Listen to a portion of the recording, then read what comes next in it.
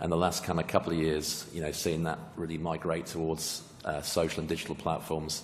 We were a launch partner of Facebook Live, so we have a software that enables you to connect, stream your content there, add a ton of stuff around audience interactivity and engagement, and really kind of bring that social bit. So, there's obviously the streaming component, but there's also like, how do we really make the most of platforms where there's a huge user base built in, where we can actually engage and activate that user base to drive promotion and awareness for my content. So I think there's a clip that you could play that just show you a little bit about that potential on Facebook Live specifically and some of those social platforms. Enhance your Facebook Live broadcast. Interact with your audience. Create real-time engagement. Introducing Live Studio, powered by Telescope. Designed exclusively for Facebook Live, Live Studio offers an end-to-end live streaming platform, combining the social engagement power of Facebook with our unique interactive tools to create a dynamic viewing experience like never before. Integrate your audience into your broadcast and surface the best comments quickly through moderation and filters. We offer a range of functionality around reactions to gamify the live experience in a fun and seamless way. Gauge what's important to your viewers with real-time polling applications. Tap into the pulse of your audience by tracking trending hashtags. From standard templates to fully customized branded graphics, we'll work with you to deliver visually engaging streams and meet your brand specifications. Leverage your live audience by retargeting them after the live stream has ended, allowing you to build a direct relationship that can last beyond your initial broadcast. Receive a detailed analytics report giving you an in-depth look at the performance of your broadcast, both as a live video and VOD. Live Studio has been developed to offer a highly customizable solution to deliver engaging live streaming content experiences. Live TV. It's at the heart of what we do. Live Studio, powered by Telescope. Cool, great. All right, we're here to initiate Jack Patterson, too. He's about a month into his new role at Learfield as VP of Social Media. So, Jack, what's it been like getting comfortable in the new role? Yeah, it's a really good opportunity. A lot of people are familiar with Learfield. For those that aren't, we control kind of the multimedia and sponsorship rights for about 120 colleges. Program, if you want to learn a little bit more about me. I don't want to bore you all right now, but just want to say that I have a lot of respect for everybody in this room. I've talked to a lot of people in college athletics, and though I've never worked in college athletics, I know the challenges you guys have in terms of staffing and resources, and you all do an amazing job. Obviously, Jonathan and his team are a great example, but a lot of you are doing great work, and I really admire that. And yeah. Great. Before we get into the conversation, anyone who's standing in the back, there are some seats available in the front. If you want to fill your way in, feel free to do so. So let's start very broadly, guys, in what, in your opinion, makes a good live social stream. And I'm sure that'll depends on the case, depends on the situation. Let's debate kind of the back and forth of the highly produced Facebook Live with graphics and direct interaction and sharing of tweets or comments or whatever it may be, versus the, hey, you're on the court, throw up the phone, let's go. I imagine time that's appropriate for each of those, but Jonathan, why don't we start? How do you kind of feel about what, in your opinion, makes a good live social stream in the current environment that we're in? Yeah, at least for Clemson, what we do, our department specifically, to Jack's point earlier, is more like from a phone. So we've done a handful of our traditional broadcast that Rick Bagby heads up our video services group and is as good as anybody in the country at what he does. And that crew's tremendous for our live broadcast, but now a lot of that stuff's going to ACC Digital Network, or ACC Network Extra. There's been a handful of crossover where we've had some non-game events that we broadcasted through, that we streamed through Facebook, but maybe a handful over the course of the last year. And so everything's really been focused for us on mobile. And so I mentioned Nick earlier, but he's a great example of, he's a really talented filmmaker who absolutely could pick up, high-end cameras and get great image quality and get great stories out of that. But it's really fun to see somebody like him, who's a great filmmaker, take those skills to a live broadcast from his phone, because he's got access, because he's a member of the athletic department staff, which is a key advantage for us. And then you get his cinematic eye on a live broadcast situation, and it takes those great stylistic elements of what he's doing for feature video, puts it to live video, and it's just a much more engaging product. I think there's some things that we've done really well. A couple areas we don't do as well is, like, we don't have a natural on-camera host for these things. And so that makes it a little bit tricky. So a lot of our stuff is more about trying to capture a special moment or access that you wouldn't normally get. But it is a big thing for us moving forward to try to find out how to get people who, you don't have to serve that traditional, sideline reporter role, more of like the vlog style hosting that I think fits better for the social media experience. I think that's what Nick and our video team of students have done so well, is that they've created video content that was formatted really, really well for how people scroll through a news feed. And I think we need to do the same thing for Facebook Live, Periscope, whatever our live streaming would be. So I remember the first time that we were the first sports team to actually do a Facebook Live broadcast. I checked and make sure with Nick Marquez from Facebook today before I came up here. And I remember being in the locker room, and it was before a game in 2015, a couple of years ago. And Nick had told us about it, Nick Marquez, and we were doing it, and DJ Gordon was the one who was on camera. He was giving us a tour. He was an equipment manager at the time, but he's also part of our creative team. He gave us a tour of the locker room, showed us Deshaun Watson's locker, his jersey, and all that sort of stuff.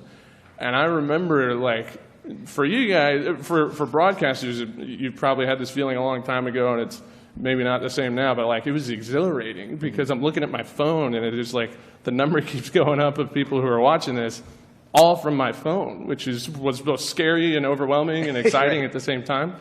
And we've come a long way since then, and at the Orange Bowl later that year, got to do it from the locker room after we won, which was featured on Facebook's Facebook Live's microsite, promoting all the different Facebook Live broadcasts that they had that were really successful. Had over 1 million views on it.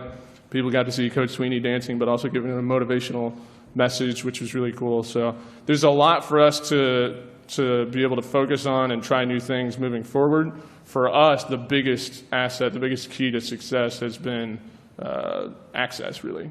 Putting people in a situation, in a live moment, that they wouldn't be able to see unless we were doing it. Sure. Now, Jason, from the video that we saw of yours, you're very much, your tool is very much in the business of helping people make that jump from, all right, maybe there's some situations where I don't want to just do the phone. How do those conversations go back and forth and kind of graduating up to that next level, if you will? Well, I think you and Jonathan outlined different scenarios there where you're filming a game on a court with a multi-camera setup. That's a different environment from locker room where that kind of mobile capture really works. So I think access is a crucial thing, right? And obviously very crucial in sports, that you can get behind the scenes, you can get kind of closer to the action. And I don't think it's sort of binary, because you can still do a lot of the things from obviously camera technology is getting so much better, but you can still do all those things like add graphics to those, so it doesn't have to be just one or the other. And I think what we've seen is that audiences don't mind the kind of in fact, they like the authenticity of kind of like slightly shaky camera. Maybe the definition isn't quite as good as it kind of would be on a pro camera. I don't think audiences mind that. Actually, I think they kind of and feel closer to it, and talent is a huge distribution point for people. I mean, one of the things I'd share, and I mentioned it in the intro about the social side of this, is I believe nearly half of viewing on Facebook Live is driven by sharing, i.e. people didn't plan to go there. They saw a notification, they saw a scheduled post, they got and they then were driven there by the live activity. So I think that's a really crucial bit, is that how clearly you can stream to other platforms, including your owned and operated sites. But what does social really bring to this? And that's obviously one of those things, a built-in audience that you can activate, and people who maybe weren't planning to view who will go there. So that really think about that awareness and promotion, as well as just the actual content that's actually on the stream. And the other thing I'd kind of say that I really like about this, that again, it doesn't matter whether it's being captured on a mobile or on a kind of professional cameras, is we spend a lot of time, as I mentioned in the intro, trying to engage audiences from platforms like TV, get them into a digital environment, try and get something back to TV. It's a very laborious process. The engagement on these platforms is really native. It's organic to the platform. Like, people are there, they're already commenting. You can kind of, if you can give shout outs to people, if you can feature people, we know that obviously drives engagement, and that engagement in turn also is more likely to mean your stream and your content is surfaced higher up in the algorithm and therefore more discoverable by people. So I'd really think about that engagement and that interactivity and that participation from users, because it, as I said, it's really organic. It's in one place. People are already doing this. They're already commenting. How can you kind of make use of that and really drive the audience and make them part of the broadcast as well? You've all got huge fan bases that are very loyal to your, to your teams. How can we really make the most of that and use the tools that can do that? Mm-hmm. And Jack, obviously, you've only been on this job for a month, but your extensive career in social media. So, in your opinion, where do you kind of land on this, and what makes a good live social broadcast? Yeah, I think what I come back to a lot is I think control was something that's always been a factor here, really, with streaming. Right? Is there was a reason why you do production. You could fix the mistakes that you made, go back and correct a few things along the way. I think the beauty of what streaming does is it is spontaneous. It is someone holding a camera, and it might bounce around a little bit, but the user is not expecting perfect video content. What they want is what Jonathan mentioned, is the access. I think anyone who's a big fan of a team is trying to get to places that they can't get to. Anyone who knows me well knows I'm an Oklahoma Sooner fan, and for me to get into locker room scenarios and the things that I can't see, practice, or even an offensive coordinator talking about their offense, those are the things I want to see personally.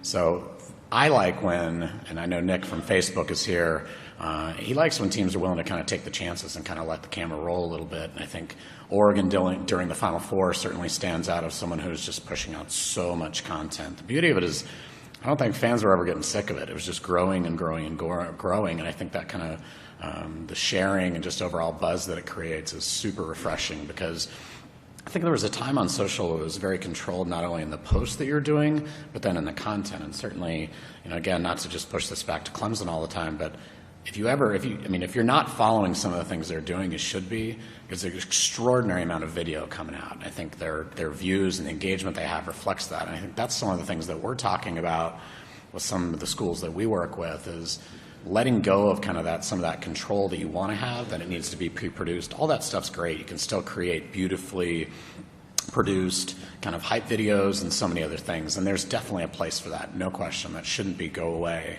But there also is a place when you're willing to kind of turn on the phone and let it go. And whether it's the bus ride to the game, walking into the locker room, post-game stuff, there's always going to be the press conferences. That's easy. Cameras are already there.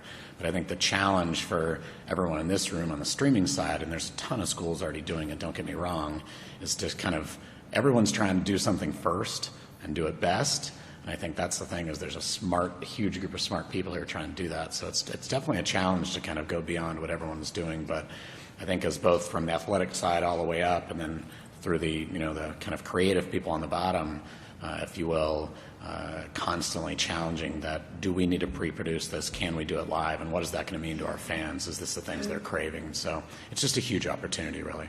Cool. Jared, I know we were talking a couple weeks ago. You said you wish you could do more live social stuff, and I'm sure a lot of people, everyone in this room, can relate to the fact that it's like, look, we don't have the manpower to do it sometimes. It's a game day, and everyone's roles are assigned. So when you do get the chance to do it, how are you maximizing those opportunities? Yeah, I think some of it is repeating what some of these guys up here have already said. Situations that you can plan for, where you can have a camera, where you can do some high-quality stuff. But I think the beauty of it is, with the phone, you don't necessarily have to have the manpower. You just have to have the login, really. And once you're logged in, I mean, you can go. I think for us, we have to adhere to some league guidelines as a pro sports team, but just in terms of access and knowing what makes good live content, what the fans want, what Jack was talking about. And I think the one thing that I definitely want to, at least what we've seen, is I think length matters as well. Longer is better as what we've seen, because obviously it takes people some time to actually log into their app and open up the video. And if they get the notification, that's awesome. But if they don't, and they just happen to be scrolling through, it may take them a few minutes to get to your videos. So we definitely try to put out videos that aren't necessarily over before somebody gets to them. But yeah, I think we've, just with how easy it is now to stream on really all the social platforms that allow streaming, we have trust in our teams to be able to, if they see a good moment, they think this is a good live moment, and it's something that fans will relate to, they can just turn it on and go. And I think the ease of it makes the manpower issue at least diminished a little bit. Cool. This applies to the whole day, but I highly encourage questions from the audience, so don't be shy as far as peppering these guys with questions. I'll keep my eyes on the crowd, and if you throw up your hand and you want to ask them something, please feel free to do so. There will be a mic kind of floating around as well for you as well. So real quickly, we mentioned it, a couple of you dabbled in it a little bit, but let's talk about audience participation, which is so easy because everyone on the internet is so well behaved and supportive and, has very clean mouths and everything. So it's a relatively easy process, but audience interaction, obviously it's what makes it social. What differentiates it from TV. It's a large reason why people watch it, because they sit there and they go, hey, maybe they're going to address my question and everything. So how much are you guys engaging in audience participation in the comment section on any of your live social streams?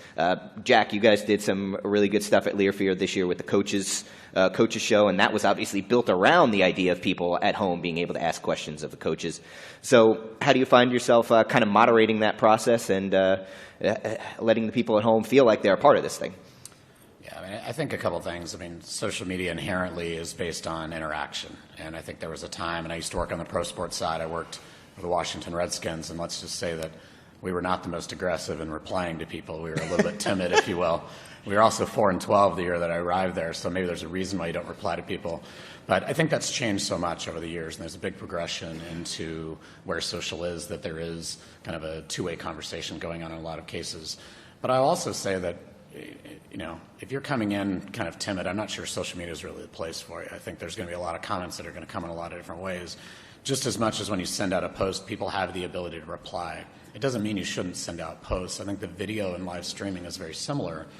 You can't just have a defeatist attitude that someone's going to have a negative comment, therefore we should not do the video. I think, again, if you look through almost every social feed, regardless of brand, there's probably some sort of negative comment that comes out with a lot of these things. So I think it is what it is, and I think that users take those things kind of, in rhythm and kind of keep moving. I think what I would rather see is fans engaging and saying, like, this is amazing. I never thought I'd ever get into a locker room, or, I can't believe that I could see a coach, driving into his way to work and talking about an upcoming game or whatever it might be. Those comments are, to me, the ones that stick. I think it's easy to focus on the negative one, and someone might screenshot that and pass it along to the offices. I'd urge you to screenshot the great ones too and make sure you're collecting those, because I think it's easy to focus on the one negative one. I think that said, there are some great technologies that allow you to have a little bit of control into some of those things. Certainly Telescope is one. There's a handful of others that people may be familiar with, but I think we would be missing a big opportunity if I think we came in this scared and said that one comment's going to keep us from pushing great content. I think these guys probably have some anecdotal stories of places where someone's it's come up some sort of negative thing, but again, this is social media. I think that people open their phones up on a day-to-day basis following the things that they want to follow, and if you follow Clemson football or you follow the Atlanta Hawks, first of all, you're going to get some classic content from Jared. It's a must follow if there ever has been one on the professional side. But you're following those for a reason. You're not really looking for negative comments. You're actually looking for the great content that's coming out. So anyway, for me, I think you can control some of that, but to miss out on the audience engagement would just be a huge loss. And so we are trying as much as we can to encourage that interaction, to take questions from fans. If you're doing a coach's show, again, I brought up Minnesota earlier. They did a great job of truly taking questions, putting it up on a Chiron, and kind of ingesting those that way. So there's a bunch of different ways to do it, and really every school is to really work with both the people that they have on the ground, but also kind of what their appetite is for it. And sometimes some coaches might have some pushback. There's some ways you can control some of that a little bit too. But again, I think that interaction is essential, and that's what's going to keep people coming back too. If it's just a one-way thing, then I'm not sure live is really the move. I think the interaction's key.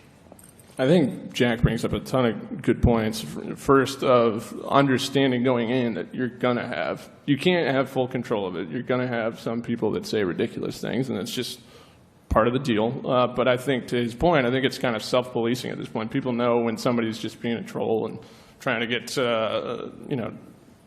some attention, and they move on. It's just part of the process. But I think as an industry, we got to be really careful not to just take traditional broadcast and put it onto social streaming. A Facebook Live broadcast it's a totally different experience, and it's a totally different feature set. And you talk about being able to see the comments in real time and the opportunity to hear directly from your audience as they're watching. There's been times for us where, you kind of get in your own little world and you're capturing something and sharing it on Facebook Live, and you don't realize that you see this stuff all the time, and you don't realize that your audience may be seeing something that is new to them or interesting to them or weird to them or something, and you start seeing comments, and all of a sudden you're clued into something that you thought was not the focus of the broadcast is the focus of the broadcast. So it's a great opportunity to get instant feedback from the people who are engaged with it. I think there's my man DJ Gordon up on the screen doing our first ever Facebook Live broadcast. I've talked about the misses that we've had. Like, we don't do a good job of engaging with comments, and I think that's part of because we don't have a great on-camera personality or host or whatever. I think if we did, it would make it easier to do that sort of thing. I think that for us, moving forward, we need to come up with a plan for that, because the feature set for social streaming, Facebook Live, for instance, it's amazing in terms of the engagement that you can have directly with your audience. And so we need to make sure we're using that. And I'm going to go back to one more point that Jared brought up, which is the notification. That's a big deal for someone to get a notification that you're going live. And if I could give one piece of advice, is make sure that you have it really well planned out. And then when someone gets that notification, when they go and click on it, you're delivering value that meets the expectation of getting a notification. And we had a situation where we have a student athlete awards show called the Climmies, and I think it was about an hour-long broadcast. Again, Rick Bagby and his crew did a great job, multi-camera shoot, more like a traditional broadcast that we put on social. And I remember to start the show, we had somebody who came up and gave like a 10-minute speech. And it was long, and it was not the most interesting. And I remember just cringing at the idea that all those notifications went out to everybody, and they go to watch the video, and it's not a great experience. And then the next time that they get either they're turning off notifications from us, or the next time they get a notification, they're not going to click on it. And so you've really got to make sure that before you dive into this, that you have a great plan, and that when people do click through to watch it, that you're delivering engaging stuff throughout.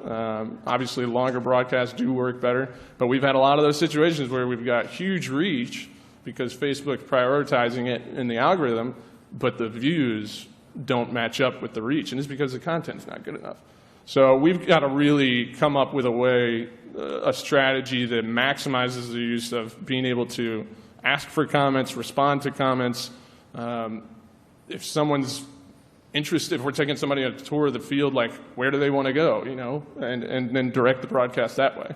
So I think being able to take advantage of all the features that you have and all the immediate feedback that you have, it's really important to everybody's point here. It can't just be a one-way thing. That's the opportunity that we have with social streaming, is to make it, even in real time, directly tailored to the audience who's watching it right then and there.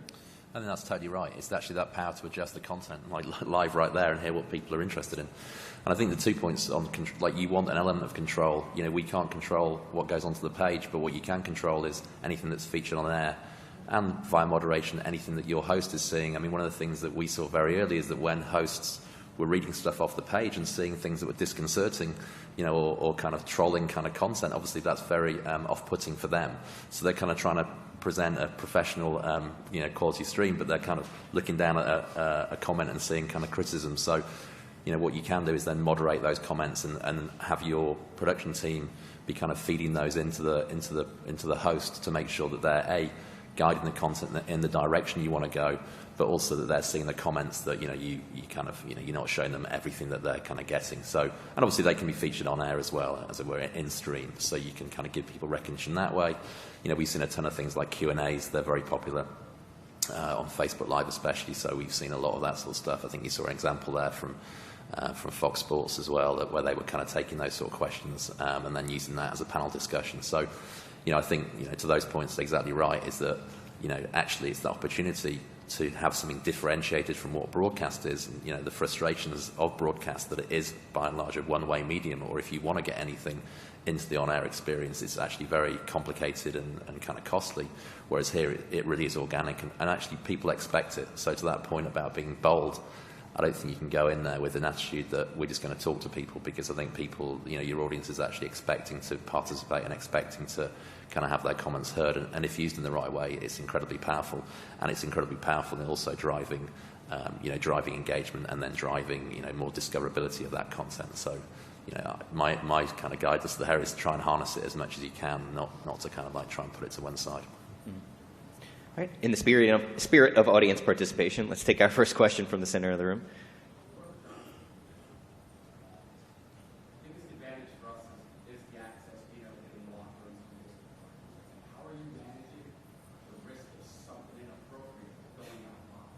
Just in case you didn't hear it, with the access, how do you manage the risk of something inappropriate happening? Obviously, you don't want to coach cursing in the middle of something. You know, how do you handle that? We have had situations where we've cut a broadcast and deleted immediately because I think it was curse words. Yeah, you've got to know, you've got to pick your spots. And there's a ton of stuff where we wish we could have gone live, and we had the, you know, approval to go live, but we just couldn't do it because we couldn't 100%, you know, or at least 90% say that this is going to be a safe, you know, appropriate situation. And so I think most of the time when you're talking about an access situation, to Jason's point, like, you're talking about a phone. And so it's ultimately one person whose responsibility. And I think every organization has got one person, at least, who really understands the branding and public relations aspect of things, who probably is in an access situation, and put it on that person. You know, you don't want to, there's a ton of responsibility and empowerment that we give to our students. But you better believe I'm not going to put them in a situation where they're broadcasting live from a locker room or something like that, because there are potential consequences from that. And, you know, students there to learn and make mistakes and learn from those mistakes. They shouldn't be in that situation. So I think ultimately you've got to have somebody that you really, really trust, who understands the moment and understands the brand. And you've got to be willing to say no to some things that you know would get, you know, 1 million views and would be a huge hit, but just something could potentially go wrong and it's not worth the risk.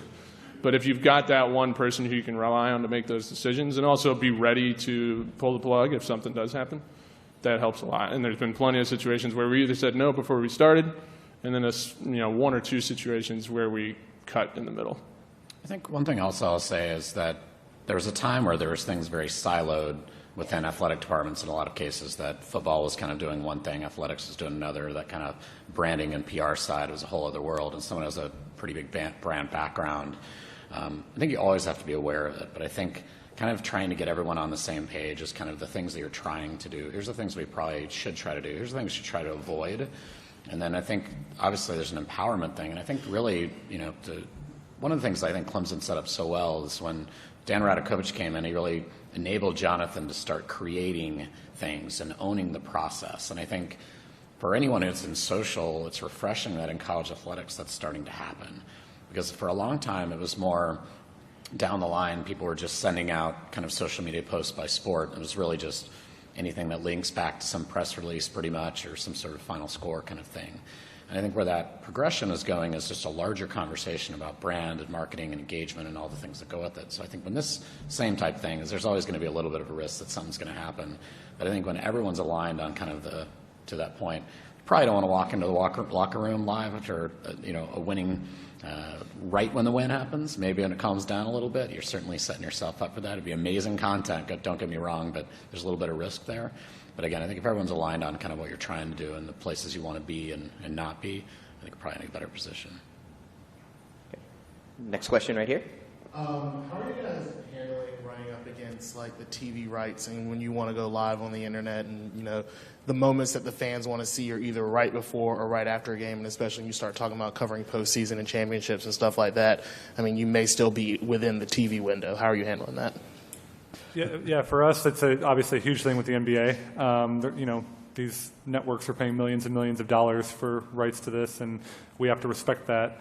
We have a good relationship with our regional sports network, so in the NBA it's pretty set in stone, right? From an hour before tip until the moment the final buzzer hits, we're not allowed to go live, and that's a rule. If we violate it, we're subject to fine. We're not going to mess with that.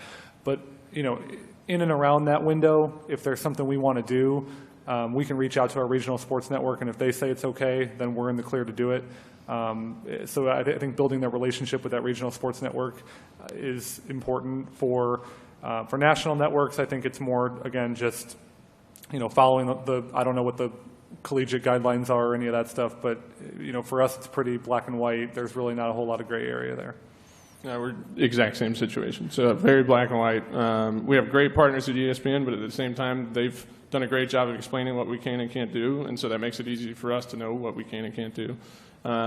What we've always done since Dan Radakovich started at Clemson and has built this infrastructure out in our communications team, and Joe Galbraith and Tim Match, is our video services team in-house and at ESPN, they do such an unbelievable job, and there's a lot of folks like that in this room, of capturing the live event, of doing that broadcast, that it just makes very little sense for us to try to do anything that replicates, duplicates, anything that is already covered by that. And so lots of times we tell our staff and students, turn your back on the field and don't capture the 60-yard touchdown pass.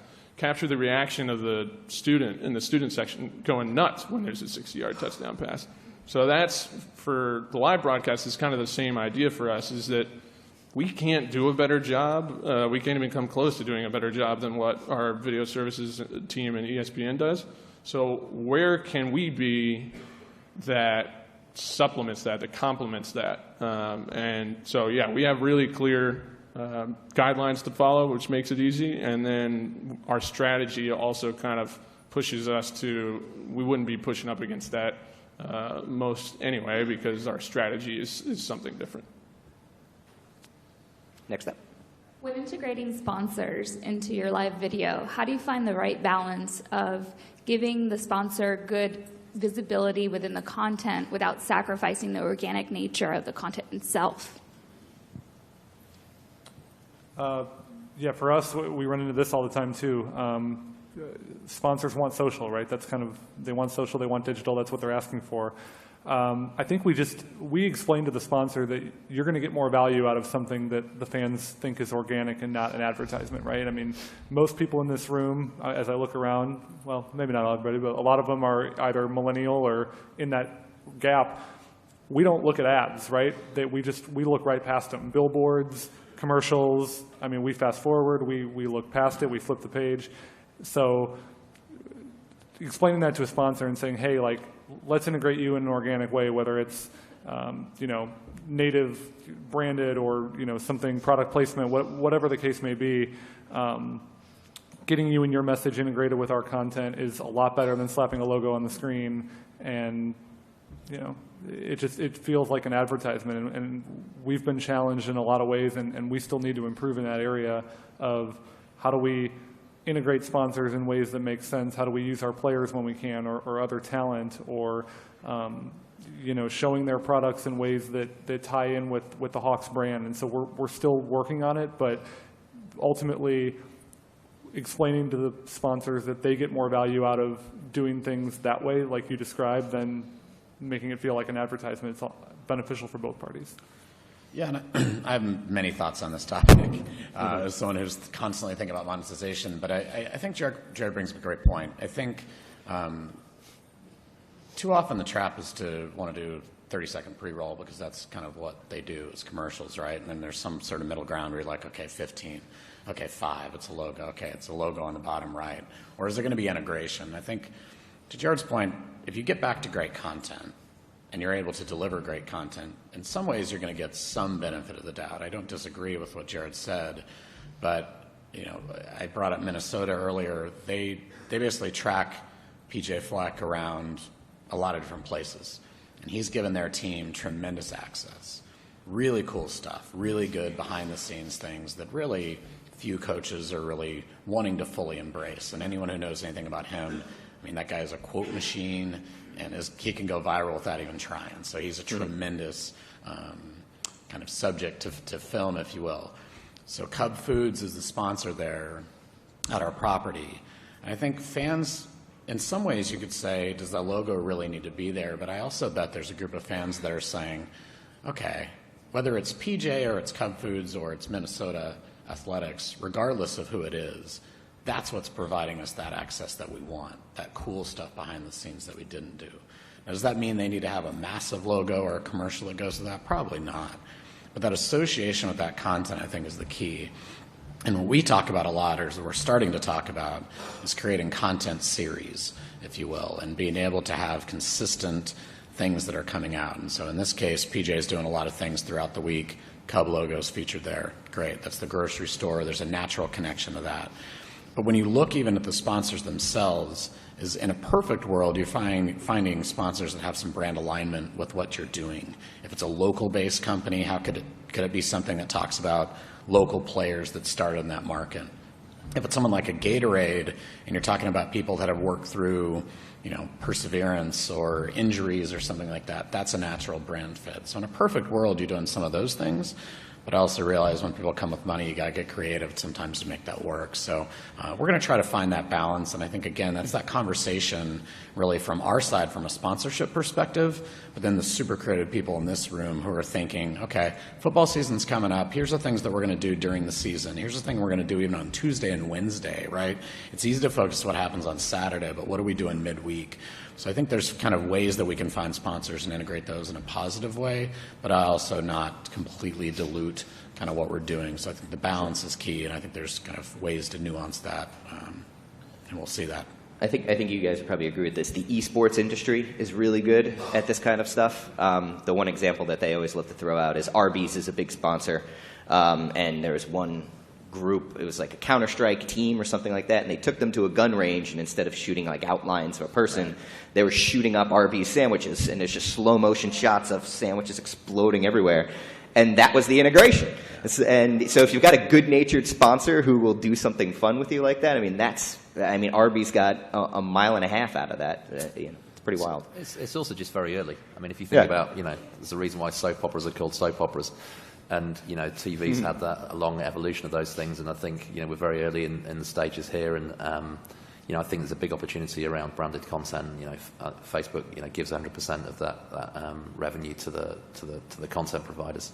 And obviously they also have guidelines about how they want their users to be, to be treated also. But I mean, to the points made here, I absolutely agree that, there's a way of finding that organically, how those things get integrated, what is the right level, of brand integration. And I think people are starting to get creative in those ways and test things out and see what works. There's also a lot of other things the brands get access to, obviously analytics and everything else as well. So I think, people are starting to figure those things out. Cool. Probably got time for one more question. Yes? We use Facebook Live a lot at Monmouth, but our biggest problem that we run into is the connection issue. So maybe in the middle of a post-game interview, it'll drop connection. I'm just kind of curious, your advice, do we start a new post? Do we delete the original? What do we do in that situation? I mean, the first thing I'd say is try and get better connectivity if you can, right? And that's an obvious thing to say, but seriously, we've turned up to lots of I think we do around 300 hours a month of kind of where we're powering lives. We learned early on that turning up to a shared Wi-Fi in a hotel, we would do that. Like we turn up and people say, yeah, the connectivity is great. You get there, it's like a shared Wi-Fi kind of network, and it's a nightmare. So the first thing is we actually try and insist on kind of like hardwiring for one thing. So I know it's an obvious thing to say, but connectivity is crucial because without it, you can't do much. There are systems where it will automatically kind of pick back up or have so our system has a kind of if something kind of breaks, there's a kind of default and it kind of comes back up. But I try and make sure the connectivity is good. Yeah, I feel for you. We've got a very old stadium with a giant concrete structure in a giant hole in the ground. So not great connectivity there. And most of the stadiums that we go to, it's the same thing. So I think that most of the time I just cut my losses because if it didn't work the first time, it's probably going to have some sort of issues the second time, and that's the worst thing ever is when you have multiple times when it's failing. I'll give one more shout out to my boy Nick Marquez here at Facebook. We have a wonderful story that we spent about 2.5 hours, I don't know how long it was, at the national championship game. I was so excited. He was helping to set us up to be the first, maybe like the third overall. Like it was National Geographic, maybe second, National Geographic and then us. We're going to be like the second entity ever to do a 360 Facebook live broadcast. We were so excited. We were going to do like a little behind-the-scenes thing in the locker room and then go out to the field, spend some time setting it all up, and it doesn't work. And then we go back and we're working with engineers at Facebook HQ and on video calls, and we're like, okay, it's going to work, and it doesn't work. And you know, we wanted so badly for that to happen because, one, it was like a really amazing thing for our fans in terms of there were fans who were going to Tampa, but there were a lot who weren't going there. And for them to be taken inside of the locker room before the game and to see the stadium and to be able to tour that, you know, in a 360 experience would have been amazing. And we gave it every shot that we could, but at the same time, at some point, we had to be able to say, you know what, it's not going to work. We got to move on, and that's okay. So yeah, there's plenty of situations where the worst is when it fails in the middle of it. We've had more than those than I'd like to remember, but it's usually best to just kind of at that point cut your losses and move on. So hopefully at some point technology will catch up to what Facebook and all these great platforms are doing. So. There are ways of mobile boosting connectivity. I don't know if you looked at those as well, but we have. Okay, you got to trust me. We've tried everything. All right, Jonathan, Jason, Jack, Jared, thank you very much, guys. Really appreciate it. Give them a round of applause. Thank you.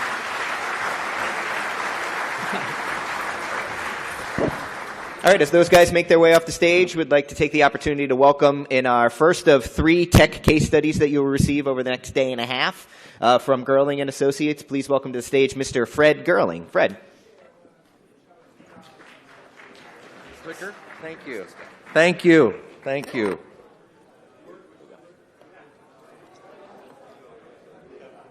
Gerling and Associates is basically a small company based in Sunbury, Ohio, and we have been very, very blessed over the years.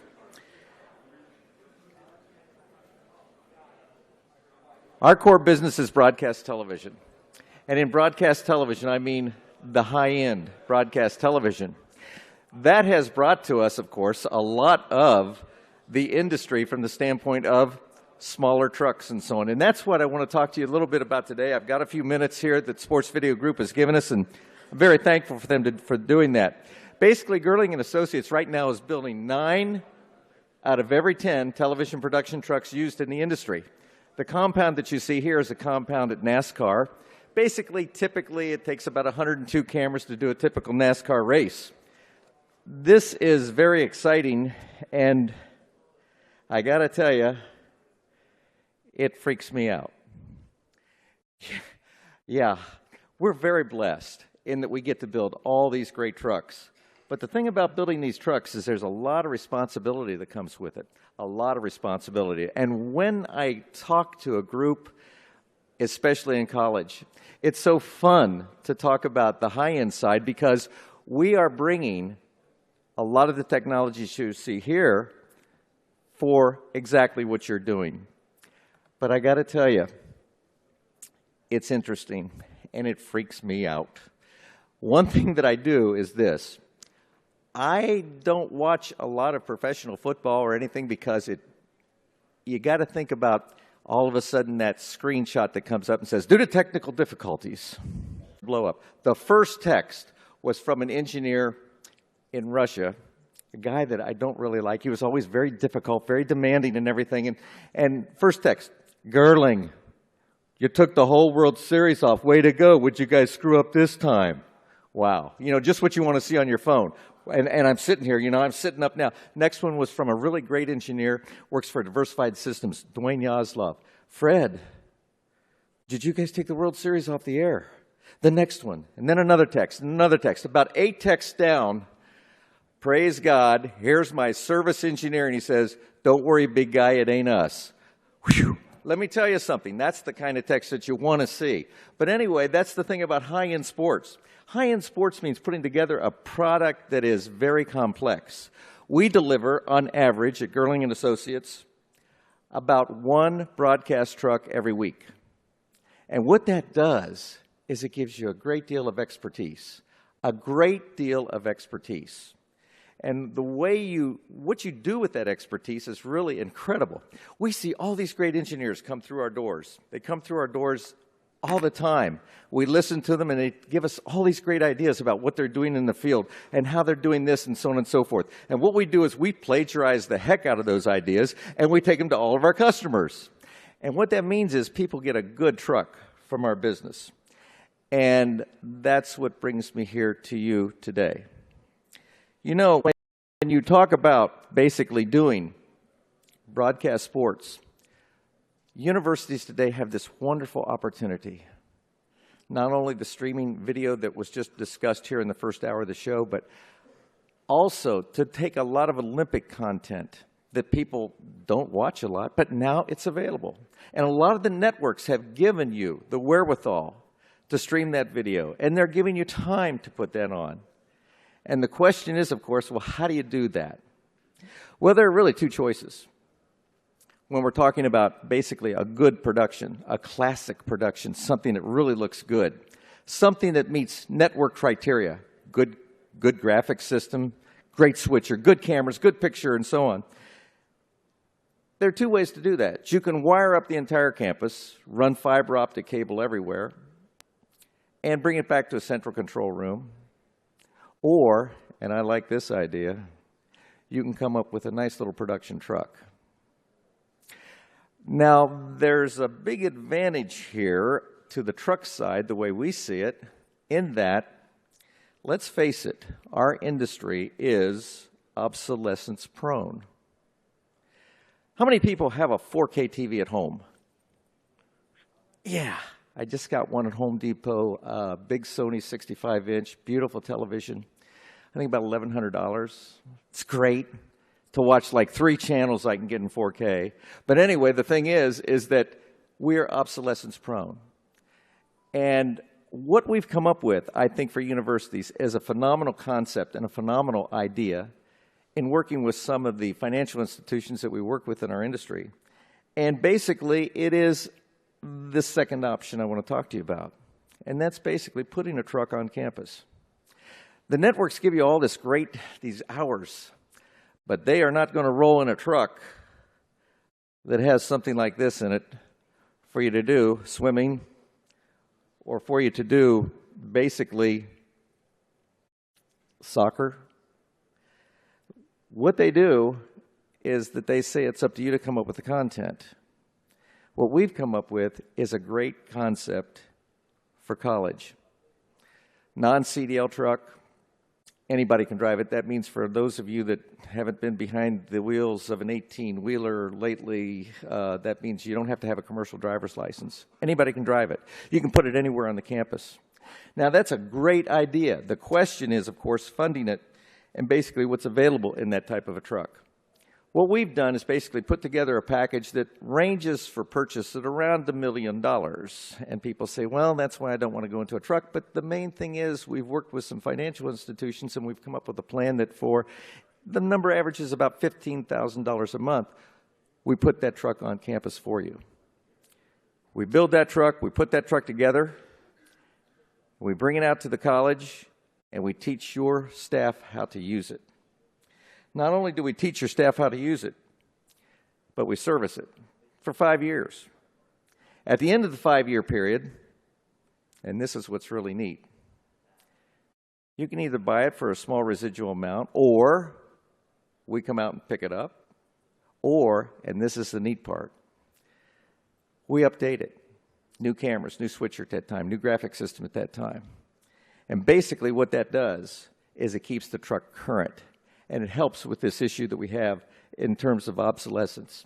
And did I say and mention anything about the educational aspect of this? In the high-end truck industry that we serve, there is a pending shortage of crew people.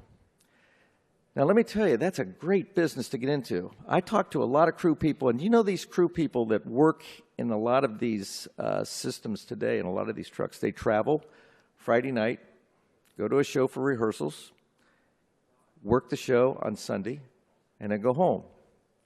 And they make like $2,500. That ain't bad. And that's an interesting thought that should be taken to the students that man these trucks for the content that we're talking about. A small truck like this has the opportunity to train students to go into a great field in broadcast sports, in the broadcast industry. And this pending shortage of crew members is really, it's really something that there's a lot of people concerned about. And I think this is a wonderful sideline of this type of a package. Now, basically, what we're talking about is this. In this type of a truck, putting in equipment that is just like the equipment that is used in the high-end projects that we field for our clients that service the broadcast industry. And what that means is kids gain experience in a truck. And when I say truck, let me make sure we clarify this. I'm not talking a van here. I'm talking a small truck like this that people can stand up in and move around. You know, when you work in our industry and you work in a truck for 12 hours, you got to get up and stand and move around a little bit. It's interesting. So we're talking about a nice, roomy truck that can basically be put on a campus and can roll around and do all of this and generate all this great content. And yet, the numbers I'm seeing are around $15,000 a month. That means it's easy to expense. That means it's easy to basically service because we service it for you. And I think it's something that people need to be aware of. In the industry today, a non-CDL truck with the ability to move around and cover every venue on a campus is something that I think needs to be considered. This is a great plan, and I'm very happy to bring this to your attention today. It's something we've worked on for a while. We're working in conjunction with all of the major manufacturers. Good, high-quality equipment. And I think the most important thing that one cannot overlook is this experience that the students gain, that they can get out there and really go and fill out an application with somebody like Game Creek Video or NEP and say, yeah, I've got experience. And that opening will be there for those people. And I think it's just a win-win proposition for everybody. So basically, I want to thank Sports Video Group for letting me talk today and just tell you a little bit about this new feature that we're bringing up. You'll see a lot of stuff from us on email and so on promoting this package. And I just think that when you sit back and weigh your options, wow, what we have today, the ability to get so much content out there, and the network saying, hey, give us your streaming video. But of course, we want a good character generator, and of course, we want to see good quality, and of course, we want to see big lenses. Still, this is a great opportunity for the price that we're talking about. The numbers are running right around $15,000 a month. It's a 5-year lease. We'll keep the truck running for you. We'll come out and pick it up when you're done with it, or expand the truck to meet the needs required by future technology. It's 4K now. 8K is coming. There's all kind of stuff on the horizon. But that's what an industry does. An industry like ours basically is an industry that we keep bringing new stuff out to make it better. And some of the stuff that we're seeing that you're learning here at this conference is absolutely phenomenal. And I just want to tell you that Gerling & Associates would be very happy to help you expand all of this. Thank you very much. Really appreciate it.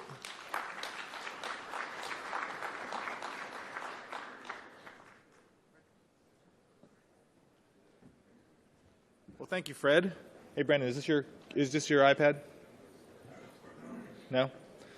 Okay, so thanks, everybody. My name is Ken Kirschbaumer. I'm one of the executive directors for the Sports Video Group. So great to be here.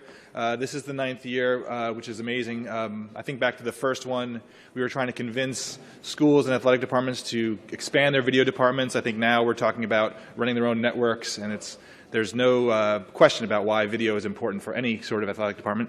The next 25 minutes, we'll be discussing camera options and lens options, because obviously all imaging and storytelling begins with good images. We have 3 experts, and here to introduce us is Rich Eilers from Canon, so please welcome Rich.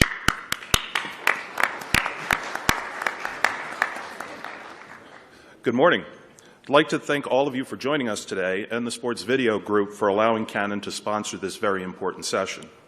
You're all in for a treat. You have three of the brightest minds from three of the big names in the industry here with you, and I assure you you're going to have a bunch of great takeaways. Let's look at these guys. They're smart and handsome. I mean, come on, it's a complete package. So before we start, I do want to offer a little bit of early attention to kind of the other product in this session, and one we're pretty well known for, which is the lens. As the gentleman up here on the panel can attest, the lens is one of the most crucial parts of the imaging system, and it does require careful thought and consideration when purchasing them. When choosing a lens, testing for performance and proper lens spec in your application is extremely important for a successful deployment. That will also allow you to get to know your support team from the various vendors, which is vital for a product that lasts as long as the lens. We strongly encourage that you take this step as it's going to maximize the overall value of your lens investment. Remember, a lens complement that's chosen well can last through multiple camera generations and standards, and that will certainly justify your investment. One that isn't? Not so much. So, regarding those standards, we have built a number of useful tools on the Canon Digital Learning Center to help explain them, including some cool whiteboard videos. You guys should really check these out that will help better understand the changing landscape as we move towards 4K. These videos have proven to be very helpful in educating both student and executive level and can help make some of these confusing topics much easier to understand. So come by and see us at the booth, and we can provide you with the links to those videos as well as more information about the Digital Learning Center and Canon product in general. So enough out of me. Please enjoy the panel, and I hope to see you all during the summit. Thank you. Well done, man.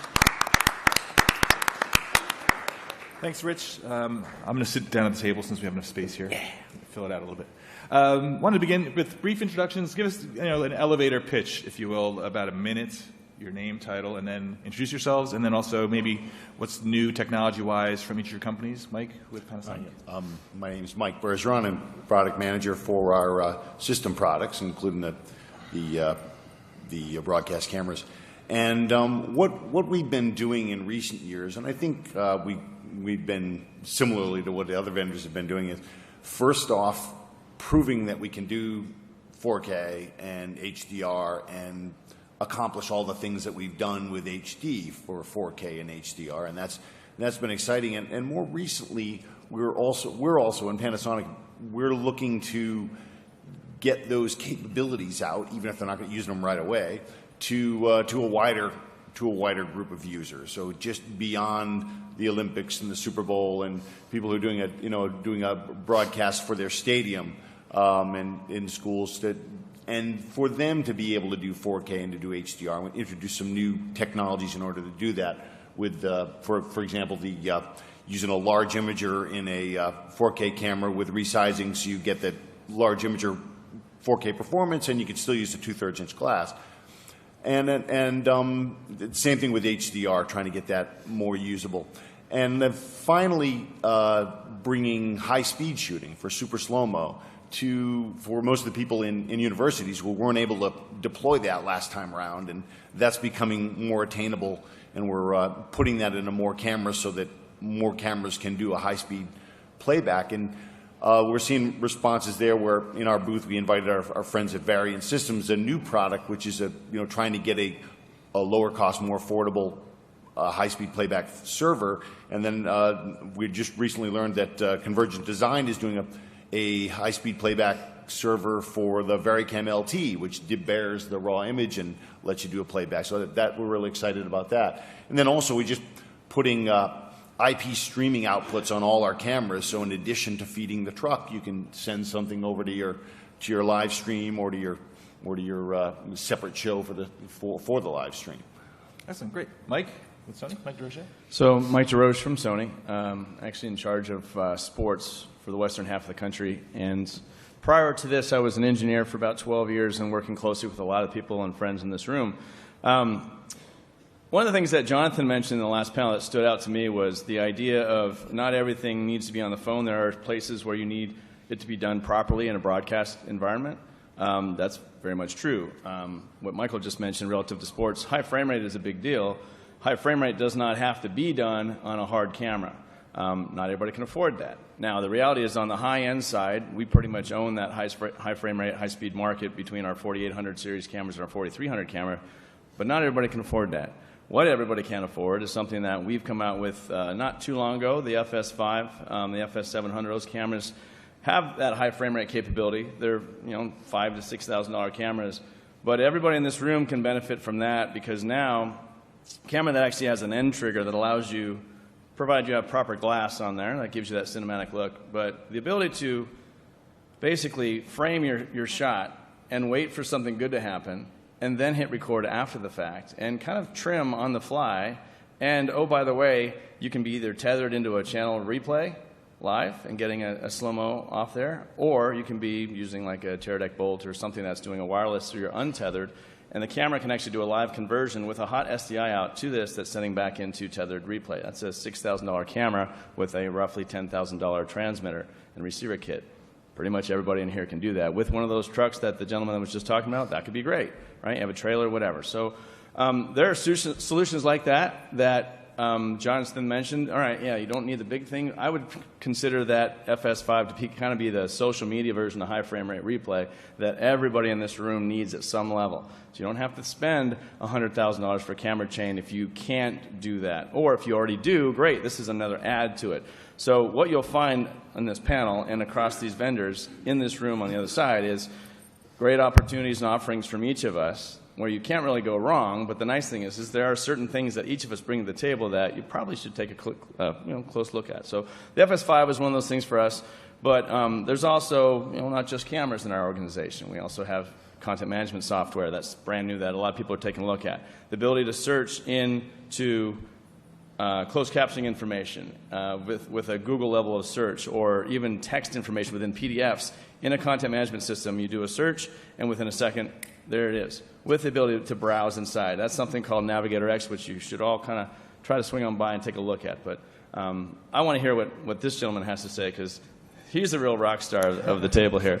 We all are kind of respected at some level for some reason. But this is the guy I want to hear talk, so I'll transfer over to Larry. Yes, please. Sports Broadcasting Hall of Famer Larry Thorpe with Canon, please. Kind way of saluting the ancient. This is why Canon made me a senior fellow. You've only got to look at me. Canon, I think, qualifies as being a veteran in the world of sports in lenses.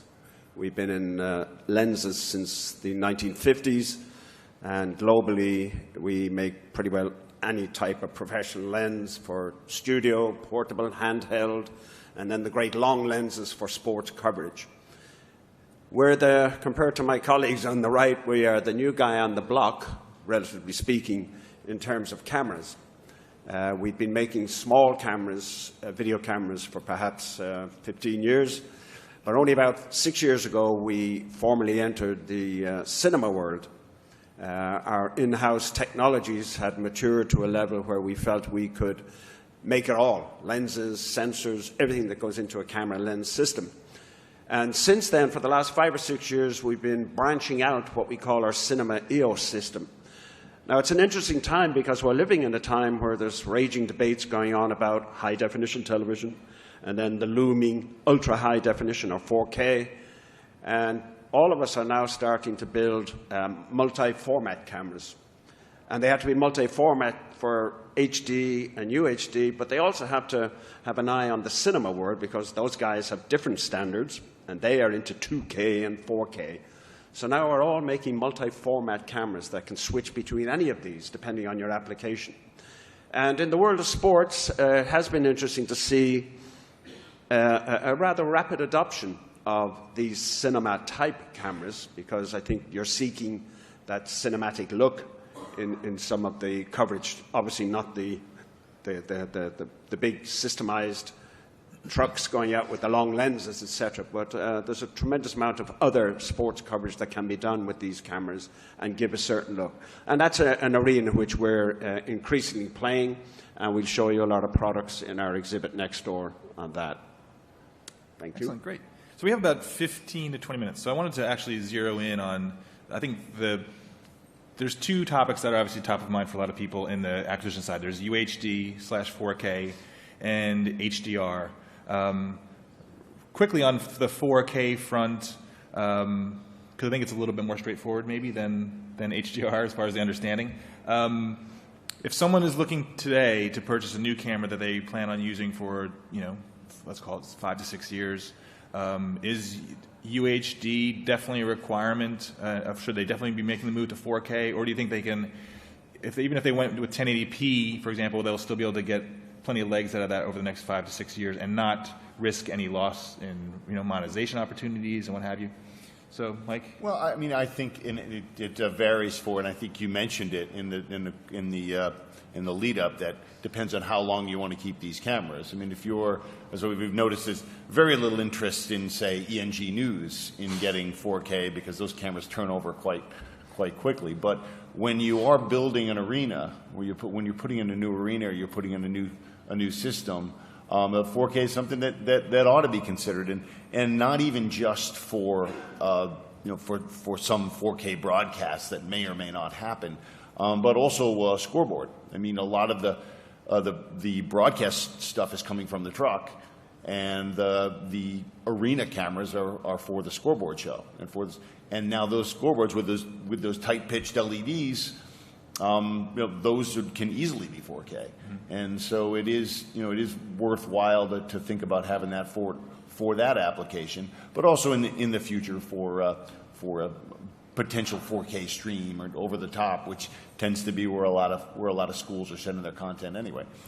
Right, Mike, your take as far as the UHD versus sticking with HD in a new purchase? I think Larry made the great point, is that anytime you're making a camera purchase or spending some sort of CapEx funds, choosing something that gives you the most flexibility is really key. So something that is multi-format. Ideally, if it is a 4K camera, most of the cameras that are 4K cannot do high frame rate, and anything that's considered high frame rate would be above, say, 60 frames a second. Okay. So most 4K cameras are not high frame rate in 4K, but they will be high frame in HD. There will also be, since they're 4K sensors, that gives you great oversampling for which will wind up yielding just beautiful high definition content. So if you're looking at a future-proof shoot, pretty much everybody in this room, you do not want to shoot anything standard f4:3, obviously we all know that. You probably don't want to shoot anything native 720p. You can deliver 720p, right? That's fine as a deliverable for now, but you don't want to shelve and archive anything 720. You probably want to have it minimum 1080, ideally 1080/60, because you can be flexible in your timeline to slow that down, speed it up, whatever you need to do. High frame rate is really where everything's at, but everybody in this room that shoots stuff on a camera that can do it, that has more than 12 stops of dynamic range, and most of the cameras you guys are working with now actually have that, do not shoot anything with the 709 gamma, please. That's where it's already kind of pre-baked in there, ready to go, just drop it in the timeline and go, because that is not a future-proofed acquisition. That is going to be the standard f4:3 in 2 years. So when the question comes up, what are you doing in 4 or 5 years? Well, you're going to be working with the log content that you shot today and grading that for HDR later on, because you may not need it now, but you need to get up to speed as soon as possible to make sure that everything you're shooting with is in log now, and you're doing effectively which winds up being an eyedropper effect to get your grade on there turned around very quickly. Because you can always get to a quick 709 gamma out and deliver that right away. That's easy. But ultimately, as we get down the line to HDR, that's where you need to have things ready to go, whether it's HD HDR now or a 4K HDR for the future. But having a camera that can actually give you a little bit of flexibility and pliability to get down all those different avenues today is really where you want to go. Mm-hmm. So Larry, from the lens perspective, what I always find fascinating, I always look to my own life, I think one of the interesting things is from a consumer, general consumer, let's take audio. People, when they're like in their 20s and they're just starting, they sit there and they'll say, I'm going to get a fancy stereo receiver, and then they scrimp on the speakers, and then as you get older, you realize you should get a skimpy receiver and invest in the speakers. And I think lenses is kind of the same thing, maybe for a lot of people in the room, because lenses, there are big differences between making a big investment in lenses and not, as far as the flexibility and the impact on images. So maybe help people who are having problems helping their upper management, if you will, and the people in the administration understand why they should make an investment in quality glass as well as quality cameras. But yeah, well, a lens camera system, the first footprint on your image quality is the lens. It determines a lot of the imaging parameters, and then the camera basically transforms that optical into electrical. but the lens puts that first stamp. So an investment in a quality lens is a very solid investment. Big discussion today is, well, we're living in a world still of high definition, but we have this UHD or 4K looming. We don't know when it's going to happen. We know it's going to happen. It's just a question of when. So what should I do if I'm going to buy a lens? Well, we would certainly recommend buy a UHD lens, because lenses have a long life and you're future-proofed. For whenever the UHD does begin to happen, you've got the lens. In the meantime, immediately that UHD lens hanging on your existing HD camera gives you a far better HD. So it's a win today and it's a win in the future. So that's what we would certainly recommend that people consider. Yeah, I always look at glass as something that can last for 20, 30 years, honestly. I mean, a good lens. If Lenses can last decades. Right. There are people, we have lots of customers, we wish they would change out those lenses. But the complexity, though, is choosing the proper lens, because if you're used to shooting shoulder mount with a 1/3 inch or 2/3 inch or 1/2 inch lens, your depth of field is massive. And if you now go to a large format camera and you're used to having that zoom, you don't have that zoom now, unless you put an adapter on there and you have some stop loss. But now you're kind of limited. And you know, if you look at you know, like the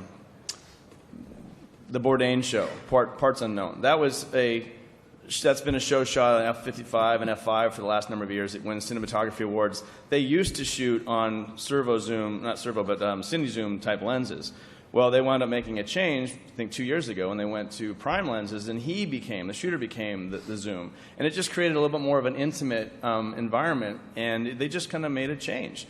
But it takes some understanding of what is your lens that you're going to use. For instance, the guys at the Hall of Fame that run around and shoot with their F85 4K camera, they're using an 85 to 300 millimeter Fuji Cabrio. Well, that's a lens that's kind of a beefy lens, and it may not be the kind of throw that everybody else wants, because that's an 85 on the wide, and that's not very wide. So if you're at the end zone and the pylon trying to get a shot of the ball coming up, or a running back running down the line right at you, once that person gets past the 20, they're gone. You're not going to capture them anymore. So it's, you know, you don't have like a still photography where you have a wide lens you can throw on real quick and capture the rest of that play. It's not going to happen. So you have to kind of pick your battles. And ultimately what you're choosing is, what am I going to shoot for my elements for the story I'm trying to tell that I can't get from the melt, that I can't get from all these other applications or sources, and then I choose my lens for that particular play, and I'm anticipating, right? We all know how the sport works, and we all anticipate. That's big. But then you choose that lens for that shot you got to get to build that piece of the story you're trying to tell. We designed the UC3000. The idea was to get the good 4K large imager in there and to be able to use the 2/3 inch glass. And a lot of the places where we sold those who went a little deeper on their lens purchase last time around on their HD lenses, they're able to reuse some of those lenses. Maybe they get a couple of UHD lenses, but maybe they got to wait till the next cycle to replace some of those long lenses. But because they invested in high quality HD glass early on, they're able to do that. They're able to do this in stages. And so it's a good investment to get to get the best lens you can and change them when you have that budget. Mm-hmm. So as far as HDR, how does that impact their camera choice, and how do they kind of and their complement? Because it gets kind of complicated kind of quickly when you start talking about color space and well, up to very recently, HDR was very tightly linked with UHD. Everybody said, well, when we go UHD, we probably have to go HDR as well. However, clarity has emerged in the last year, and the International Standardization Body put out the first HDR standards about 7 months ago, and in there they clearly said, and rightly said, that HDR can apply to any format, to HD, to 2K, to 4K, to UHD, to 8K. It's an augmentation of image quality, and it's format independent. So that has brought some clarity. People now understand I can use HDR for anything. Now that said, you have to think about the camera. You have to originate HDR, and that There are certain cameras that can do that very, very well today. Not all, but there are some, and there's more and more emerging. Lenses is relatively new in HDR, and a lot of people scratch their head and say, well, I don't get it. Where does a lens come into HDR? Well, like I said earlier, the first footprint on your image quality is the lens.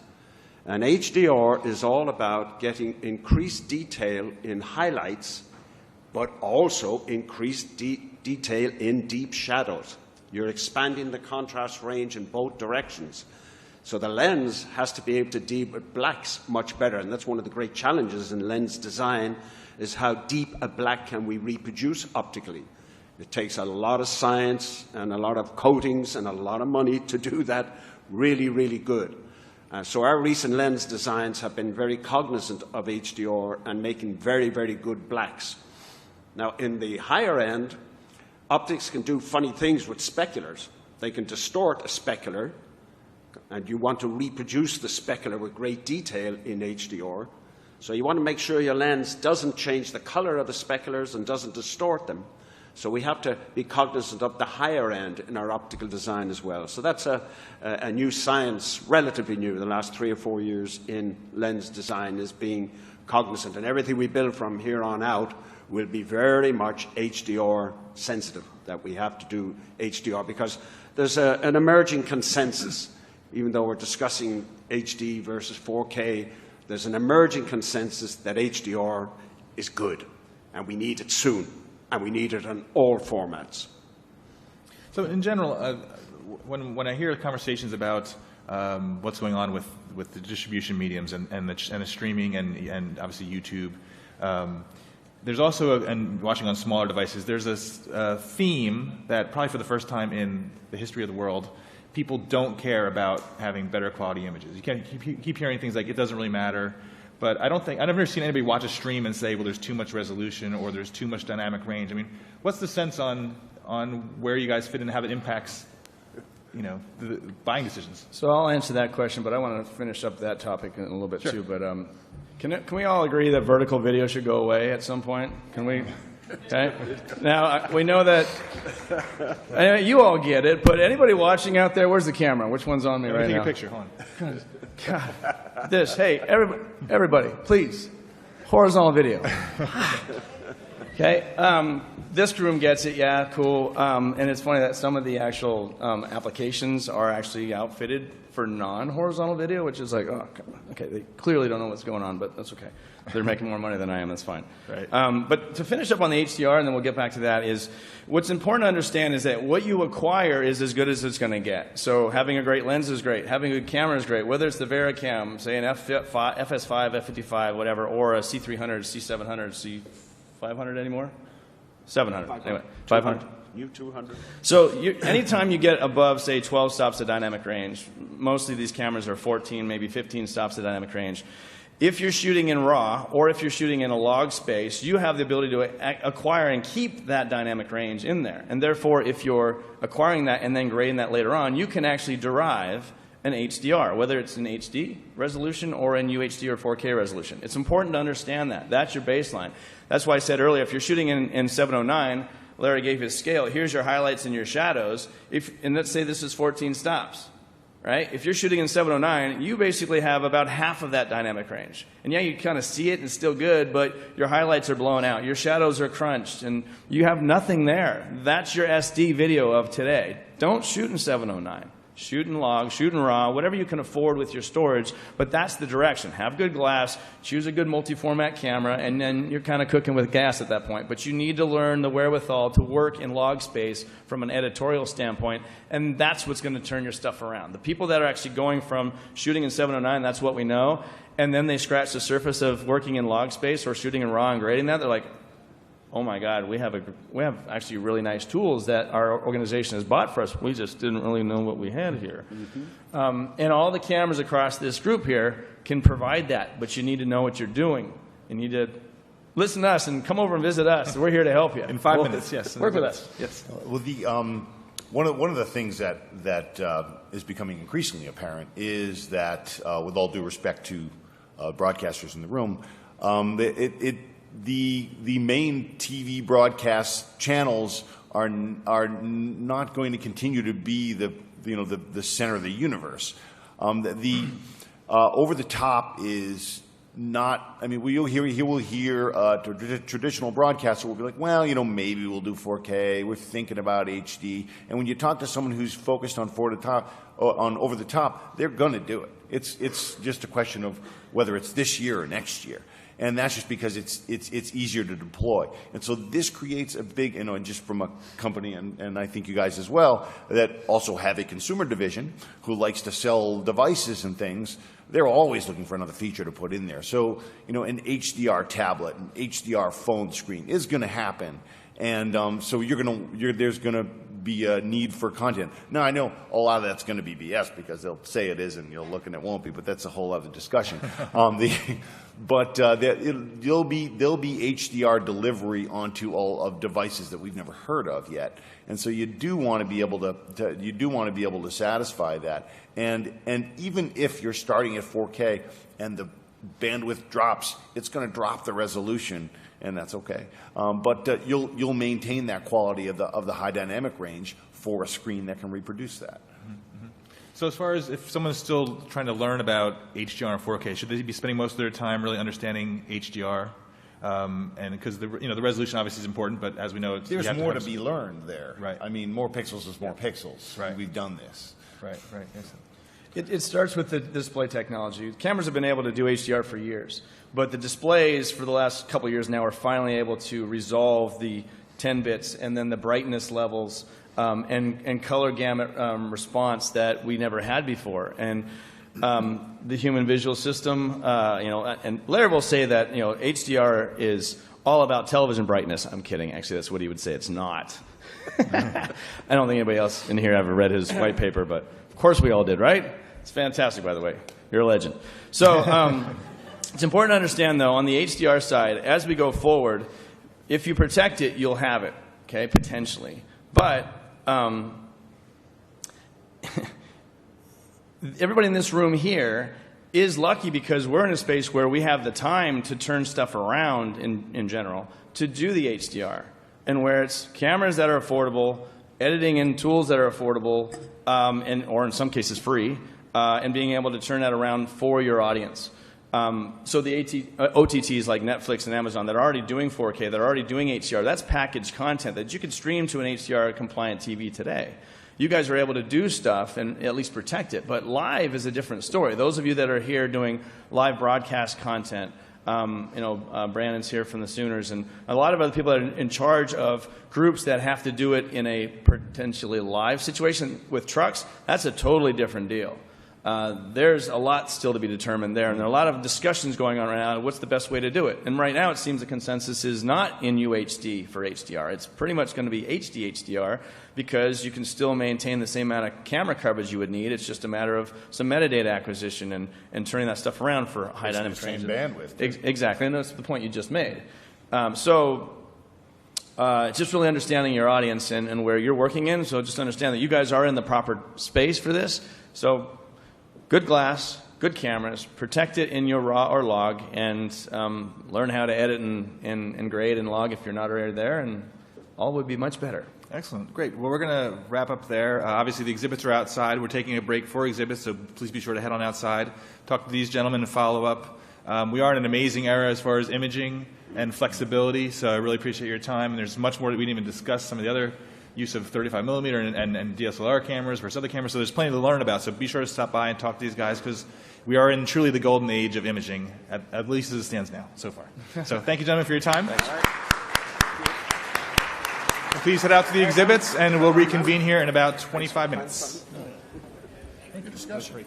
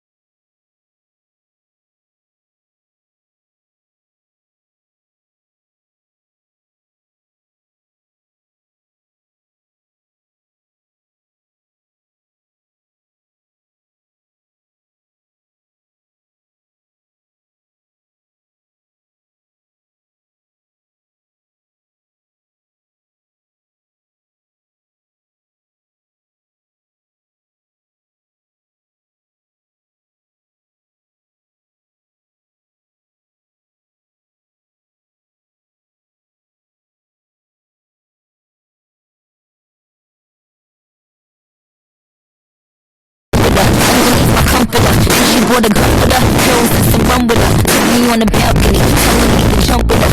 Yeah, I'm in the ghost, but I ain't doing stunts with her. I ain't trying to be that, haters wanna see that. But I got him aggy, cause I win the gold like Gabby. She's just a girl and she's on fire. Hotter than a fantasy. Only like a highway. She's living in a world and it's on fire. Filled with catastrophe.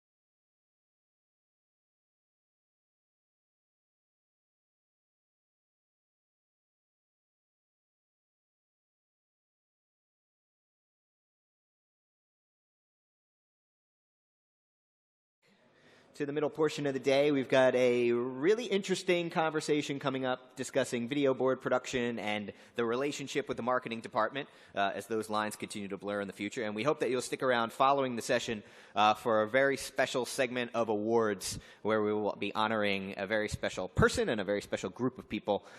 So please stick around for the remainder of that.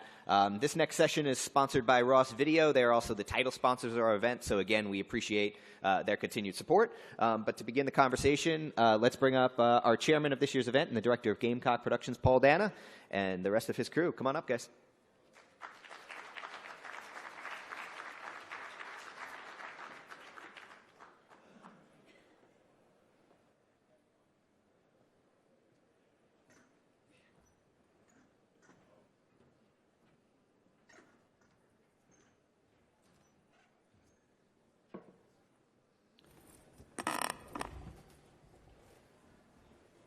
So we want to talk about video board productions and integration with marketing departments and how video boards are changing from doing simple replays and contract fulfillments to now entertaining fans and looking at it in a different environment these days. So why don't we go ahead and start with each person to describe your role at university and your role with video board production. So I'm Kevin Kopp. I'm the Assistant Athletic Director for Video Services at Temple University. We've got a 3-person department. This is my sales pitch, soon to be a 4-person department. We're adding a full-time role. We're a small shop that oversees both video board production and all of the content creation on the web and social side. So we've kind of got our hands on both sides of the spectrum there. In terms of video boards, we run an interesting gamut. Our football is played in Lincoln Financial Field, which is the home of the Philadelphia Eagles. So we have a full NFL-scale production where we're able to rely on those resources all the way down to video boards that we're now bringing in-house for the first time this coming athletic season for men's basketball, women's basketball, gymnastics, field hockey, men's soccer, women's soccer, and lacrosse. So we've kind of got from the very big to the very small in terms of video board. And my name is Trenton Cotton, and I'm the design director of digital media content at the University of Washington. And I work with our in-game marketing crew to design content for all of our video board sports. That's football, volleyball, basketball, men and women's, softball, baseball, and gymnastics. Our team is devised of me, and I have 1 full-time employee and two to three part-timers, and we work with our IMG members and our in-game marketing team at UW.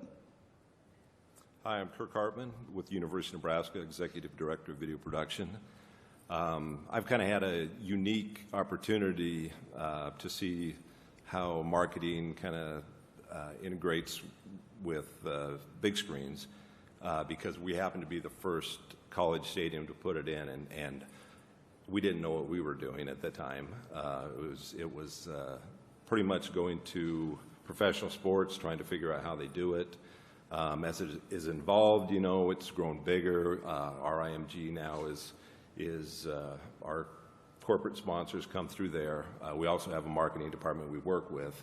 My crew consists of, we have 10 full-time people and 40 students. We do everything from football, men's and women's basketball, pretty much every sport except for bowling and rifle. We haven't figured out how to cover that yet. Point of view shooting at you is not fun to shoot. So, but it's been a fun ride, and it's just the way things have evolved over the years. It's kind of, we started doing our own scripts for the shows as a video department. Now it's marketing taking over, and I think that's kind of the way everyone has done it. And when we started, it was a 10-page script, which I was happy to do. Now it's 25, 30 pages, which I'm happy marketing's doing. So I think that trend has been great for us, gives us time to create. Rifling, when ESPN it has rifling broadcasts, I do find myself mesmerized by I'm just locked in on rifling. But anyway, my name is Eric Nichols, Senior Associate AD of Marketing, Branding, CMO at University of South Carolina. I've been there 9 years, was at Vanderbilt 10 years prior to that. As it relates to this panel, my responsibilities include game day atmosphere, game day environment, and as it relates to the video board for specifically this panel. That's all sports that have a video board. So for us, it's football, basketball, which we're getting a new one, which is fun, baseball. That's right, Paul. Yeah. So yeah, let's get it started. So Eric, let's start with you, but let's talk about the basics. Just the importance of the relationship between marketing, the video production staff, and even the third party, IMGs, Learfields, and how all that works together, and just from your perspective, that importance of the relationship. Sure. So I don't know if I mentioned it a minute ago, but I also manage the IMG relationship. As with any relationship, whether it's at home with your spouse or your child, but at the office, expectations and aligning those expectations are critical. What I've learned over the years is that when you have the definition from the top, wherever your top is, that can really guide and help break ties, help give you direction as a department. What do I mean? Well, some departments, it's all about revenue. Everything is revenue related, generate as much revenue as possible in every possible outlet. Other departments, it's game experience. It's how can we produce the most entertaining game possible for those that are supporting your program. And then others, it's branding / recruiting. I'll kind of put those in the same bucket. And now I've been at a school where each of those three are important. And only recently at South Carolina, we've shifted from game entertainment to recruiting branding being the number one. This is our number one goal of a game. That doesn't mean that the others aren't important. It's just you find those overlaps where recruiting and branding can be paramount. So how does that come to fruition? So if I'm dealing with IMG and they're dealing with a partner who has a pitch to be broadcast in a game that A, is not entertaining, and B, doesn't impact or support our brand or make a recruiting pitch, then we need to massage that. We need to go back and say, hey, no, this is what we're about. This is how we need to shape it. Without aligning those expectations, that's Eric and Robert having a conflict probably, to where if we establish that on the front end, then Robert is our IMG general manager. Robert knows that, well, that's not going to fly. We need to shape it a different direction. So that's one way. On the video end, for sure, I think involving video can help make a in-game activation as efficient and effective as possible, because I've made the mistake many times, probably with Paul. He's probably nodding his head right now. I'm not going to look at him. Where I threw something at him that it was fantastic in my head, but it just couldn't be executed in-game either efficiently or effectively, or it just doesn't transpire in a live environment. I've learned that when we involve the video folks in those meetings, that's when we have some success. Not only from workflow, but also from taking and spinning an idea and making it better. Wrapping this whole subject up, the more we can involve all parties involved from concept to completion, the better the end product is. And that's what I feel my role is at South Carolina. But at your campus, it could be somebody else. But someone or some group of someones needs to own the responsibility to get all the stakeholders together and move in one direction. And Kirk, since you stated earlier, you've been involved with the video board production for a while. Just kind of talk about how it's evolved to now producing an entertaining product. Marketing is trying to compete with television, showing every game. So how are you all working to make the product more entertaining for the fans with the video board? Well, I think that, we all have the issue of trying to get fans come to the stadium, buy our tickets instead of staying home in their plush lounge. That's kind of, a problem we have. We're fortunate that with our football stadium, it's sold out every seat since 1962. which was before I was born, by the way, so I'm not that old.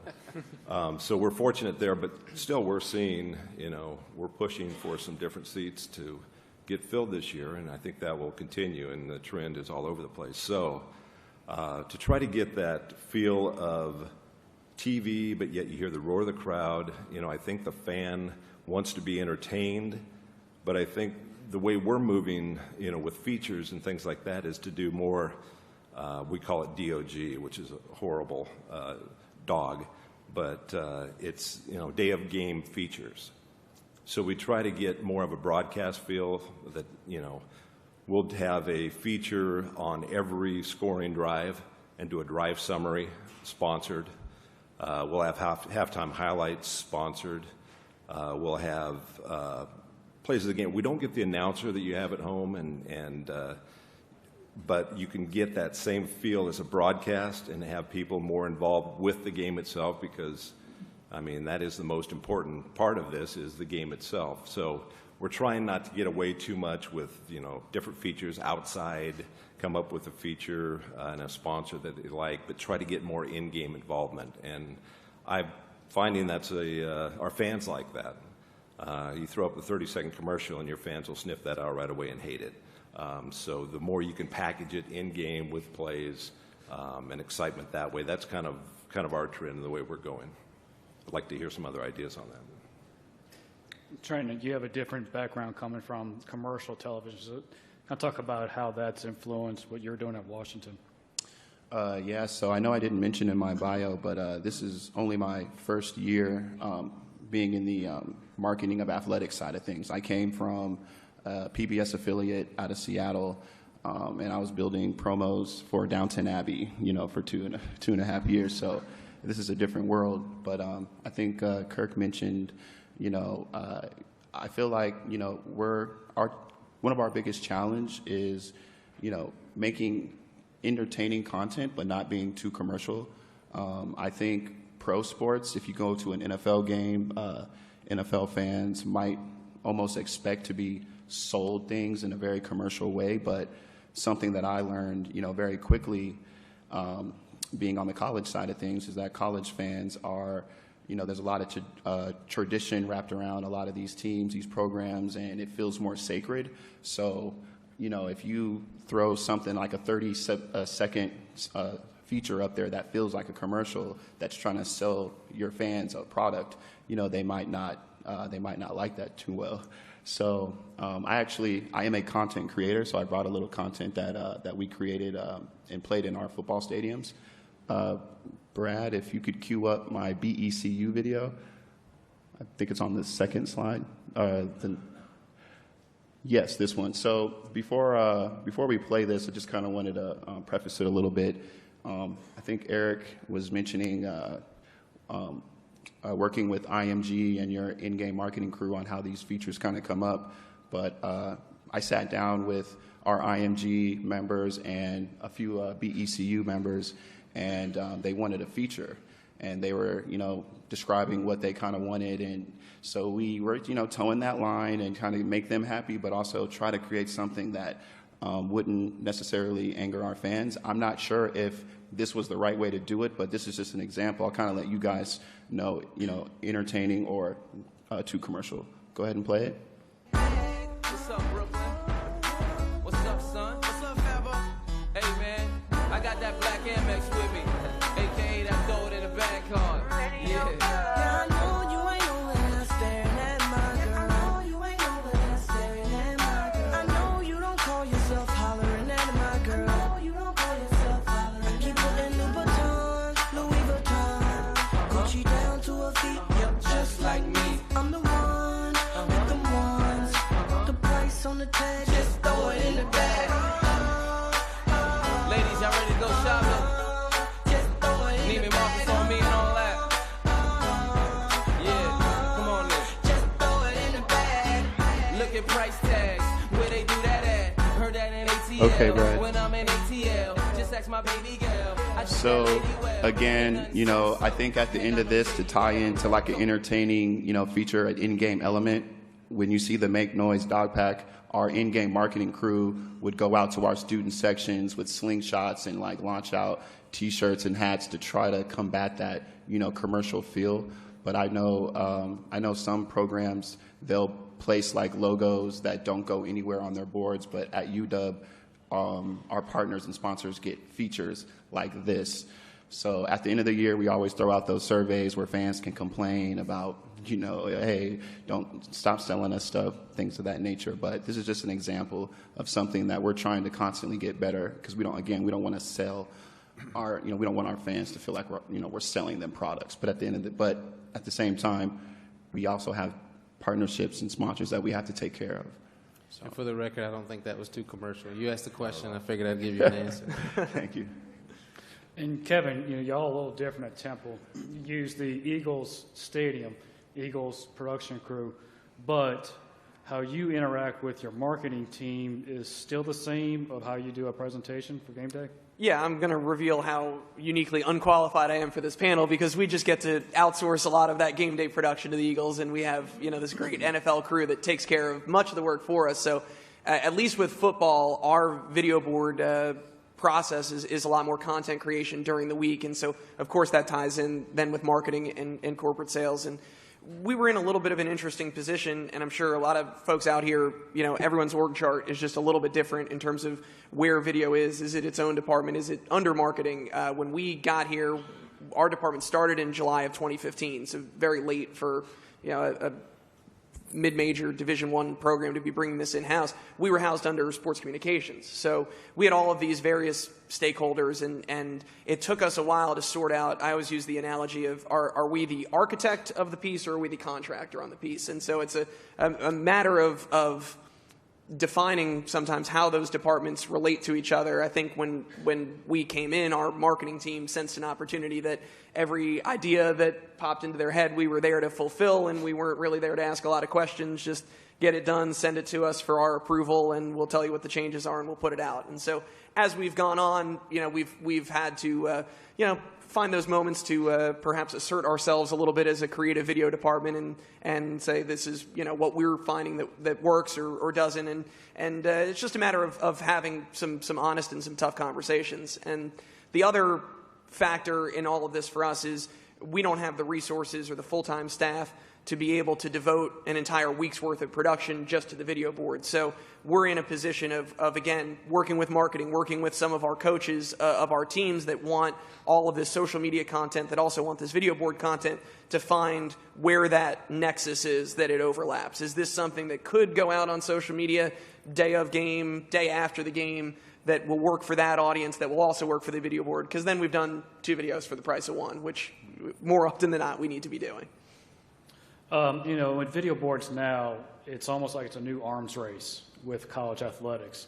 There's bigger boards, resolution, but adding also to various Olympic sports.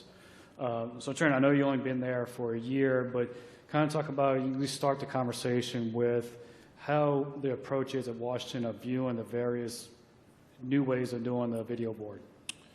Yeah, so, after my first year, you know, I kind of quickly learned that the arms race, it's getting, from a content perspective, it's getting bigger and bigger is what it seems like.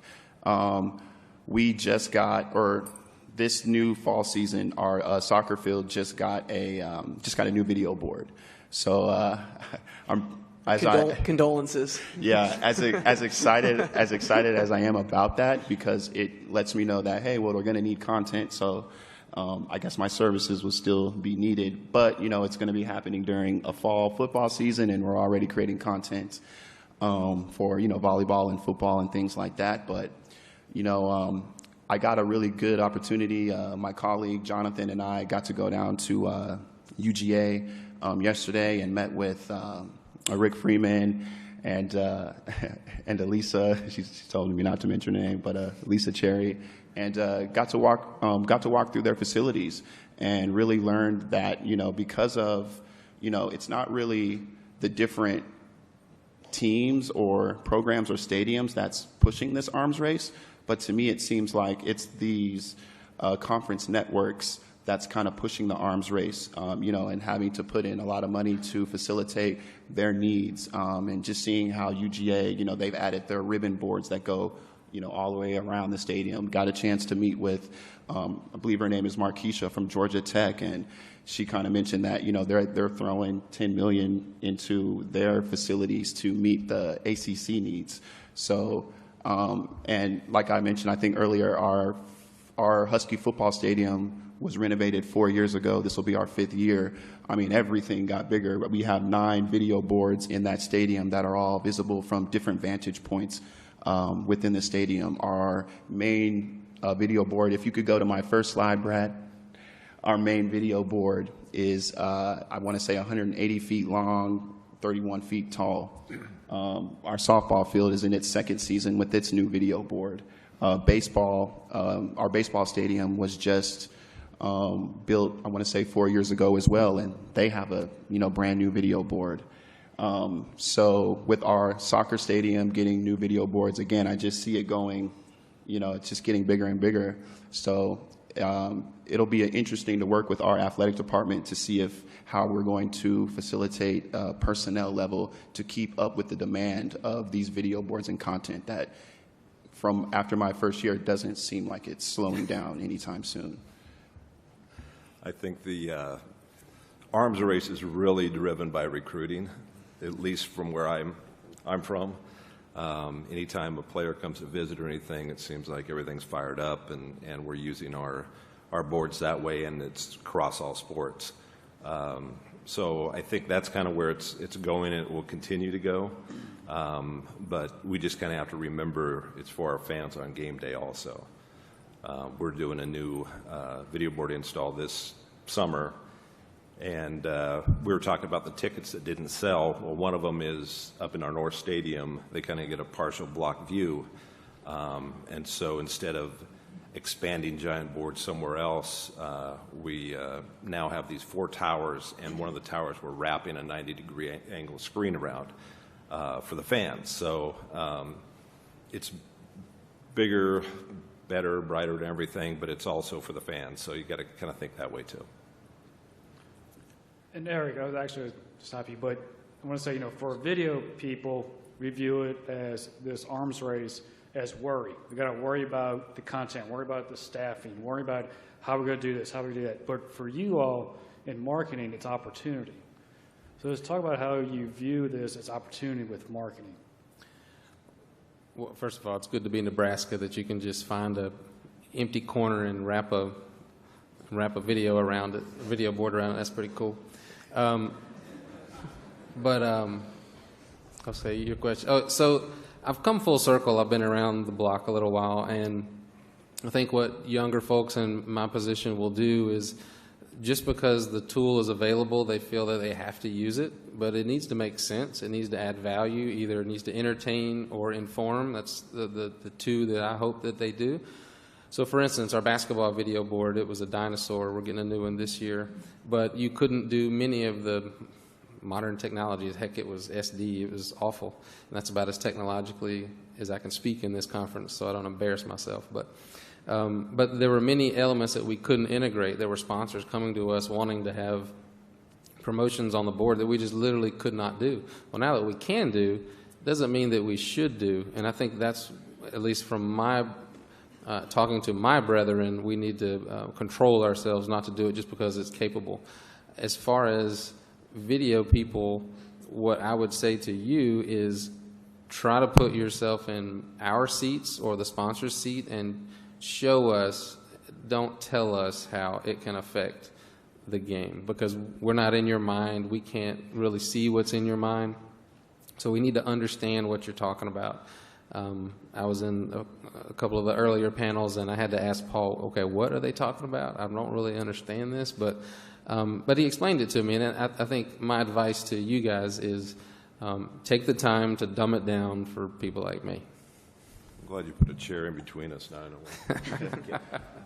I'm joking. And no one wants to be this close to marketing. No, that's very important. And, when we first started, a lot of people in here are content creators, and you like to sit alone with your computer, edit your project, leave me alone, let me finish it, and then you see it. Well, that doesn't work now. You need to work with marketing and IMG and collaborate. And it's taken me a while to learn that, but it needs to be done. So we're friends. But, I mean, you're going to get more buy-in when you can plus that idea, make it better with technology, rather than the novices on my side of the house coming to you with, hey, I read something in an article, make it work. Well, it might not work, and the flow may not work. I don't understand what goes into making it get on that board, and you do, and that's what I need you to make my decent idea better, and don't let me ramrod a bad idea down the pipe. And just wanted to touch on a point that Kirk had made as far as the arms race and recruiting, kind of also pushing that as well.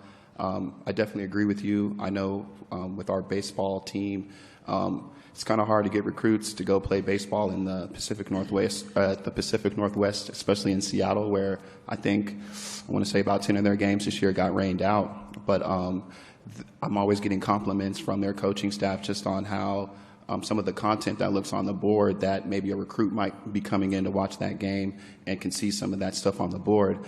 Which brings me, Brad, if you could cue up my last video for me. I think it's on the last slide.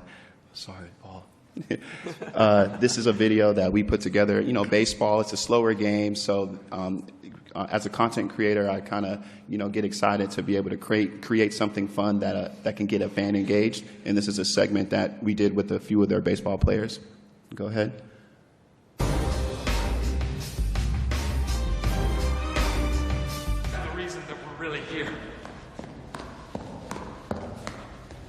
Without much further ado, I give you the Derek Zoolander Center for Kids Who Can't Read Good.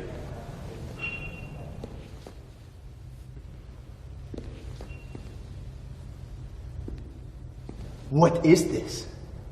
The Center for Ants? What? How can we be expected to teach children to learn how to read? They can't even fit inside the building. Derek, is this a... No excuses! The building has to be at least 3 times bigger than this. He's absolutely right.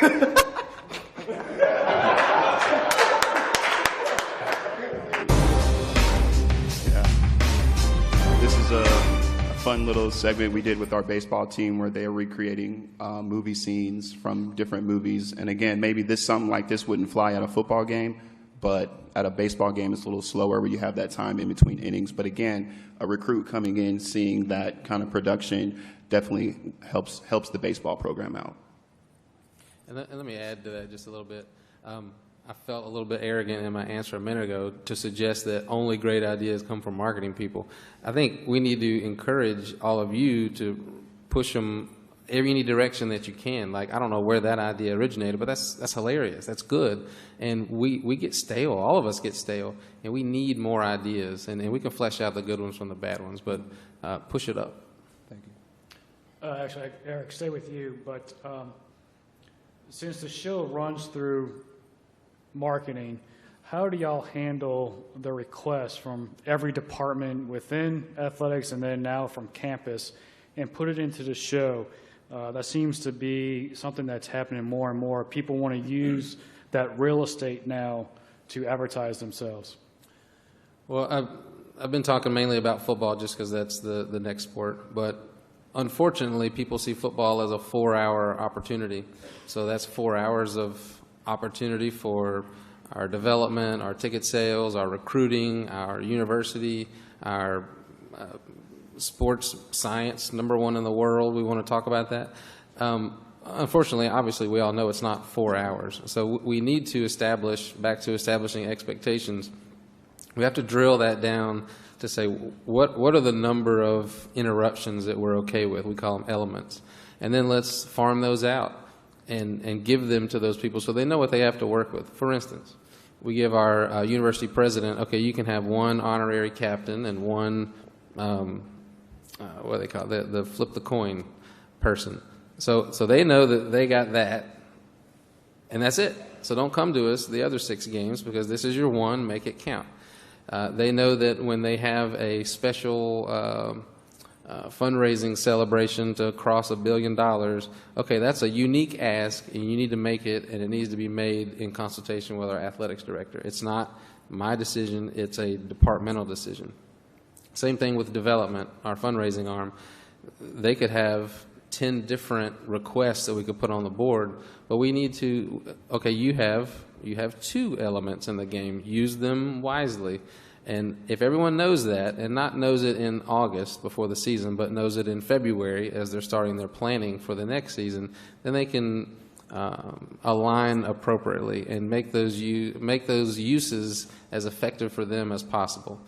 Same with IMG. I tell my colleagues all the time, the best thing I've ever done was give IMG inventory agreement of what a football game looks like. They get 21 elements. That's it. No more, no less. You come back with 22, then which one of these are you not running? You tell me, because we're not running 22, we're running 21. And they know that on the front end, so when they mess up and they have 22, they know, oh, it's my bad, we got to take one out. So it's align expectations, communicate, and then manage. Yeah, setting protocols is wonderful. You need to do that. The one thing that we have all over our IMG agreements, we have all over, interdepartment, is the words mutually agreed upon. And all of our departments, when we come together for meetings, know that we have to mutually agree upon it, no matter what kind of battle's going on during the meeting. And you have to have every side. You have to have people protecting, the game environment. You have to have people selling, because that's how you make money. So that mutually agreed upon, in the end, it gets there. Sometimes it's not pretty, but you really have to have that and work together. And what helps break those ties is, what is your priority? Is it recruiting, branding? Is it revenue generation? Is it fan and entertainment? That's important. That's why we led off of that.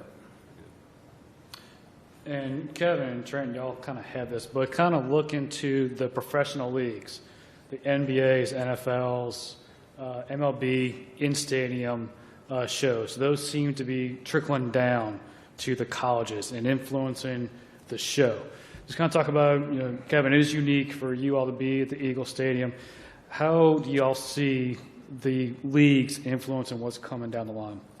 Yeah, for us, it's a matter of both borrowing personnel and borrowing ideas. First of all, I'm stealing the movie quotes idea because that's so good. So, that's why I played it. Shouldn't have admitted that publicly, because now it can be traced back to you. But it's like that. It's making sure that you've got the blinders off and that you're taking the time. And we all get busy. You're in your week in, week out production mode, to take time to be able to look at, hey, what's Washington doing? What's Nebraska doing? What are the Eagles doing? What are the Sixers doing? And stealing the good ideas. I mean, it's not elegant, but it's as simple as that sometimes. And again, our situation's unique in that we share the stadium, but I'd venture to say there's a lot of schools here that may not play in a professional stadium, but you're in a city or in a market where you have access to those resources, and it trickles down for us beyond football to, the Eagles staff picks up some freelancing opportunities from us in the off season. They'll come and work our basketball games. We haven't gotten all the way down to, spending the money on soccer or volleyball or whatever else, but, that relationship exists. So it's a little bit of a two-way street. We have a good dialogue with the Eagles. We trade ideas back and forth. Any advances in technology that they're doing on their end just filter down to us, which is nice. But it's a matter of just keeping your eyes open on where those ideas can come from, and then beyond just ideas, personnel is a resource too. And Kevin, I don't think it's a secret. I don't think yes, the NFL, the pro leagues, we're looking at what those guys are doing too. Being up in Seattle at the University of Washington, we're in a pretty unique area situation with us being in a major city. We do have the Seahawks to look and see what they're doing. We have the Mariners, we have the Sounders, we have the Vancouver Canucks, 2.5 hours up north in Canada. And then, 2-3 hours south in Portland, we have the Trailblazers. So, that example that I showed you, we're looking and watching what they're doing, and that's how we're coming up with our ideas. So I wouldn't call it necessarily like stealing. It's just, it's just natural in this creative environment world that we're in. We're constantly looking at our peers. I saw Clemson here today. I'm excited to maybe talk to those guys because, I look at Clemson stuff and seeing what they're doing and coming up with ideas for our football stuff. I mean, I'm pretty sure if everybody's here and everybody wants to get better and make sure they're putting out a good product to their fans, but in order to get better and to make sure you're putting out a good product, you kind of want to see what the industry is looking like and to kind of compare your stuff to everybody else. It's just kind of natural. I will share one of our secrets to get stuff done when we have an idea is just tell our administration that Clemson did it. It's the green light. I shouldn't say that with two South Carolina guys on the panel, but that seems to be the magic key that unlocks anything that we want to do is just say Clemson did it and then we're good. Can we edit that out of the archives? And Eric, from marketing, what do y'all see with the leagues and how is it influencing maybe sponsor integration, how to put on the show? Just how much does that influence y'all's group? You know, the industry is a little bit split. Mark Cuban being the most vocal on one side, which is the side I'm on, that I want you to look up. I want you to look at the video board. I want you to look at the court, at the field, not at your phone. So many, again, back to what I said earlier, just because it's possible doesn't necessarily mean that's the right thing to do. A lot of sponsors are coming to us wanting to do, social media integrated promotions. Well, hey, we don't have Wi-Fi, so you don't want to do that. That's not going to really work. It's not going to accomplish your goals. But I prefer that we make the ribbon boards in basketball, the ribbon boards in football as effective or as entertaining and informational as we possibly can. Right now, statistical information is more readily available. How can we display that? I don't know if I got enough time to tell this story. Sometimes when I'm on these panels, you don't tell enough bad stories. You just tell good stories. So I'm going to tell you a bad story. And we make mistakes all the time, but this fits into your question. We had a new video board in football in 2012. Beautiful. I don't know how big it is. It's big. And it's low to the ground, so it feels bigger. And we made most of it video. There's only a slight little, maybe 1/16 of a vertical stripe that's panel. The rest is video. It's beautiful. However, one of the common complaints we would get is you don't have enough notes and stats in your game. I don't know other scores of other games and how many yards does XYZ have. So, hey, let's solve that problem. Let's divide up the little piece to the right. Let's just carve it out. We got plenty of room, right? Let's solve a problem. Felt good about it. While I still think it was a fantastic idea, of course, it was met with resistance from those that got comfortable with the large format board. So, therefore this year we're going to go back, and now we've got to find a home for stats and out-of-town scores, which we still don't have a solution for. But nevertheless, that goes back to the point of just because you can do it doesn't mean you should do it. But that's what we were being asked for from sponsors is how can we integrate on that board more. So we swung, we missed, and we'll try again. I agree. I thought it looked good, but it doesn't matter. That's it for our topics. Any questions for the panel? I have a question. So one of our limitations at the University of Washington is that we cannot turn... Hang on, wait for that thing. So I'm Trenton's colleague. I don't know why I called you Colin. At the University of Washington, one of the things that we can't do yet is dim our lights in our arena. And we've noticed that Utah and Duke and a bunch of other schools are starting to do court projections. And I just kind of wanted to ask the panel, where does that fit in terms of your arms race? With the schools that have basketball, is that something that you now have to consider doing to your own courts? Yes, we have to consider. Florida did it. I mean, Florida's not the first one to do it, but they're the most recent, and they got a lot of buzz last year in basketball. Beautiful, looked fantastic. I literally was watching it on television and texted my colleague at Florida and said, all right, I need the information because I know the next meeting I'm going to be asked about it. So the next senior staff meeting, I was asked about it. I told them it was $60,000, $80,000. Was that for a season? No, that's for one game. Can you reuse it? No. Okay, move on to the next subject. And that's really how the conversation went. Yes, it's cool. Might it get old if you did it every game? I don't know. I'd have to ask the Hawks or the Sixers or somebody like that.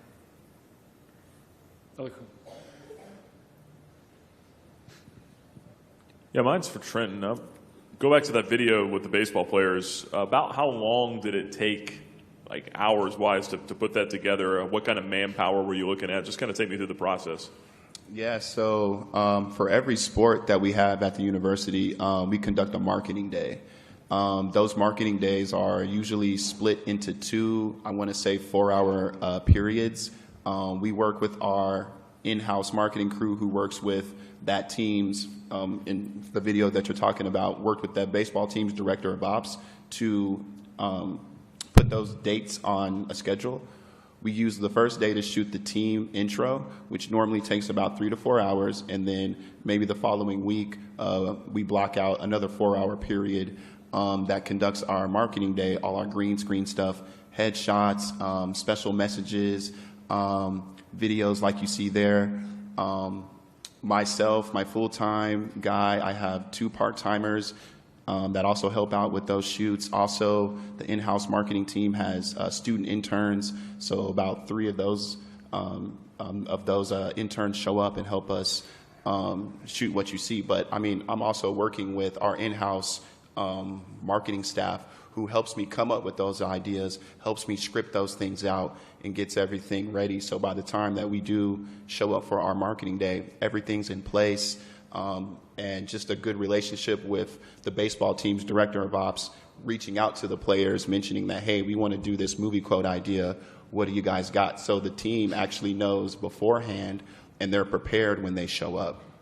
I was just wondering, is anyone having issues, or not issues, but concerns with your administration on student-athlete time involvement with your departments? I was just about to tell you that. Okay. I was going to ask how Trenton got 8 hours to shoot that I was stuff. going to say, that's we need good. that. Yeah. Well, I was going to say, if you don't know, go talk to your compliance people when you get back to campus, but the rule changes in a month, and time is significantly reduced. So either we have to be more efficient, or we have to find different ways of doing things.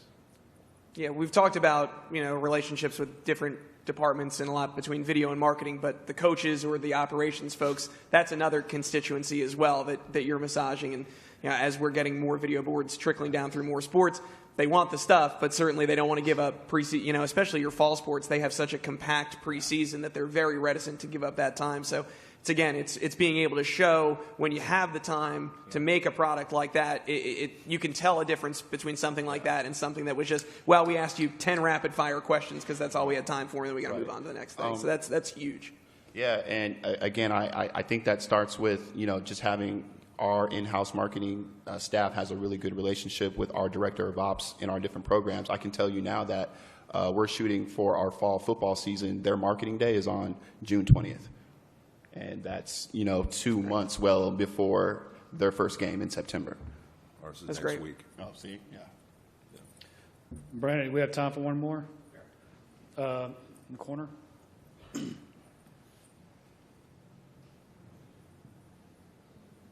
You talked about working with different departments, but how does social media play a role? And with those videos that you made with the movie quotes, do you work with your social media department to push those out on social media and to push those out potentially on your website?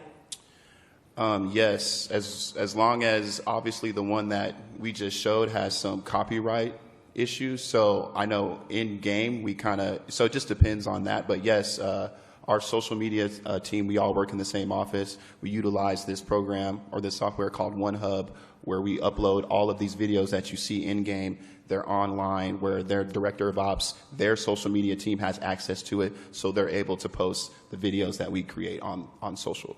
Trent, can I ask a follow-up? Do you embargo those? Do you let them debut in-game, or do you test the market in social? How do you decide? Yeah, absolutely. Because we want to, make it exclusive and make sure fans are coming to the games to see some of this content, we absolutely debut these in stadium. And then once, maybe the next day, we'll go ahead and, free to release it on social. Thank you. Thank you. And thanks, everyone. If you have any questions for the panel, grab them afterwards. And thank you.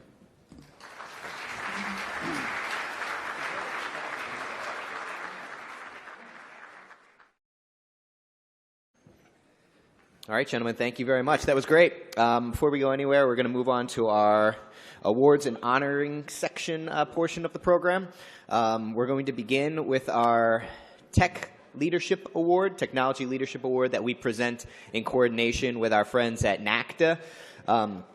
You've seen the announcement out already, and the gentlemen are here.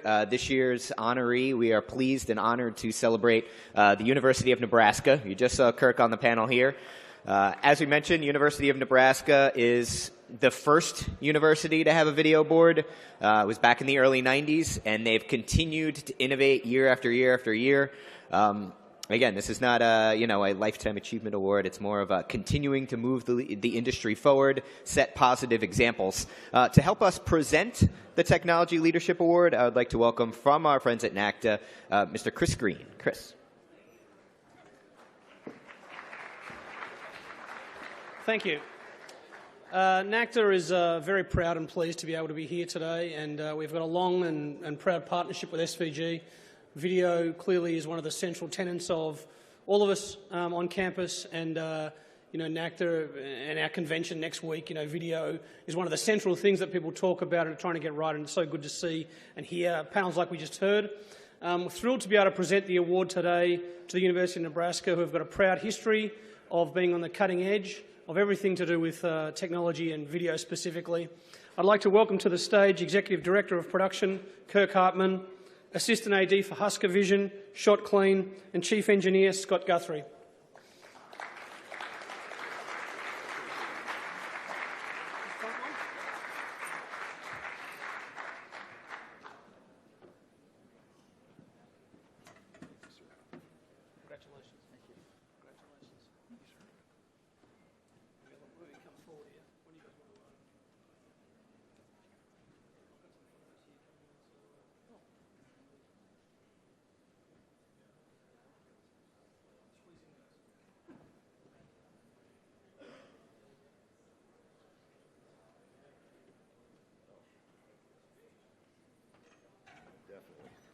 You guys are tired of me talking, so just want to say thank you. Appreciate this very much. Very honored. And I'm going to turn it over to the technical person, Shot Clean, to talk a little bit about Nebraska.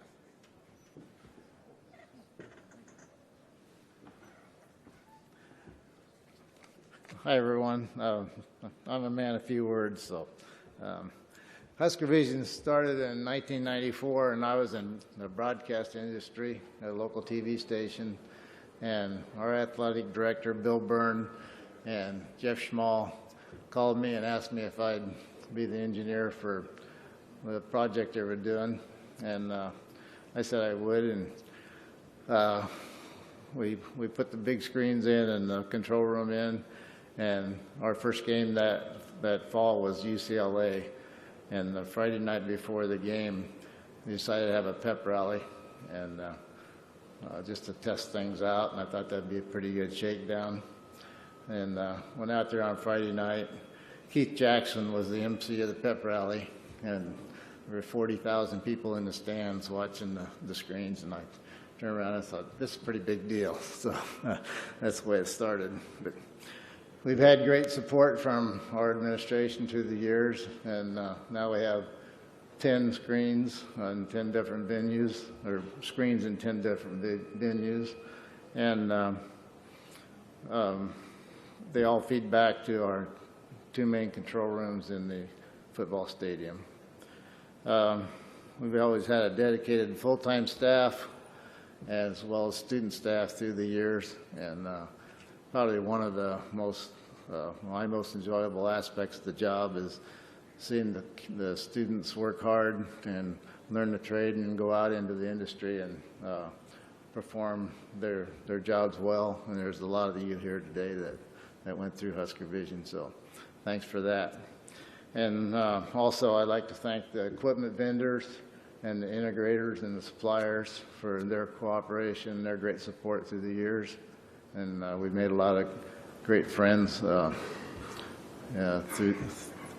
the different projects that we've done. And lastly, thanks to SVG, Ken, Brandon, and Andrew, and everybody. We really appreciate this award. Thank you.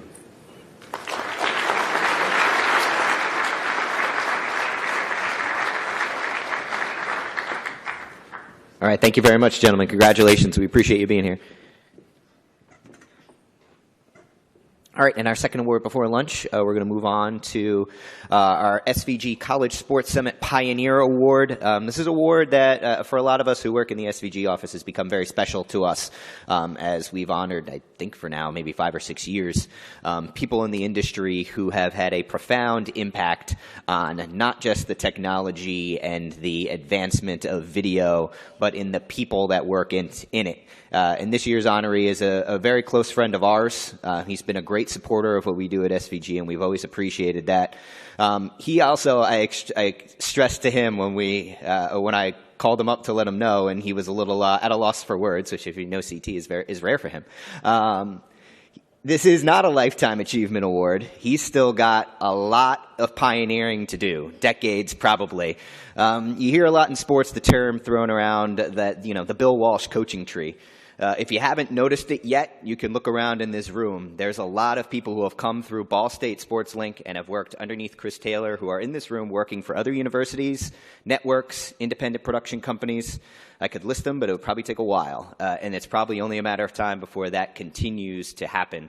And who knows, maybe every team polo in this in this crowd will have worked for Ball State Sports Link at some point. But one of those people who did work underneath Chris Taylor and continues to work with him today will take us through into our presentation of this year's SVG College Sports Summit Pioneer Award. Welcome to the stage from Ball State University, Alex Cartman.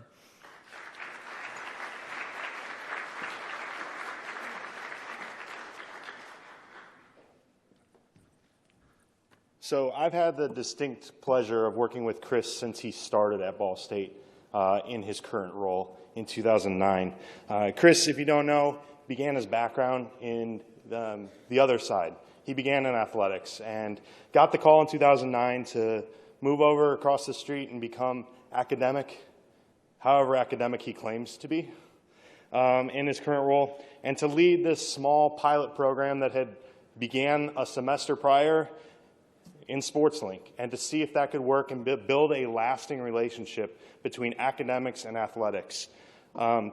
Needless to say, I think he succeeded, and I think we all can agree. But looking through the years, his first year in 2010, when he attended SVG, he came by himself, sat in the back row, and I don't know if Brandon and you guys even knew Chris at the time. But now, today, we have 10 students and faculty from Ball State. We have 6 alumni representing their own universities. It speaks volumes to the amount of people that are touched and continue to come into Chris's life, move through it, and that you continue to affect.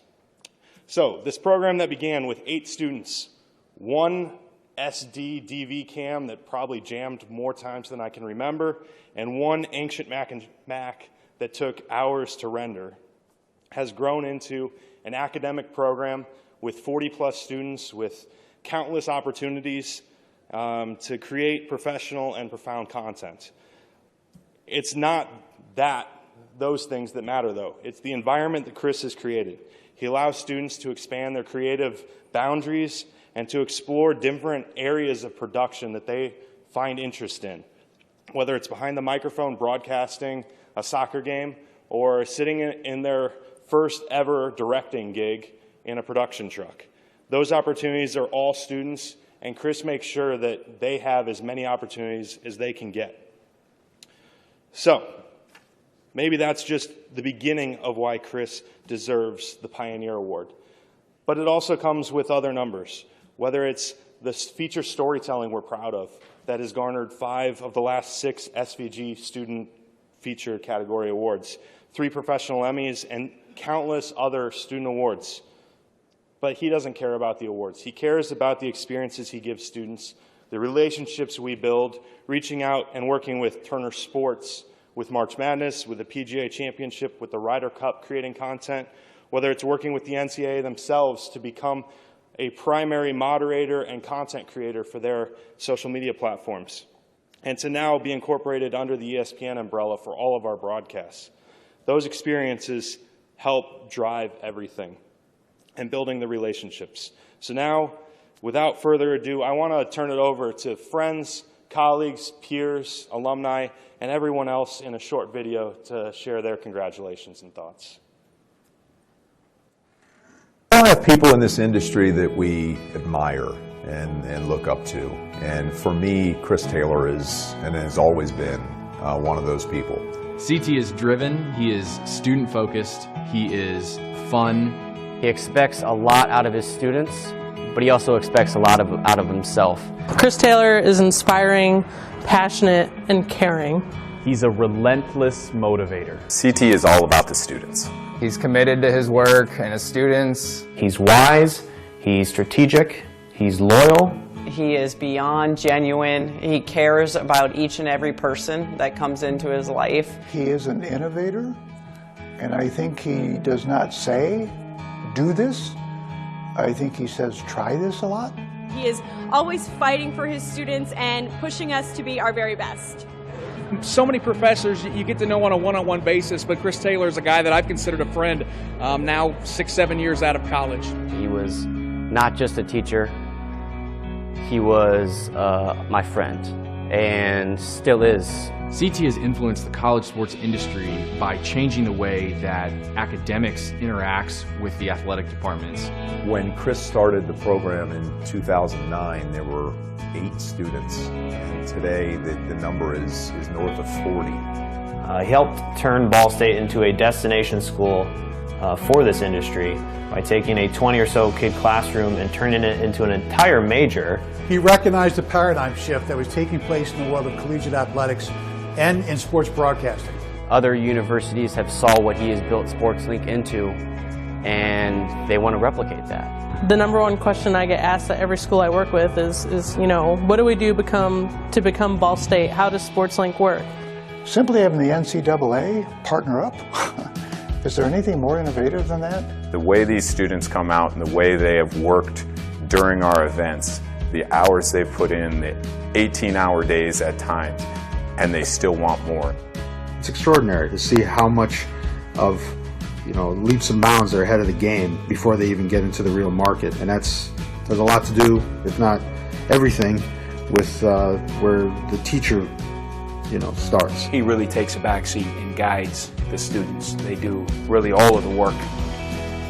When you see your own professor in the classroom and working till 8 o'clock, 9 o'clock, 10 o'clock on a weekday, you knew that was a minimum expectation. He provided that real-world experience that I needed when I got out of college, and I believe he is the reason I am living my dream every day. Because of CT, my career has gone on a trajectory to give me lots of opportunities to do a lot of cool things. I didn't know I wanted to go into sports when I started at Ball State, but by the end I knew for sure that's what I wanted to do. And CT was a great inspiration for me. CT deserves a Pioneer Award just because his dedication to his students, to TCOM, Ball State, and Ball State athletics overall. He is a pioneer in what he does. The way he brings in experienced producers and directors like myself to speak to his students. His vision to see where this landscape was going, to see where the industry was going, is why he deserves this award. Congratulations, Chris, on being named this year's SVG College Sports Summit Pioneer Award winner. Congratulations, CT, on winning the SVG Pioneer Award. You deserve it. CT, on behalf of all of us, congratulations. Couldn't go to a more deserving guy. Congratulations, CT. CT, I just want to say congratulations, my friend. You have impacted my life greatly, along with many, many others. CT couldn't happen to a better guy. Congratulations. You really deserve this award. Congratulations, Chris Taylor. You are more than deserving of the Pioneer Award. Chris, I just want to say congratulations all the way back to those first days when we were at Ball State as our SID. Nobody has worked harder in their career. Chris, congratulations on the Pioneer Award. You had a vision, and now SportsLink is not only producing network-ready graduates, but it is a destination for high school students. Congratulations, Chris. It's a wonderful honor, and it's well-deserved. Keep it up, Chris. You're awesome.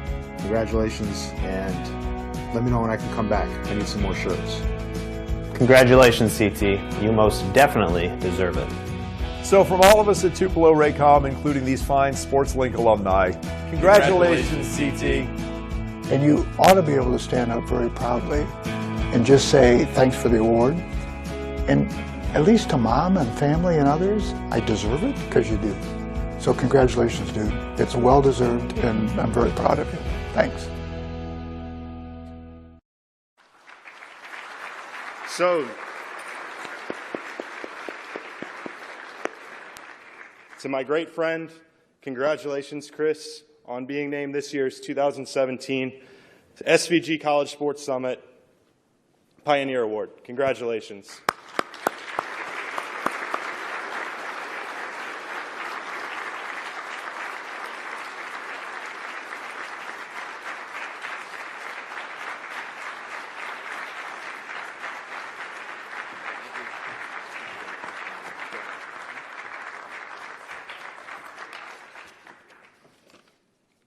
Thank you. That was an awesome video too, AK. I will. I know lunch is next, so I'll be short. When I started working in athletics, I have a little note that was always around my desk, and it said, and I told Brandon this when he called to tell me that I had won, and I was shocked. That is, remember why you are in it, and it sticks with me today for a lot of different reasons. But to Brandon, to Ken, Paul, Tom, Jason, Andrew, everyone at SVG, thank you for this. Seeing SVG grow kind of as SportsLink is growing is, you've affected what we do too. And what all of this is for sports video and college sports. So thank you, SVG. Looking out here and seeing a lot of faces in the crowd who are very deserving to be standing here instead of me. Paul, South Carolina, tremendous respect for you and your program, and to get this award on the year that you're the honorary chair is also special, so thank you. So many people deserve thanks when someone gets an award.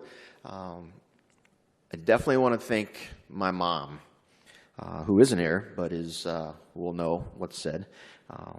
My mom is always there for everything. She supports, she encourages, she's my best friend, believes.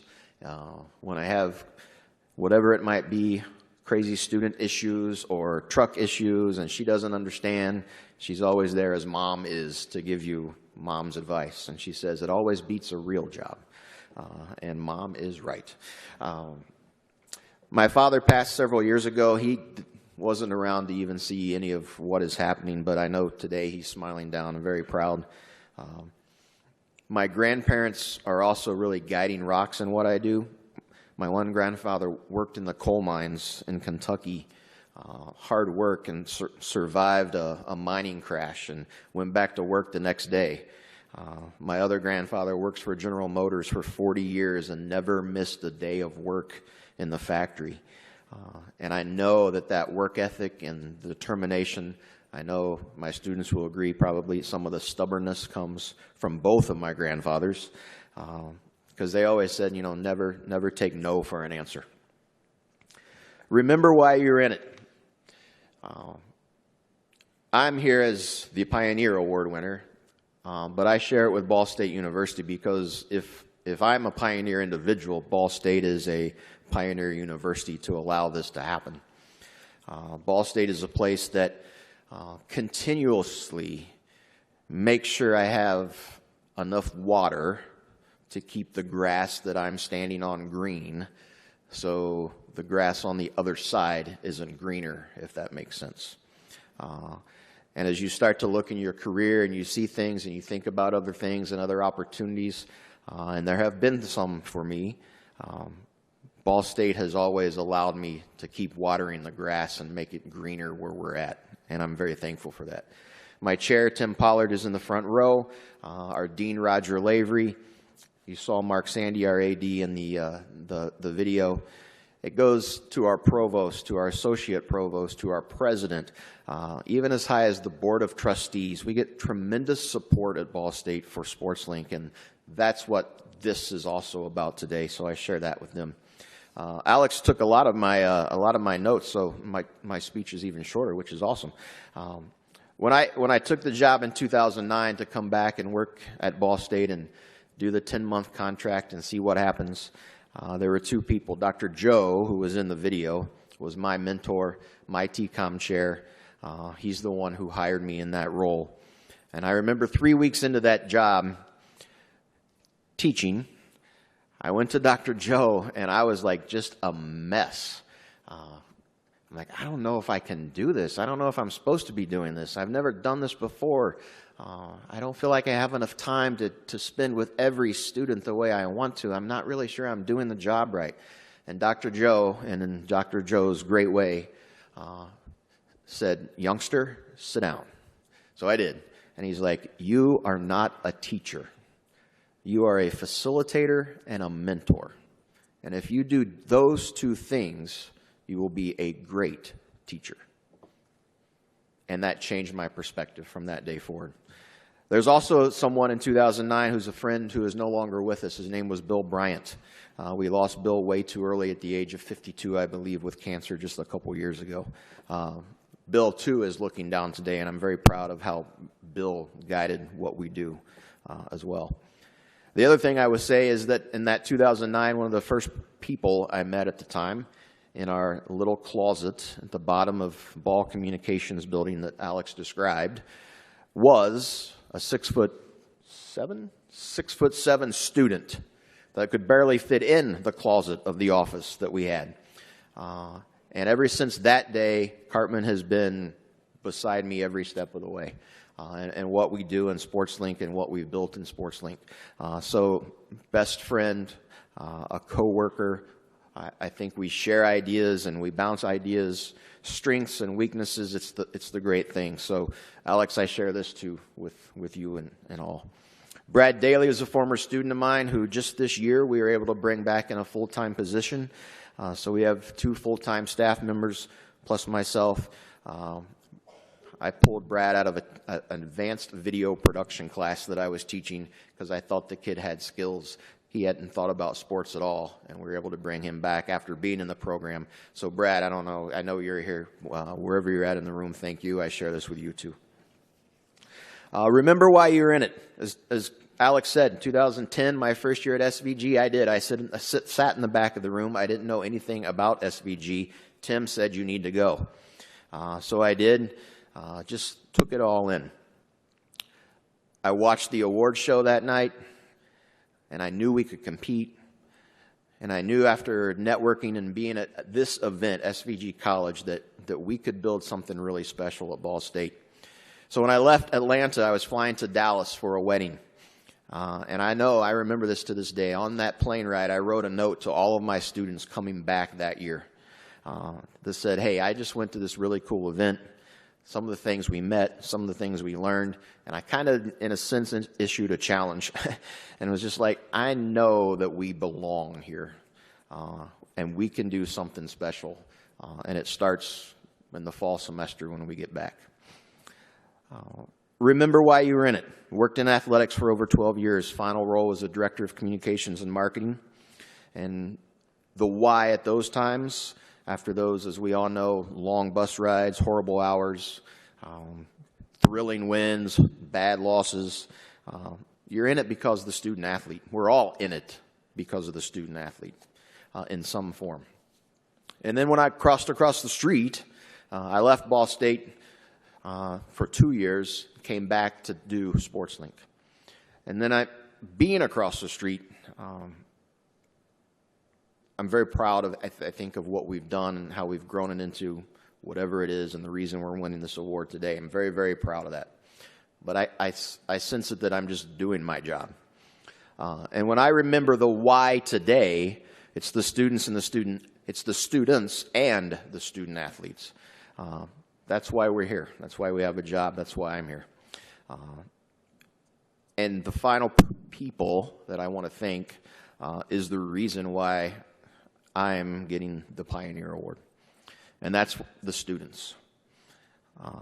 Because of the students' trust, belief, the friendships that they have in me and I have in them, it's special. It's a culture in our program. So what I would like to do very quickly at the end here is that, and I won't go by name, but all of my current students, former students, to-be students in the room, just stand up for a second, please.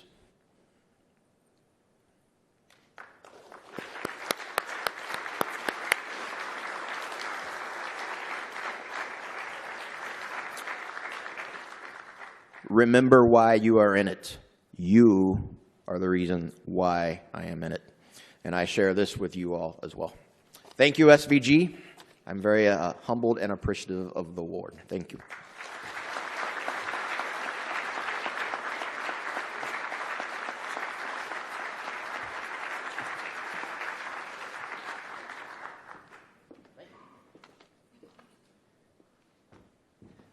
All right, again, thank you very much, Chris. Thank you for your continued support of us and what we do, and continue to be the envy of everyone in this business. You guys do a phenomenal job there. Lunchtime. Thank you very much for sticking it out with us. Enjoy. We'll be back here in about an hour.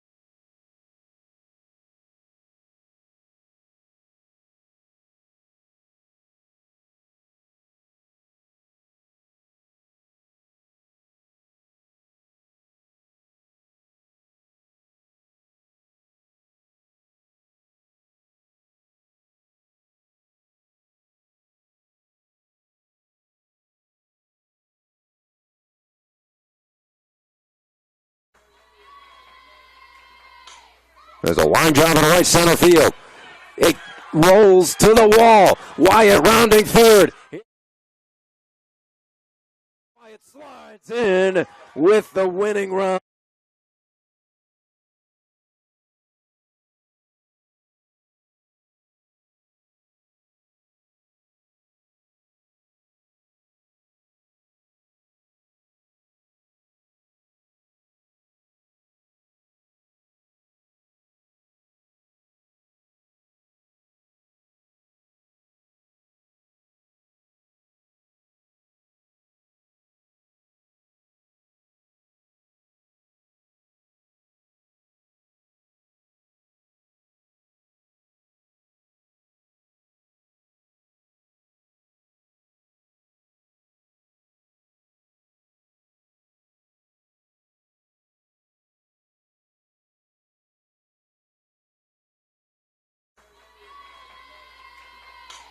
There's a line drive in right center field.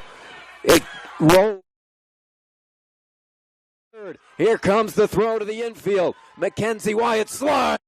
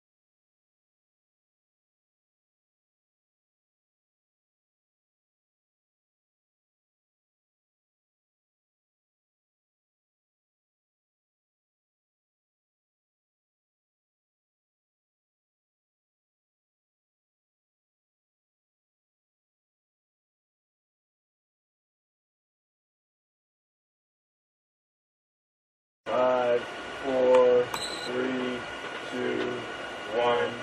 We're back.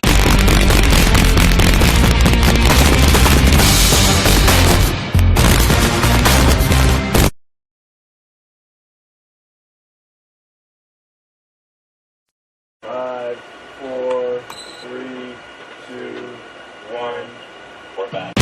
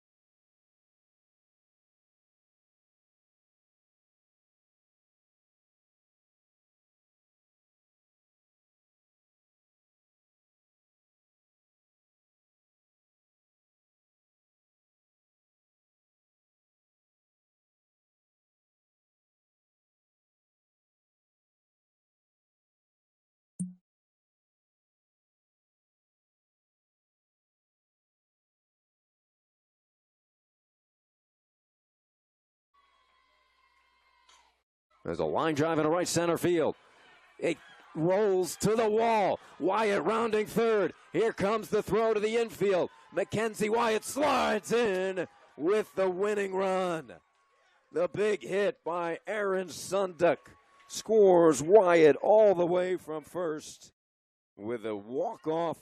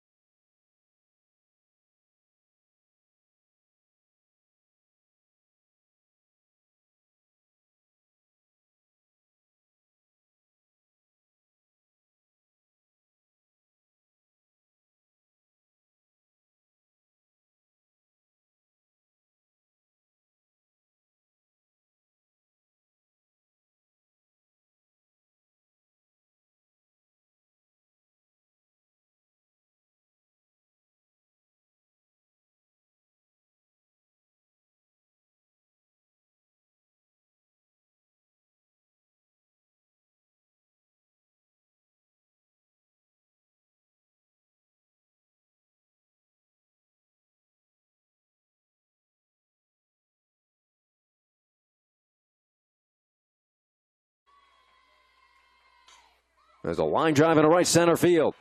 It rolls to the wall. Wyatt rounding third. Here comes the throw to the infield. Mackenzie Wyatt slides in with the winning run.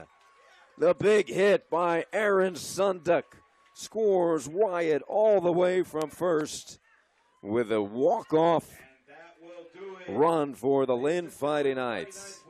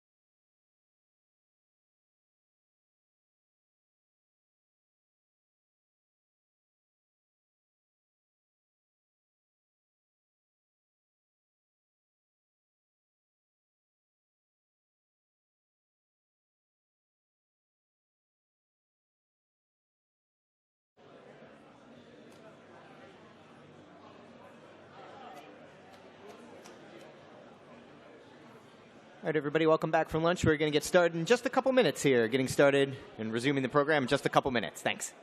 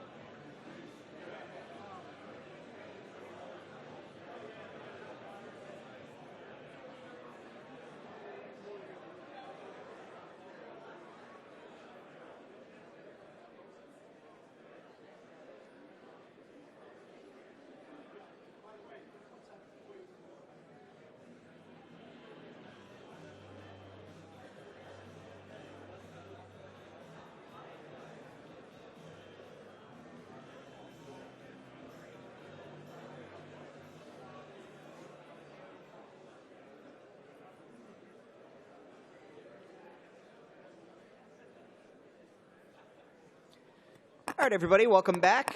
Hope you enjoyed lunch. Hope you found some place to sit to eat lunch.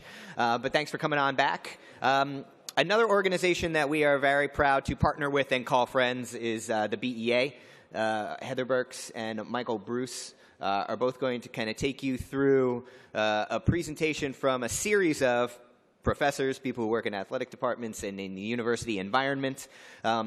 Obviously, a lot of what you are capable of doing is thanks to the help of students, and anyone who works in a university environment understands that that's why you're there. You heard Chris Taylor say it earlier in his speech, is that if it's either for the student athletes or it's for the students that are working directly under you. And in the last 5 to 10 years, the educational opportunities that have become available to those who are currently students and want to do this for a living is unbelievable. I feel like I've heard a million people say it, and I feel the same way, for more reasons than not, but I wish I was in college right now, because the opportunities are just out of this world good for someone to get an incredible amount of reps, learn how to do this business, and find a place to go going forward. So recruiting, training, managing students, a challenge, but when you get passionate ones who really, really enjoy it, that's the most valuable asset that you can have on your team. So I'd like to welcome up Heather now. She's the executive director from the BEA, and she will take us through this year's edition of the BEA Fast Break. Heather.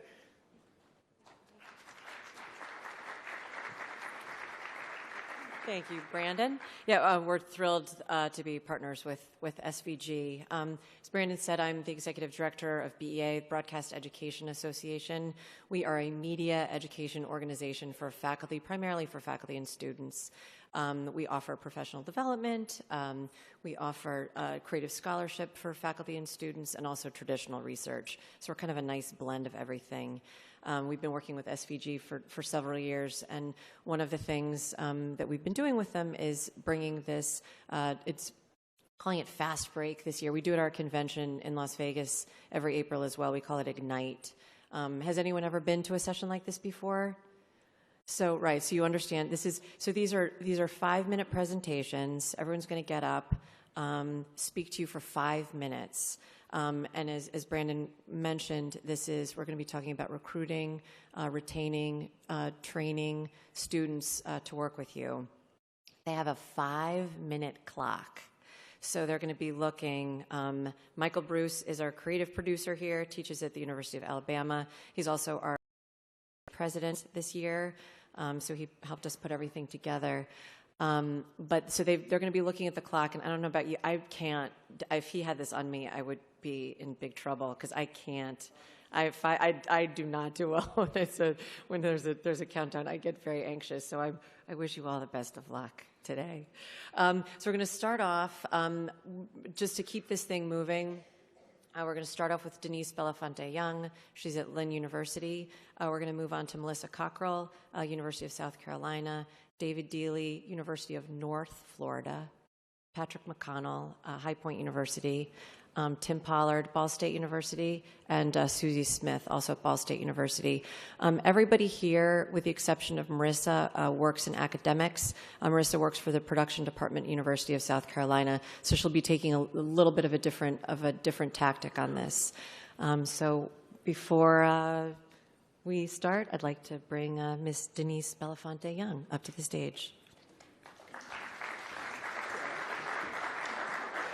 Thank you, everyone. It's such a pleasure to be here with the collaboration of BEA and SVG, and it's always great to work with the BEA board, and congratulations to everybody being together. So I'm Denise Belafonte-Young from Lynn University. I just wasted a few of my minutes, I guess, with the introduction. So let's get started talking about Lynn University. Lynn University is a small school at Boca Raton, Florida, and I'm here to talk about recruiting student crews for our Division II sports team, the Fighting Knights. Lynn University's production leadership, we have two of our great members here. Chad Beatty's not with us. He's the Director of Emerging Media and Athletic Communication.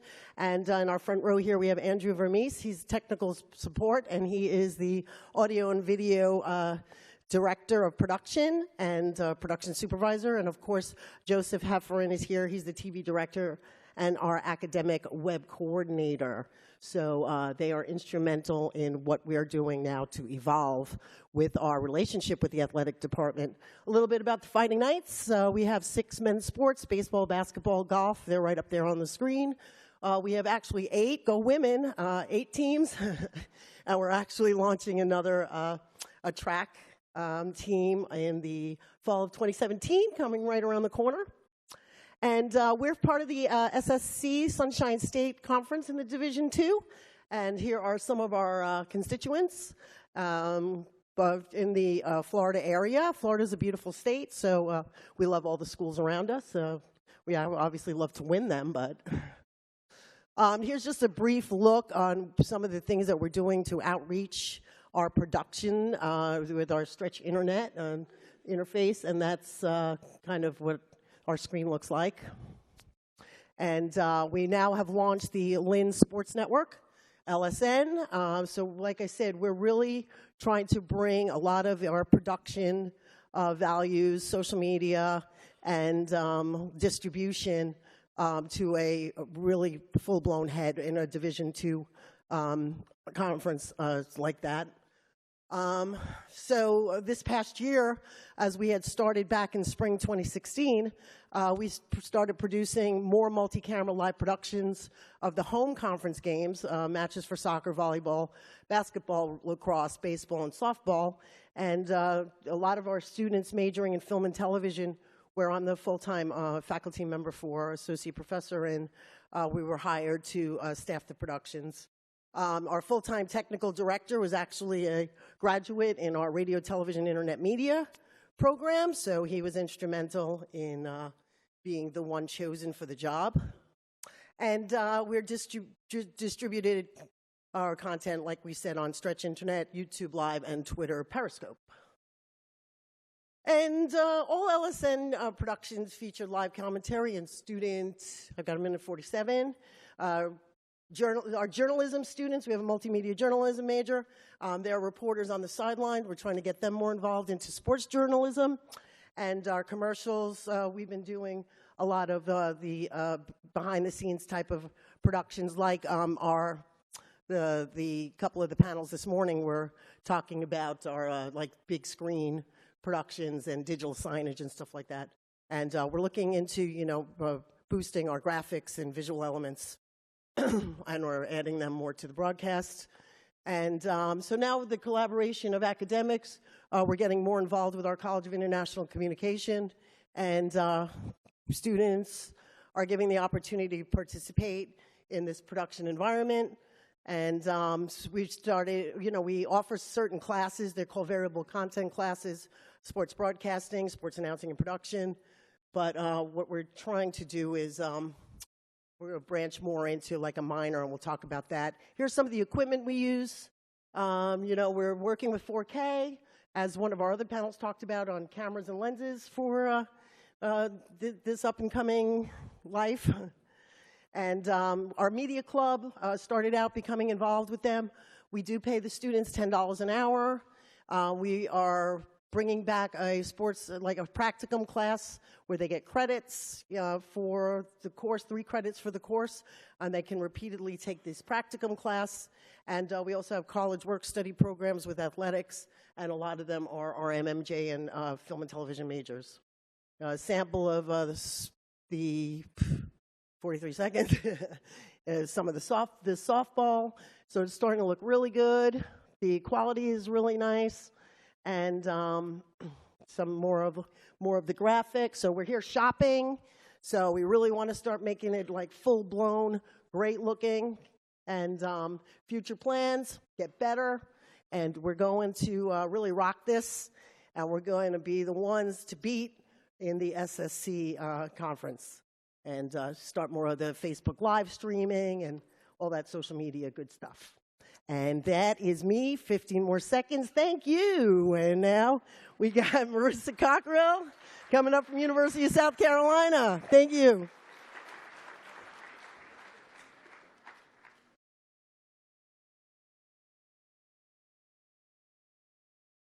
Hi, everyone. So I work with the internal production house for the athletics department at Gamecock Productions for the University of South Carolina. And so our mission statement is to instill the sights, sounds, and emotions of every Gamecock athletics and every fan with innovative and original videos. So with the post-production, we cover all of the game highlights that we create, the social media video snippets. We cover all of postseason travel for our teams should they make the postseason. We work with the marketing department to create those campaign videos, those team-specific branding videos. We have a lot of student help with editing all 21 team intros. We work on features. We try to produce at least one Gamecock Confidential series a year, and then we're obligated to create 39 coaches shows throughout the year for IMG Sports Marketing. So we have 4 full-time staffers, 2 postgraduate interns, and 23 undergraduate production assistants. Our production assistants are kind of our lifeline to be able to make all of that happen. So we have 6 paid positions, 2 additional work study. You have to be financially eligible for those. We have internship for credit, and if you don't fall under any of those categories, you can come to us on a volunteer basis. Our students set their own office hours. We find that this helps allow students to understand time management, as well as being able to adapt to their studies if one week is more demanding on their classwork than another. And we find that our students come into the office a lot more when we don't set their own office hours. The only thing that we do set for students is the monthly game crew calendar. And so to try to recruit within our students, we have a strong relationship with the School of Journalism and Media Arts, And then what I like to call it is our minion program. There is an in-state high school that has a really strong broadcast journalism program, and so their teacher funnels their incoming USC students to us, so we get to start them right on usually their first day on campus as an incoming freshman. We do avoid using social media because I have received chemist majors and violin majors who want to work with us, and so we really only stick to broadcast journalism or media arts majors.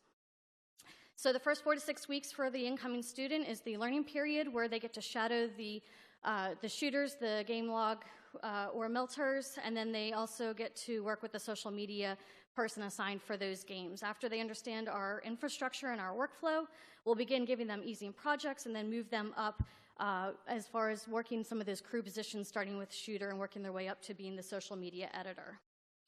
The lifeline for our department is that we have a weekly mandatory meeting. It's usually about a half an hour. We go over the agenda for the week, any crew updates, and then in between those meetings, we use the Google Drive. So these are just some of the screenshots. We have one of the tabs is the projects drive, and so students can plug in on their project. Are they color correcting? Do they need final approval? Are they working with the sports info director to set up the shoot? And then the other thing is we mandate that all of our students add the calendar to their phones, so they can just go and click on the event that they're working, see any edit detail events, and if marketing has sent us any information for any pregame extra information, that the student is updated on that before they actually get to the game to start covering that.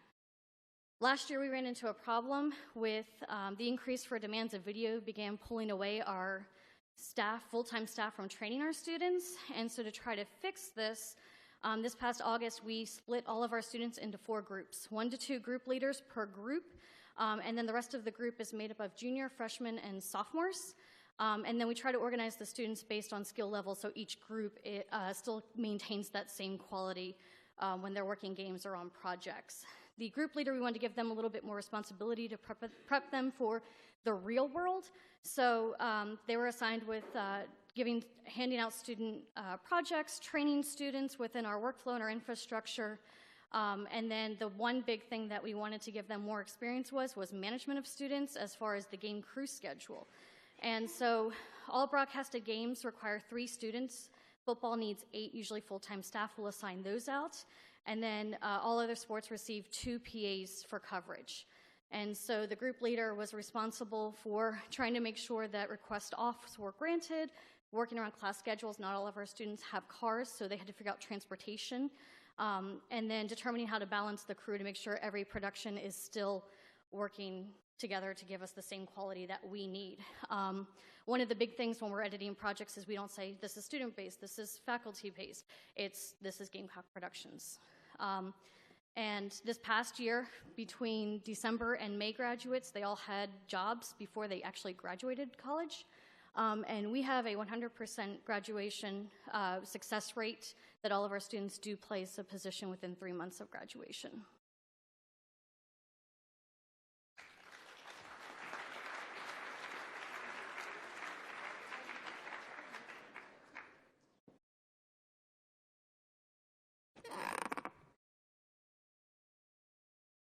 Well, good afternoon, everybody. Hope you had a great lunch. I'm Dr. David Deely. I'm currently at the University of North Florida and teaching in the Department of Communication.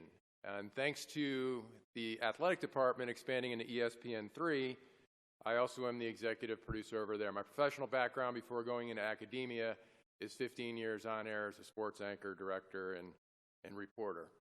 So, it's about relationships. We have 3 key constituencies. I'm in the Department of Communication. However, the athletic department is pretty important, as is administration.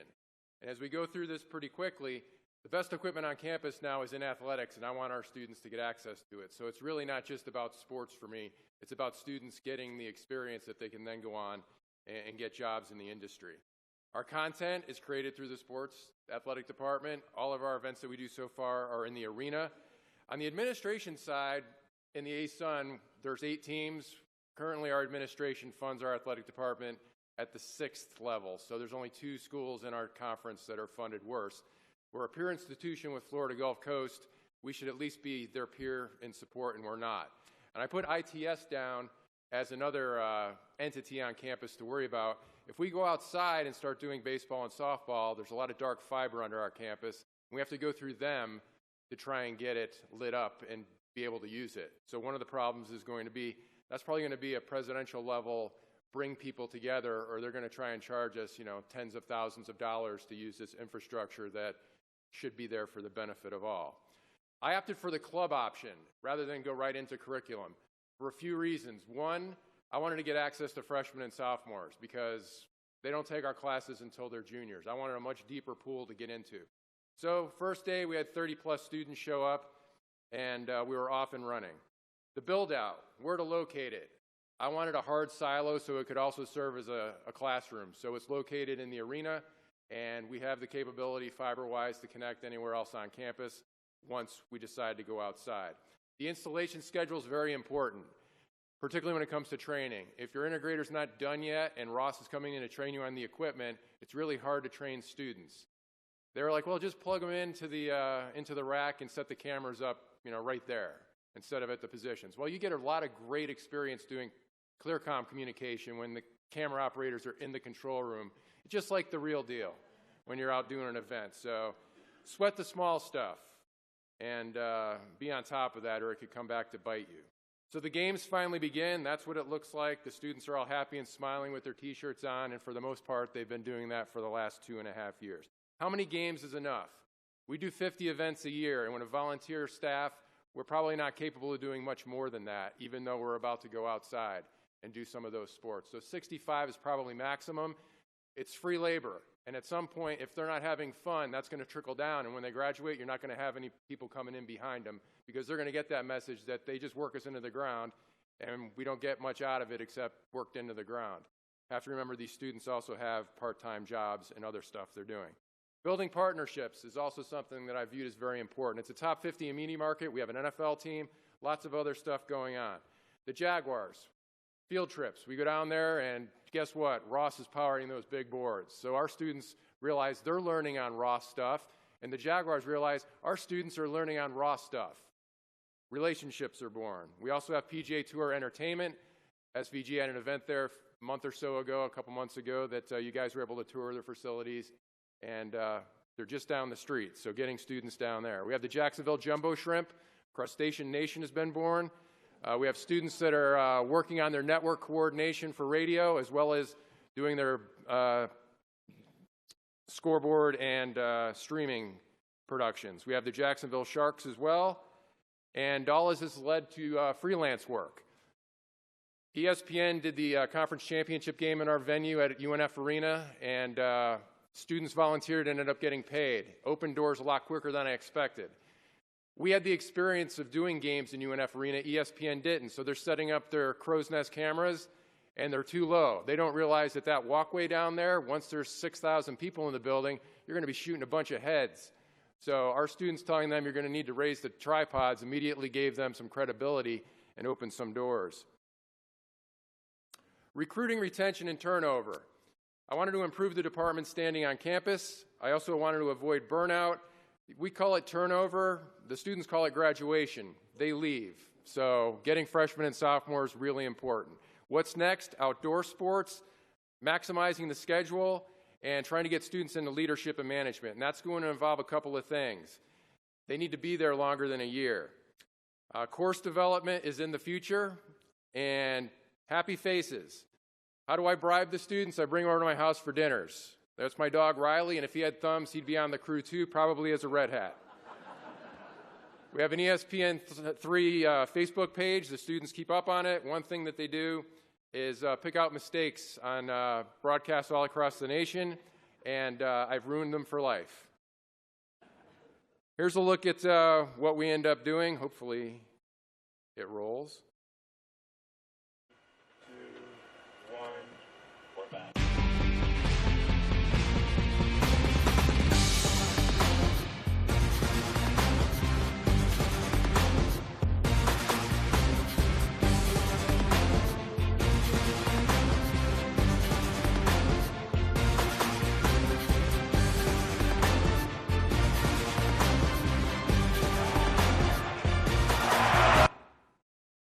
Thank you.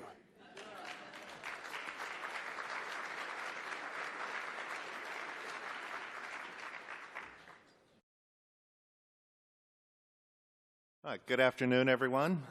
I'm Dr. Patrick McConnell from High Point University, and very quickly, my background actually was as a sports announcer, play-by-play in professional baseball, college sports as well, before I made the decision to go back and get higher level degrees and go into academia. But I was very fortunate to get hired 2 years ago when High Point University started a new sports communication program, and so I'm going to, as the coordinator of that program, and so I'm going to talk to you a little bit about how that program was put together, how we train our students through the curriculum, and then the opportunities they have for hands-on. Okay, and I'll try to do this as quickly as possible. So the first part of this, our program is just 2 years old. We're in the School of Communication. One faculty member was hired, me. And we currently have over 60 majors in just 2 years. We initially drew majors from within the School of Communication the first year, so we're getting students who were in StratComm who moved over, or maybe journalism who moved over. We got a few students from the campus who were in sciences who decided that was too hard, and so they thought they would come over and do sports. But now our recruiting is such that we have probably 10 to 15 freshmen entering each year. Most of the recruiting is done by the university. We are a tuition-driven, relatively small private school, and therefore faculty are very heavily involved in talking to students, talking to parents, showing up on family days, things like that. So we do have a role in recruiting the students, and it's expected of us. And also a selling point for us is we do have good facilities. The university has been basically rebuilt in the last 10 years, over $250 million invested in the school in new buildings and facilities. And that's correct, $250 million. So that's the program. The way that we put together our sports comm program, though, is by drawing on other majors within the School of Communication: journalism, electronic media production, StratComm, and a sports management major. And then students also do the core curriculum of the school. Okay. So through journalism, we have a convergent journalism, multimedia journalism class. We have a sports reporting class, an advanced sports reporting class, so they learn the journalism side of it. Electronic media production, they are required to take a video production class, and also a sports production class is one of their options. And then also through strategic communication, they take a PR class and a more advanced messages and campaigns class. And then through sports management, they take a sports marketing class, and sport and society, which we are now going to offer as a sport and communication class within our own major in the coming year. And so through Sport Comm, they take a sports broadcasting class, and then this new sport and communication class. And I'll talk a little bit more about these. So basically what we have in this program is 3 career tracks: journalism or storytelling through broadcast, digital, and print, StratComm, so they can do PR, media relations, social media for teams or for athletic departments, and then video production, so they do studio, they do field, and they do other types of live coverage. So the opportunities for students, they want hands-on like all students do. We have a 30-minute newscast that airs twice a week, and our responsibility through our sports broadcasting class is that the students have to write a script and then anchor the show, or at least anchor their sports segments, just like a local news show. And so they write the script, they anchor, they pull some video or go out and shoot video, and they do 90 seconds to 2 minutes for that. SportsLink, we've heard Marissa talk about what they do with the Gamecocks and what David does at UNF. So we do have the athletic department that that produces the live events, and in fact, the person who monitors it is Michael's former student. And so what we do is we work with them, coordinate with them, and we require our students to participate with them, even though it's open to all students. There's also internet radio, and there is the Panther Report, which is a weekly sports show. So in the sports broadcasting class, they write scripts. They're required to do field assignments with SportsLink. They also do web page and blogs, and they do podcasts. Other opportunities, we do have guest speakers. For example, from the Panthers, the internship with local media, and being in the triad, the ACC is there. We also have 2 minor league baseball teams and an NBA development team. To manage the expectations, one thing that to know about our students is they don't really understand the sports industry that well. They like sports, but they don't understand it that well. They don't realize that there's journalism and writing involved, and they certainly don't understand you got to work nights and weekends. They also didn't understand you got to stay for the whole game, even if the game's boring. The other thing is they don't understand that they won't be starting at ESPN on graduation and making $100,000 a year. So you have to give them an understanding of what's expected. What I've learned from the 2 years of starting this program, got to have infrastructure in place. Students want hands-on. They don't want to listen to my old stories about how I did a baseball game with Derek Jeter back in the 90s or something. Students may not have the script writing or video production skills, and we have what I call both the serious and the curious. That is, those students who are really committed, and then those students who just think it would be a fun thing to do. And you got to learn how to work with both of those students. And another thing we learned very quickly is that students think they know sports, but they may not know sports well enough to write about it or to talk about it. And large classes are hard to deal with. It's better to work with smaller classes if you can, but because we want to accommodate as many students as possible, oftentimes we'll have 25 students in a class.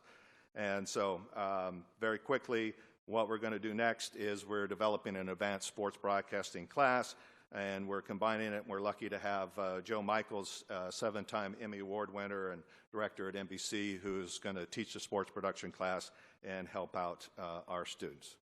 Thank you.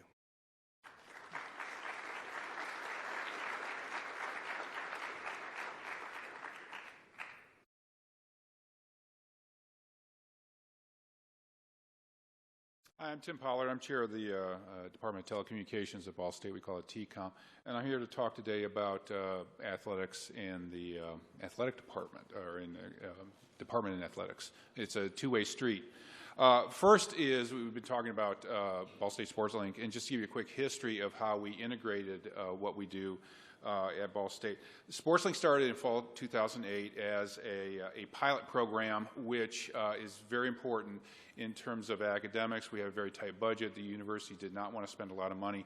So 4 of us, Susie Smith and me and another faculty member, Rich Swingley, and the late Bill Bryant that Chris Taylor mentioned earlier.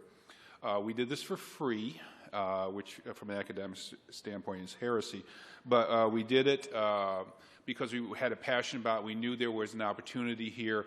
As been mentioned earlier, there is we saw a growing trend of old guys with gray hair were retiring, and people weren't being trained properly to go into that. So we saw an opportunity here. And we created an immersive learning experience. For you students, these 12 students received 12 credit hours for that whole semester. All they did that semester was sports production. And we produced 12 live events. We had a 40-foot production truck back then.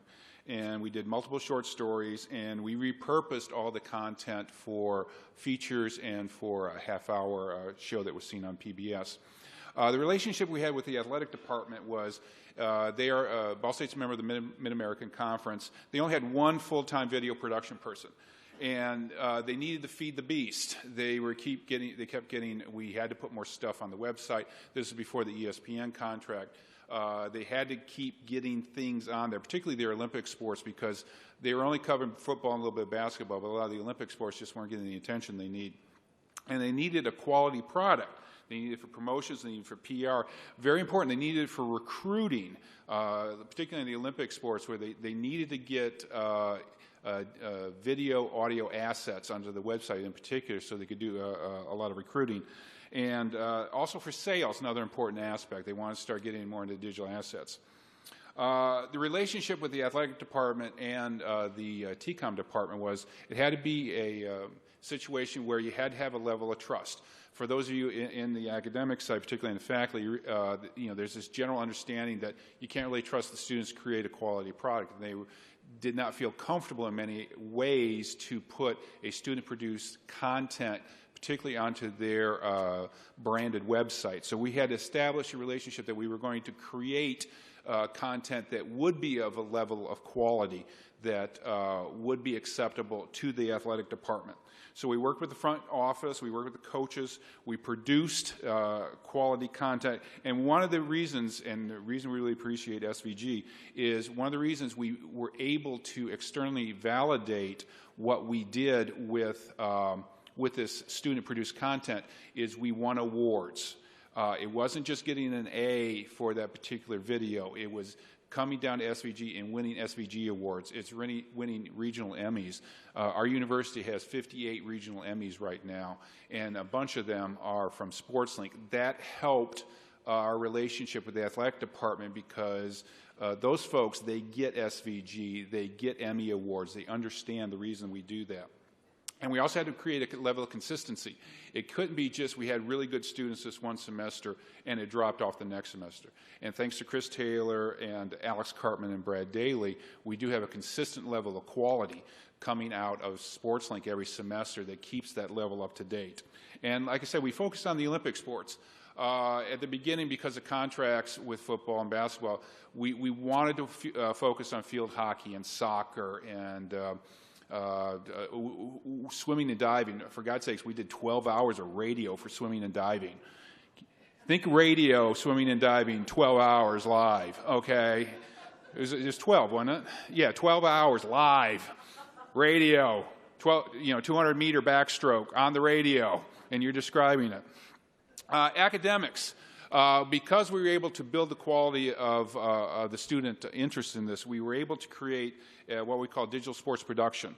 And it's a concentration within our digital production minor. So what we're doing is we're spinning off our basics of video production for all our students that want to major in production. And then they spin off and they take specific classes related to digital production. We set it to only accept 16 students per year, so we make it a very selective project, and the three people in charge of it are the ones that select those 16. 40% out of state. Reason for that, we're a public university, out-of-state tuition is more than in-state tuition. So we're able to prove to the university that we are able to bring in out-of-state students with their out-of-state tuition. That really helps us in terms of PR and in terms of keeping the curriculum, or keeping it up. They take courses in TCOM journalism and sports management, and it's led to the point where we now have a lot of these external relationships. Create a level of trust. We produce E60 type programs. Tom Rinaldi, who's going to be here in about an hour, has worked with us on it. And I'm out of time. The final part is I really want to talk about is the department, the athletic department, because of our relationship with them, because we produce content specifically for ESPN3, they give us an annual donation, 4 figures, based on the number of students, number of events they cover every year, which goes into our SportsLink Foundation, which helps pay for water and cameras and all that good stuff that the students, everybody needs. Thank you. Susie Smith.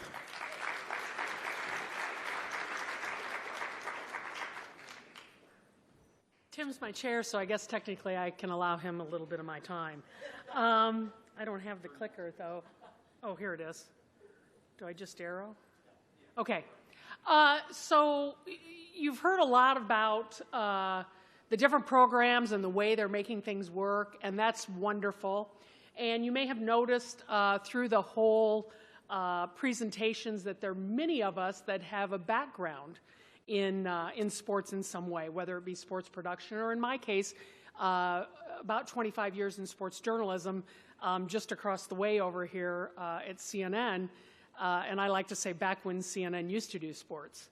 But what I want to talk a little bit about today is something that I am requesting of you. Whether you are a student sitting here in the audience, whether you are a faculty member, whether you are somebody who works in an athletic department who works with students. We know that a great amount of time is spent on live event production every year. This was Susie's fun with PowerPoint. There's tons of hours of live event programming that we see on television, on different delivery devices every year, and that's awesome. But my request of you is don't forget the journalism, okay? In all of this, there is journalism. Whether you are an announcer sitting behind the play-by-play mic, whether you are the producer producing the live event, whether you are the person operating the camera, there is journalism involved in this. If you don't believe me, Google the top sports stories for the last year or the last 2 years or the last decade. Yes, the Chicago Cubs ending their drought and winning the World Series will be right at the top. But about 70% of the top stories will be things that are related to off-the-field matters that come back into play when you're doing live event production. Who can forget Deflategate? How much did we hear about that in live event? Who can forget Ryan Lochte at the Olympic unglory that he had? Again, my fun with PowerPoint here. Or the Chicago Cubs and a lot of talk of domestic abuse. And the ever-popular substance abuse that we see year in and year out. And I haven't even touched on the NFL and concussion issues or the NHL and concussion issues. These are stories that we see time and time again. And they have to be dealt with in live event. They can't just be forgotten.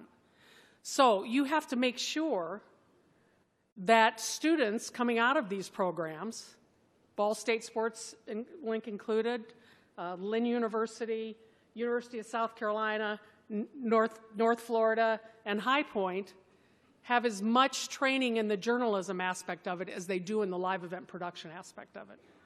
So how do you do that? Well, I can only talk to you through the experience that we've done at Ball State.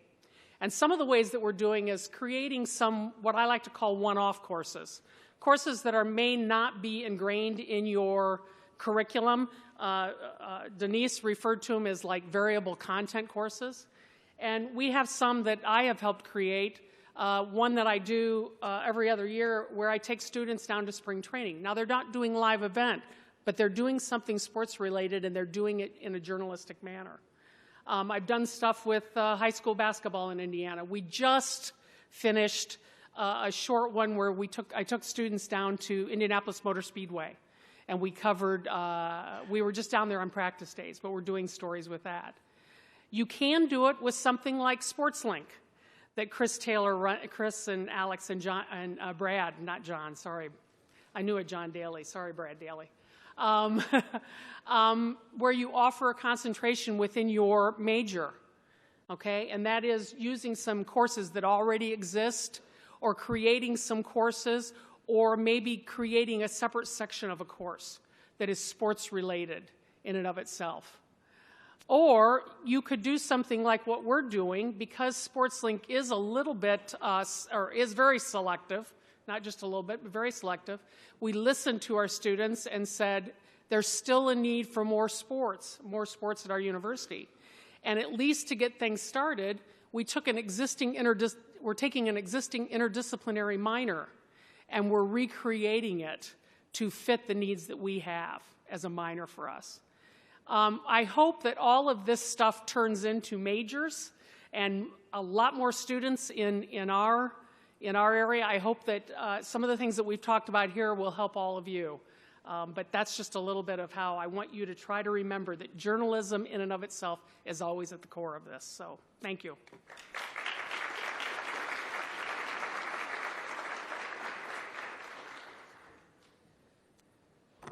So it ends up that the only person who went over in their time was me, and so as a result, we don't have extra. So next year, Michael, put me in the clock. We don't have time for a Q&A, but I do want to thank everybody, and if anyone has questions for them, they'll be around. Please feel free to ask them anything you have, and thank you guys very much. And I will pass it back to Brandon. Thank you for coming, everybody.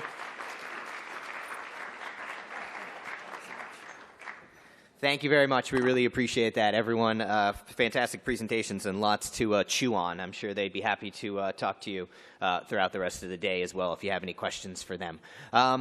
Stay in your seats. In 15 minutes, we've got our keynote conversation coming up with Tom Rinaldi and Lee Fitting. Very exciting stuff. In the meantime, we got a very interesting technology case study to present to you from JVC Kenwood. Welcoming you to the stage, Mr. Joe D'Amico. Joe. Thank you. So I just want to talk a little bit about, thank you, some product and streaming. So we know that today there's lots and lots of need for being able to stream wirelessly, whether it be what we call at-home production or streaming to a CDN for your final destination. But I want to talk to you about there we go. Talk to you about a case study of using the wireless bridge and the Honda Classic. So the Honda Classic takes place in Palm Beach. This was actually in conjunction with a television station that was doing some broadcasting from there. They have a setup where they typically have one tent set up with a fiber run, and they do all of their live shots and some of their bumpers right from that location. The idea was to try to free up the camera people and free up the production, allow them to roam throughout the facility. So we'll talk a little bit about it. First part, just want to give you an idea about the technology. So the wireless bridge system components. First is Wi-Fi bridge. So the key part of this is JVC has put the encoders, the video encoders, into the camera. So that gives us some more flexibility. What that does is the camera itself is doing the encoding and the streaming, and then we can use any Wi-Fi or IP technology in order to move that stream from one place to another. With this system, we talk to customers, and they go out and they'll go to Best Buy and buy a hotspot or a little router and expect to be able to stream high-quality video, and that isn't always the case. So what we did was we went out and put a system together for them with off-the-shelf products. So this is a high-gain antenna, high-power Wi-Fi system. It's robust. It's IP67, so it can stay outside and in the snow, the rain, and whatnot. So the cameras are connecting to this hotspot. Now this hotspot can be wired into your facility and just have a LAN connection. Maybe it's on the top of an announcer's booth or a press booth, and it's just hardwired into your network. Or it can be connected to some other devices, and I'll talk about that. The other part is the camera adapter, which again, high power, robust, connecting via 5.8 gigahertz, so that we have very high bit rates, up to 300 megabits per second, capable in the stream itself. And then, again, what I talked about, being able to take that output and go either to a decoder. So on premises, you can just decode to baseband and be able to put it directly into your switcher.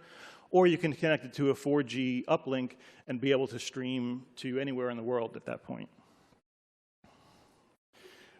In this particular case, what we used was the wireless bridge bonded cellular system. And what this does is it's somewhat similar to other bonded systems in that it's taking multiple cellular connections. We use two. There's a 4 modem version and a portable version that I have up here. But again, what it's doing is it's bonding multiple cellular connections, and then on the other end is we call it a debonding device, but basically something to take all those streams and put it back into one. The benefit of this system is it's just IP. So it's multiple cameras can be connected to it. We can have 3, 4 cameras, all depending on your bandwidth. It's not just a one-to-one relationship. And it's all IP, so it can be used for your laptop to be able to connect to your network, or your iPhone, or any streaming device, or any IP device to be able to connect and have bonded internet. So the system kind of looked like this, where there were multiple cameras out on the golf course. One of the Wi-Fi bridges on a truck that was parked in the parking lot, and I'll show you some maps later on to give you an idea. And connected to that Wi-Fi hotspot was the cellular uplink. And that's what went back to the station.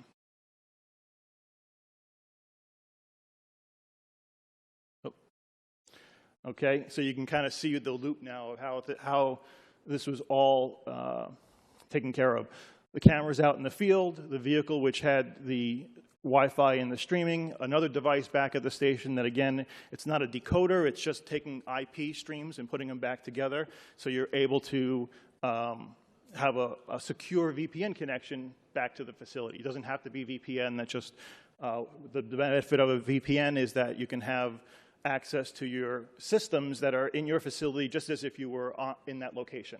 All right, so secure connections that you can connect to your, in this particular case, it was newsroom systems. So what I did was I put together some Google Maps to give you an idea of where the shots were taken. I was a little hesitant about putting video, but you really need to see video to make it more interactive. The video we had access to was from their website.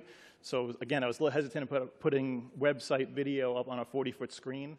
But again, the idea is to show that where this was taking place and give you an idea how it was done, rather than you have to kind of trust that that they actually broadcast this on air. So the first was actually just a live shot that was done from their practice range. So if we can play that video. Of television, I'm going to take this pitching wedge, it's actually Walter's actually, and I'm going to chip it on over to Andrew Ruiz at PGA National, giving us a preview. Hey, Mike, good morning. A great day ahead here at the Honda Classic. A little bit of fog, though, this morning. As you could see, this is what some early tee timers are going to have to deal with as they play in the second round today. But we want to shed a little bit of light on the volunteers. The volunteers, there are 1,700. So again, then they went off and they talked about the volunteers and all the other things that were going on, so I cut that out. But to give you an idea of how that was done, it's kind of hard for me to see. But the truck was actually parked in the parking lot, and they were at the practice range on that, what you saw in the morning. So it's about a 200 or so foot distance between the two, line of sight, pretty simple. But for them, again, what it gave them the ability to go on to their, instead of having to do their live shot from their tent area, again, that was normally connected via fiber, they were able to do it now wirelessly. So again, the idea is untether, get away from your home base and be able to do other things and cover other areas. So again, this was about 200 feet or so, pretty simple. This that's coming up is from the Legends Club, which is on their 18th hole. They sold seats for these. It was $750 a person per day or so to be able to sit in this Legends Club. But this video coming up and the next two videos were actually just more for engineering testing, so it wasn't put on air. But again, what they wanted to do is see, okay, let's just see how far we can go with this system. So we can run that video. Club, check, check, check. I know, it's kind of empty, isn't it? Oh, $750 a day. No, there's a couple people, it's just tinted. So yes, it looks good? All right. No, I believe it went. Nice. You can see the scoreboard. The guy that has to hang out on the water. Those people. Yeah.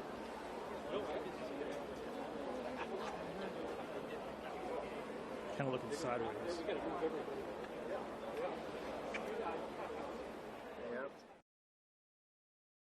So this was a little bit further, and again, it's kind of hard for me to see from here. I think it was around, let's see here, 800 feet or so.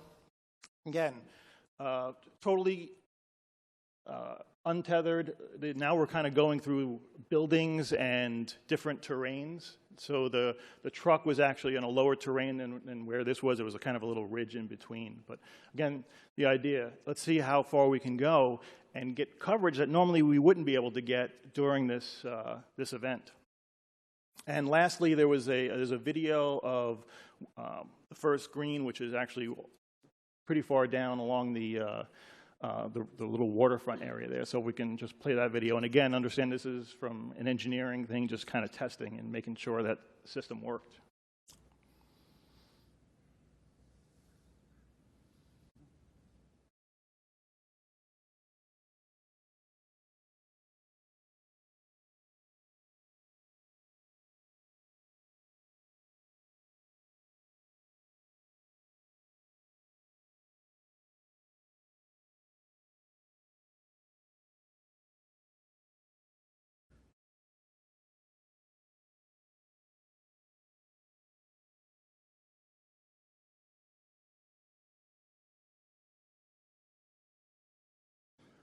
So here we're going a little bit further, even now up to 1,300 or 1,400 feet away from the vehicle, being able to stream. And again, streaming is, we have 300 megabits of bandwidth on the Wi-Fi, so certainly plenty of cameras can be streaming at the same time from different locations. This is an directional antenna, which means that it's actually a radius around that point, from the point of the top portion where the parking lot is. We could be using other antennas that are more sectorized and higher power to get further in one direction, but think about this line now and draw a radius around it, and that's the amount of distance that you can get from it. I didn't have the video of the last shot, but there was actually something called a tribute wall, which they were paying tribute to the American, the men and women of the American Armed Forces, and that tribute wall was almost 1,800 feet away. And again, they were able to stream live using the cameras and the system. So the basics of the system is be able to untether you, take advantage of the encoder that's built into the camera, and being able to go wherever you need to go from your base camp. In this particular case, it could have streamed multiple cameras back to the facility and they can do switching from there, or it could have just gone right from this location to a CDN. There are different versions of it. This one is rooftop. There are portable versions. The goal is low-cost production. All right, so how do we save production costs? So again, by putting the cameras out into the field and all of the production crew back at the facility.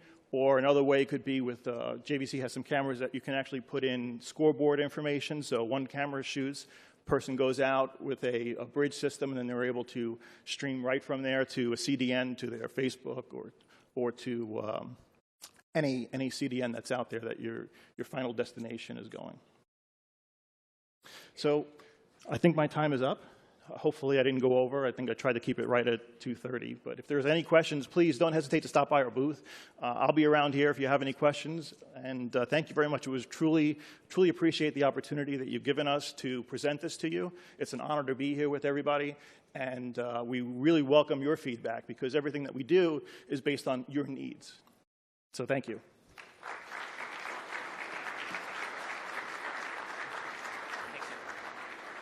All right, thank you very much, Joe. You can certainly check in with JVC out in the exhibits and visit all the rest of our great sponsors out there. Again, 47 technology showcases out there that you can go visit, and you have the whole rest of the day to do so.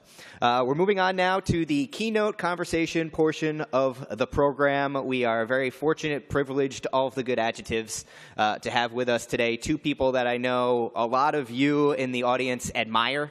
Not only for the work they do, but for the way that they handle themselves professionally, and the way that they are nice enough to grant us their time today to help share their expertise and their fun stories and the history of the industry with you, to help raise the bar and raise ships across all tides, if that's the saying. I don't know. But I'd like to welcome to the stage now, from ESPN, Senior Coordinating Producer of College Sports. He heads up College Game Day, Mr. Lee Fitting, and correspondent and features reporter that you all know very well, Tom Rinaldi. Gentlemen, welcome.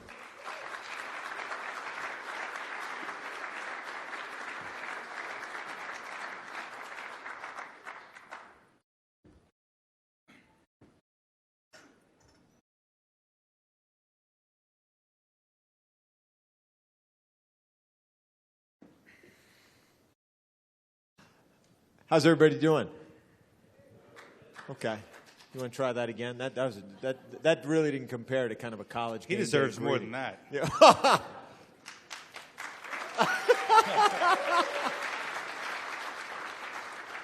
You notice, even though my name was called first, that Tom had to be the first one up on the stage. Yeah. And Are you done? Not yet. We're just getting going. We're just getting started. All right. Tom and Lee, and I'll characterize Lee for those who really have the great benefit of never having met him or spent time with him. Lee is a good friend of mine and a really great leader. He is. He's responsible for the current iteration of College Game Day. Its successes, its embarrassments, its risks, its failures, all of it. That's the guy who has shaped it here for more than a decade plus. So I wanted to begin. Brandon suggested we want to thank him for the opportunity to be here. We wanted to sort of have a conversation, but also leave some room for questions and answers. But I wanted to start with a simple question for Lee, who, again, has overseen a product that has won 7 Emmy Awards in the last 9 years and the last 4 in a row. What makes a good show? You know, it's 4 things in my estimation, and there's not a real recipe. But the way in which we look at the show, and I'm going to keep saying we, Tom talked about me, but this isn't about me, it's about us and the show and the talented staff that we've had over the years. It's what I call the 3 S's. It's smart, special, and surprising. And every segment and every show and every production needs those 3 S's. And the 4th being you got to leave room for spontaneity. On that note, our show, for those who, we appreciate anyone here in the room who's had the opportunity to see it, our show ends in the same way every week. So that's to be expected, yet somehow, miraculously, it remains surprising. And it ends with Coach Corso donning the headgear. There have been some memorable moments with Coach Corso donning the headgear over the years, and I'm going to tee Lee Fitting up with a particular visit to the University of Houston and what happened there, and he will segue into something we hope you never, ever have to pull, and it is called Card 99. So we're in the last few minutes of a show at Houston in one of the years where they sort of had it rolling, and it was one of the offbeat shows we did. They were playing SMU, so an in-state rival. Carl Lewis was the celebrity guest picker, multi-gold medal winner. And we get to the end of the show, and Coach is getting ready to put on the headgear. And at which point I can sort of notice that he's taking his time and waiting for the director to take a couple specific shots before he puts on the headgear. And the director sort of loses his cadence and isn't keeping up with Coach. And Coach is waiting for a one shot. I think it was of a cheerleader or someone holding a Houston flag. Well, Coach loses his patience and looks into the camera, and as he's putting on the headgear, he goes, F it, over national television. Live. No delay, no live, and how clearly did he state it? Clear as day. And the funniest line came from Carl Lewis, who looked at Herb Street seconds after and says, "Thank God we're on a delay here." And Herbie goes, "No, we're not." Anyhow, us in the truck are in tears and laughter, and we were about 45, 50 seconds over our allotted time because we couldn't count Chris Fowler off the air. He had done a face plant into the desk, by the way, Fowler, full on, after hearing the expletive said. Classic. Tears are running down our face. We're off late. The game after us kicks off, about a minute late, which is no big deal, but it happens. Within 30 seconds, all 3 phones in the truck are lighting up, and it's our bosses back in Bristol.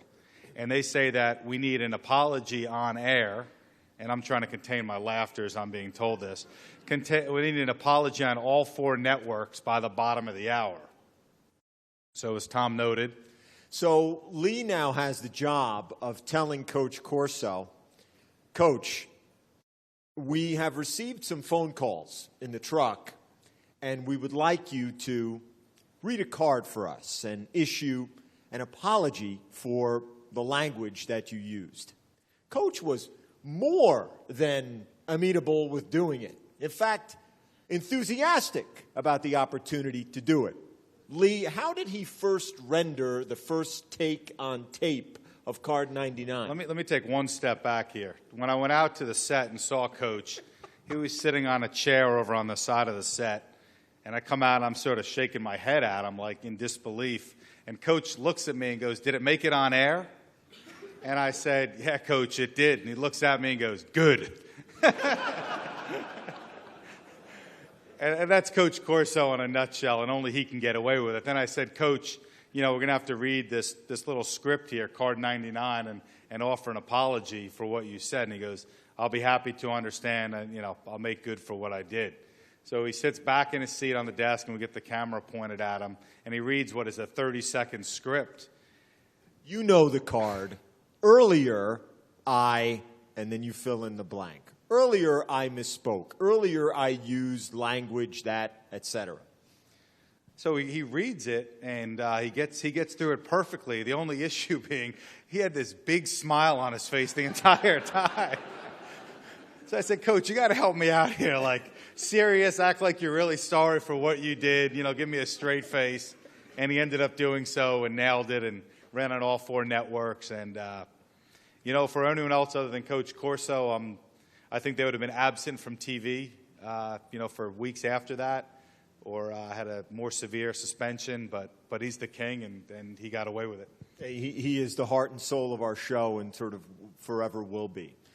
One of the things that I think makes Lee a really effective leader and has helped him to cultivate the following we have with the show that we're fortunate to have, I think, is risk-taking. Obviously, that's a risk that in a way blew up that was unforeseen. But Lee, mention a risk or two, one that you think worked out and one less so. I mean, there are risks that the group takes every week on that show. From the site selection to which celebrity guest picker we have to which elements we're going to produce over the course of the week. And I want to start by saying for folks that are in the industry and getting into the industry that the number one rule to producing successful television is not to be scared, right? Just like if you're an athlete, you can't play scared, you can't produce scared, and you can't direct scared. You got to be willing to take risks, and you have to be willing to not worry about what your boss or bosses say when you take those risks, and do things without running everything past your boss. They will appreciate that if it is smart and it's well thought out, right? It may fail, but if it's smart and it's well thought out, then it's a well-calculated risk and one that I'd like to think all of our bosses would appreciate us in taking. I think one clear example of a risk the show recently took was on a weekend when Alabama had an enormous SEC matchup. We went roughly 1,600 miles away to the Mountain Time Zone. Talk about the selection of going to North Dakota State and Fargo for the first time as an example, Lee. Yeah, I'll never forget that conversation. Chris Felica, our researcher known as the Bear on the show, said, "Why don't we go to Fargo?" And I was like, "Who the hell plays in Fargo?" And then he told me it's North Dakota State, and he told me more and became more and more intrigued by it. And some people are saying, "Well, LSU plays Alabama." Well, in our estimation, there is and again, I don't want to offend the LSU and Alabama folks here, but there's an LSU and Alabama type game almost every week. So why don't we do something different and broaden the scope and broaden the reach of the show and sort of give back to the FCS schools at Division II, Division III, whatever it may be. So we made the collective decision to take the show to Fargo. And, from that weekend on, North Dakota State has sort of become, has a cult following from the game day folks and beyond, and was arguably one of the more memorable shows and memorable scenes of the last dozen years. 2 points on site selection that I think are interesting. Do me a favor, if we could show a quick show of hands. If game day has come to your campus or to your alumni base, would you raise your hand? Okay, wow, that's a terrific showing right there. Wow. So some of you may know this, but I presume... let me interrupt you. I think it's 87 different cities that game day has been to. There you go. I think some of you may know this, but I would presume some don't. So let's start most basically. What goes into the site being selected? Because as we've talked about, Lee, this is misunderstood, I think widely so, within the college community. There's a few things that go into it. Number one is it's a group decision. amongst our bosses and all the way down through the staff and the on-air staff on the show. Everyone sort of has a say in where we want to go, or is able to offer their opinion to where we want to go. By no means is it a dictatorship, we are going here. It's a group discussion every week. Secondly, there are no rules. And the third point is we go to where we think the best story is of the week. That's something that I think is misunderstood. I think folks think game day goes to the best game of the week. I hate that saying. I hate that belief. I like saying the best story of the week. Oftentimes, the best story is the best game, but there are weeks when the best story is the best story, and it may not be the best game. Lee mentions that, and last night I had the pleasure to meet a handful of Hokies who I can see back in the room, and we were chatting a little before doing this about, I've been on the show too many years here to mention along with Lee, but what's one of the most memorable stops that you've ever made? And for me, that's a very easy answer, and it was when we went to Tech for the season opener after the shooting had happened the prior spring. And I know that's just a scene that I'll never forget, that will really stay with me. We hear so often about the things that are troublesome about college sport and college football. There's an example of where sport and football really galvanizes a community. And that was an example of a risk that we took. It was. There were a bunch of our bosses and folks involved with the show that thought we should be going to Tennessee at Cal on opening weekend. It was a top 10 or top 12 matchup and sort of the sexy game on the opening week. And we started talking about this in May. And I sort of threw out the idea that we have to go to Virginia Tech. And they said, oh, they're playing East Carolina, and there's a bunch of us that said, well, it's more than that. And, one of the analogies that we like to use is, and that I throw out there often, is what is going to be the lead college football story on the cover of the USA Today sports section on the Friday before that given Saturday? And I said, try to picture this, but I think it's going to be football unites Blacksburg or something to that effect. That this was the first time where thousands of people are going to be back on the campus, and we have a really unique story to tell. And to the credit of our bosses, they bought in rather quickly. And like Tom said, we had, what in my mind also was the most memorable show that I've been part of. We did a feature that week about a Tech athlete, a softball player had survived the shooting. And if you think it doesn't touch us as much as it touches all of you, I'll never forget Lee saying, he was in the chair, and saying in my ear during the feature, I have to turn away, because he had gotten so emotional watching the feature that he thought it would compromise our ability to come out of it, get to break, and continue on with the show. Something else that I think isn't really that well known, even if game day has come to your cité, is all the things that Stop right there. Okay. All the things that we make clear that we ask for, and everyone has already received this document. Explain that, Lee, in terms of the footprint that the show arrives with, which is Sasquatch-like. So as the show's grown over the years, it becomes more difficult for a campus to handle the footprint in which the show lives. So someone had a great idea a number of years ago that every summer we're going to send out a document to all the FBS colleges and universities basically laying out what comes with game day. Here's the size of the footprint. Here's how many trucks come. Here's when we arrive. Here's when we leave. Here's how long it takes us to clean up afterwards, et cetera. And also, here's the sponsorship activations that go along with the show. And want to make sure that every school understands that, and if so, sign on the dotted line. And that really has made the process of bringing game day to a campus on a 4 or 5 day notice much more efficient. And, it's just easier now to get the ball in motion on a short turnaround. How many times has a campus said no to game day wanting to come? I didn't think you were going to go here. Once, and that was a number of years ago. Don't go Ronaldo on me with the follow-ups. I can hear now why. Raise your hand if you'd like to know the school. You got to give the people what they want, Fetty.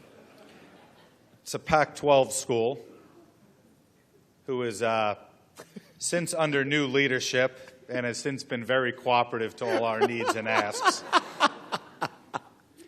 and has since really have not put themselves in a position to host game day since then.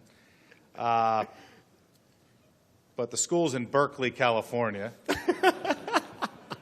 And we have since been told that we're welcome anytime we'd like to be there, and we hope to be there soon. We hear a lot about social media and the role that social media plays in virtually every aspect of college athletics, from branding to marketing to promotion. We like to think that we had the forerunner to Twitter and social media as part of our show, almost from day one. What's that, Lee? You know, I've been lucky to always have an easy answer. You know, a few years ago, I'm sure a lot of you were in the same boat and may still be in the same boat now, but when our bosses pester us for that old social media and TV push, right? That was like a thing a few years ago. It sort of settled down a little bit. So I think people have really understood that TV's here and social media is here, and they will coexist, but they sort of don't have to mesh together. So our bosses would ask, what's your social media presentation? And we always had the easy answer of, we've had it for 20 years. The signs behind the set are like the first and perfect example of social media, where people are expressing their opinion or their take across a large social medium to millions and millions of people. And so one of the ever-changing dynamics of the signs as part of the show is a split decision that has to be made by the guy in the chair. Do we show a given sign? Most times I would say yes. Yes. And in one Sorry, Kerry Potts, our PR rep, Right. here and doesn't like to hear that. But in one of our most interesting and vexing moments, there was a sign that Lee thought he wanted to show, but couldn't understand if this sign was offensive. I spent, I think, over 30 minutes on this sign mid-show, debating whether we should show it or could show it. 2 words long. 2 words. It couldn't have been any simpler to read or to comprehend. And it was really funny as you read it, but I was like, gosh, that has to be offensive. And, you know, we're lucky enough to have a somewhat diverse truck. Yeah, with women and African Americans and white males and old people and young people and the such. And people are like asking me, like, what do you keep looking at? Why do you keep telling camera 5 to pan back over to the sign? And I'm like, because I want to show it because it's funny, but I can't tell if it's offensive or not. And the sign was very simple. And it just, the kid was holding a sign in the front row, and it's just above his head for like ever, and it just said, I'm Asian. And I'm like, with like an arrow pointing down. So I'm Asian. So for like a half hour, one of the trucks like, God, Lee, you're always willing to show any sign. You're not willing to show this, and it's not offensive. Like, it's just a fact. The kid's holding it up, and it's all good. So we eventually showed the sign, and we had it was funny, and the kid played along great. So the next week, we go wherever we go, and there's another young Asian college student front row. I'm Asian.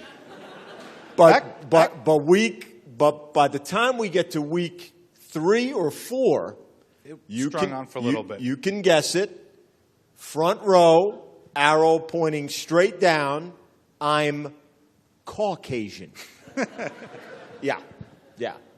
Signs are like the Greek chorus to the show, and some of I know that may be your favorite sign of all time. Some of mine are Mark Richt hates the middle class.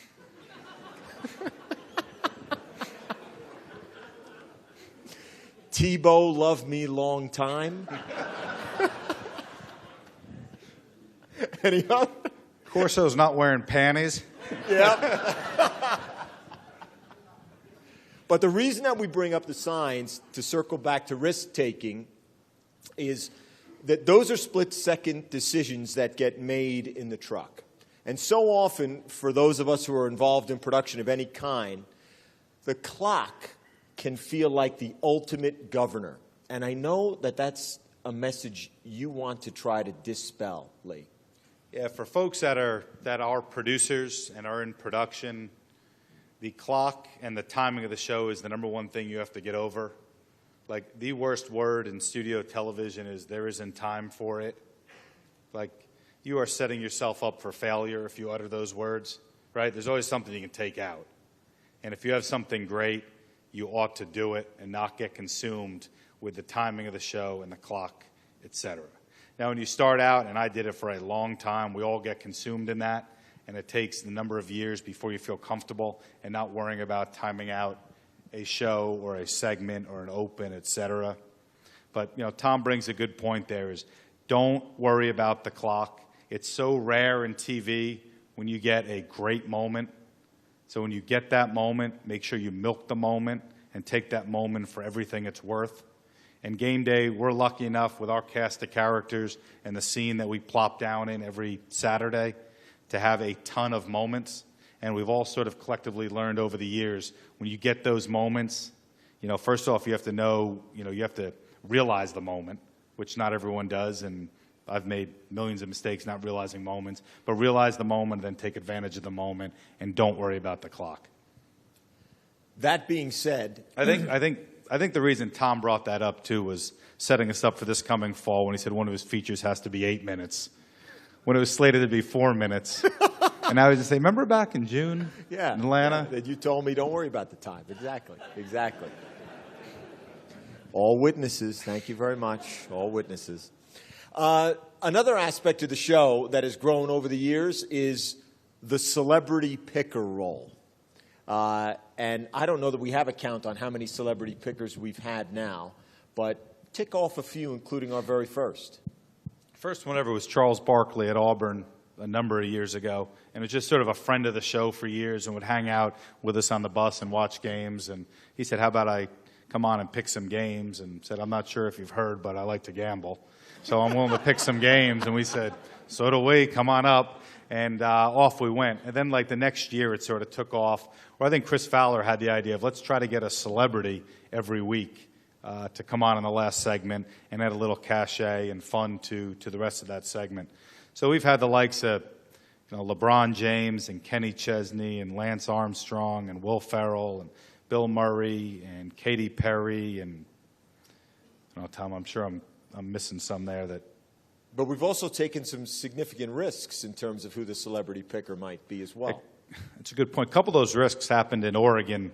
Weird things happen at Oregon at 6 o'clock in the morning after a long night of preparation. Preparation, that's right.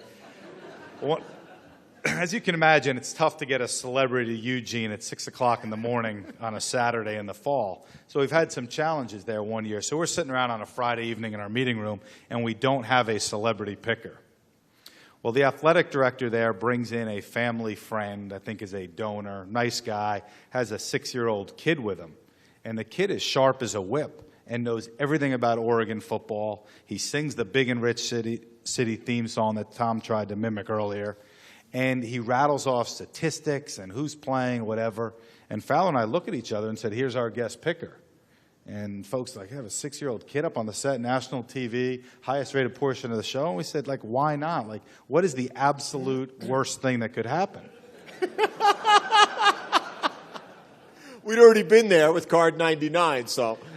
So we had the kid on, and he was great and turned out to be a social media sensation for 24 hours after, and it was classic television. Next year we're back there, and again, same deal. We've used the Phil Knight card a couple times. He's not coming again. Can't get anyone else. And someone has the great idea of let's have the Oregon Duck on as the guest picker. And I said, but the duck doesn't talk.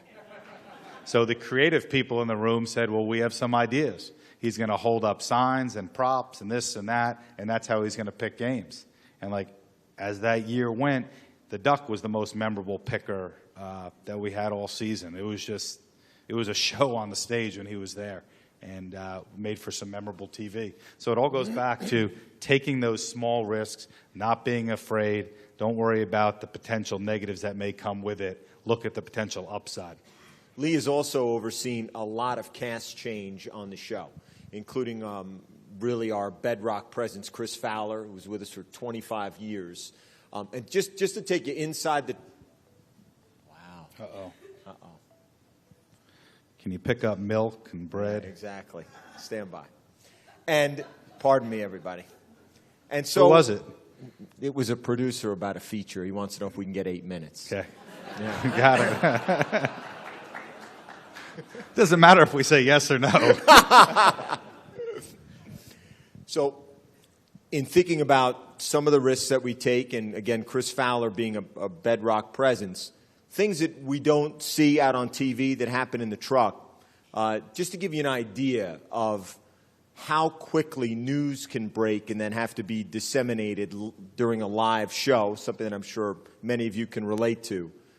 Tell the story about the Harvard-Yale game story, a serious story, and how Fowler handled that on air. So it was late in the year. It was obviously rivalry week if Harvard's playing Yale. So Thanksgiving weekend, or the weekend prior. I can't remember when they played that given year. Sometimes that game flops, but that part's not important. Anyhow, we hit a commercial break very late in the show. And the way the show was laid out, coming out of that commercial break, we were sort of going to do our little bit on Harvard-Yale, right? It's one of those games that we sort of feel as a staff, you got to mention Harvard-Yale every year. It's a classic rivalry. It's the game. People care about it. We can educate them a little about it. It's just an important part of college football. So we're about a minute into a 3-minute break, and our news editor who's in the truck, who's a classic character, a late 50s Brooklyn born and bred woman with the mouth of a sailor, and she's exceptional at what she does. She is. Like Sandy Rosenbush. the Never heard a person curse more often per capita sentence than Sandy Rosenbush. And the show would not be what it is without her work. So she does a great job, and she says, oh my gosh, there's an awful story out of New Haven in advance of the Harvard-Yale game. And I say, what is it? We're talking about this game coming out of the next break, and it's our last chance to talk about this game because of the way the show's formatted. And she goes, there's been a serious automobile accident, and there appears to be casualties involving students outside of the Yale Bowl. And she goes, an AP story just crossed. So I get in Chris Fowler's ear, and now there's about a minute or 45 seconds left before we come out. And I say, Chris, we're changing gears here a little bit. There's a very serious story coming out of the Harvard-Yale game. I am not going to have time to give you all the information on a card or a printout. So this is what's going to happen. We're going to dip out of black at a commercial break, and I'm going to give you a sentence in your ear, and you're going to regurgitate that sentence, and that's how we're going to get through the story. So it turned into like this game of telephone, because I didn't have a hard copy yet, where Sandy was on her computer behind me, and she would read the sentence, and then I'd be in Fowler's ear, and he'd read the sentence. And again, if it weren't Chris Fowler or Reese Davis or Mike Tirico, the three most talented studio people in television, I probably would not have taken this type of risk. We would have handled it differently, but it was the right thing to do, and I knew Chris could handle it. So Chris regurgitated the story in a perfect tone, in a perfect manner, flawlessly. And then what made it even more complicated is I said, Chris, now you got to turn to the part of the game. We talked about a Rhodes Scholar quarterback for Harvard, Yale, whatever it was, and he made that turn. And then, like, the show wasn't laid out very well, which was my doing. We were then, like, slamming into, like, Oklahoma, Texas Tech game talk. And I said, now you got to change gears to that game. And it was a work of art, the way in which Chris navigated that and handled that. And, that's live studio TV at its best. I know, guys, that we only have half an hour, and I know you're thanking your Lord for that at this point. But I just want to get one more point in case there's any questions in the crowd. And that's, Lee, we hear so often about what makes good TV, and there's people at different points in their careers. But if you could offer up one turning point, you think, in your career and in the growth of the show, what might it be? I think it's not being scared, and it's not being timid. And again, that line, covers a wide range of areas.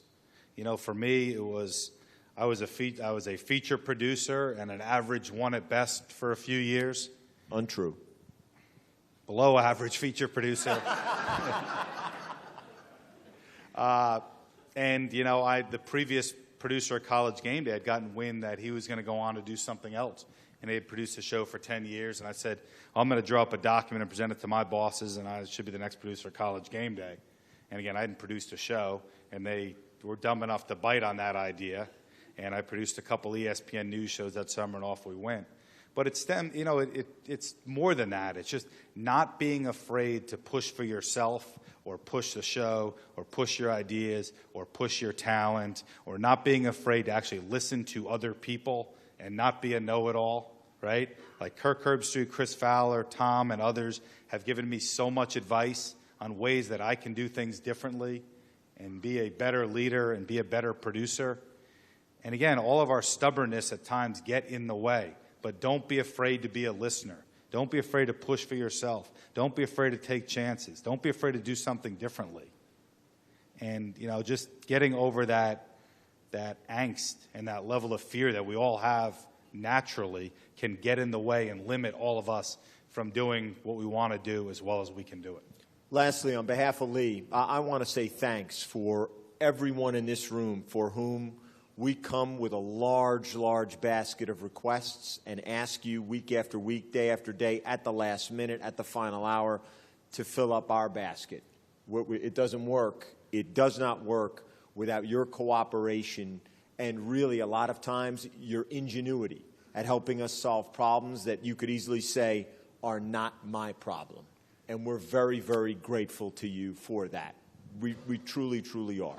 I did want to say one thing to the room. When I started producing Game Day in 2004, and someone would tell me that we're getting a piece of video that a school production produced or a campus-run network produced, we'd sort of cringe a little bit. And today, when someone says that a campus-produced network produced something or a student-run group produced something, we jump at it. Because oftentimes it's better than what we're putting together. And oftentimes you guys get a look behind the curtain of a school or a team more so than we do. So the room should be very proud in what you guys produce and put together on campuses across the country, because it is top-notch and network and broadcast quality now. So thank you for that. We could give you 100 examples of that, but we're beholden to you. And not only thanks for your attention, but your cooperation and your great passion for what you do. It certainly informs what we do. So thank you. Any questions? We're happy to hear them.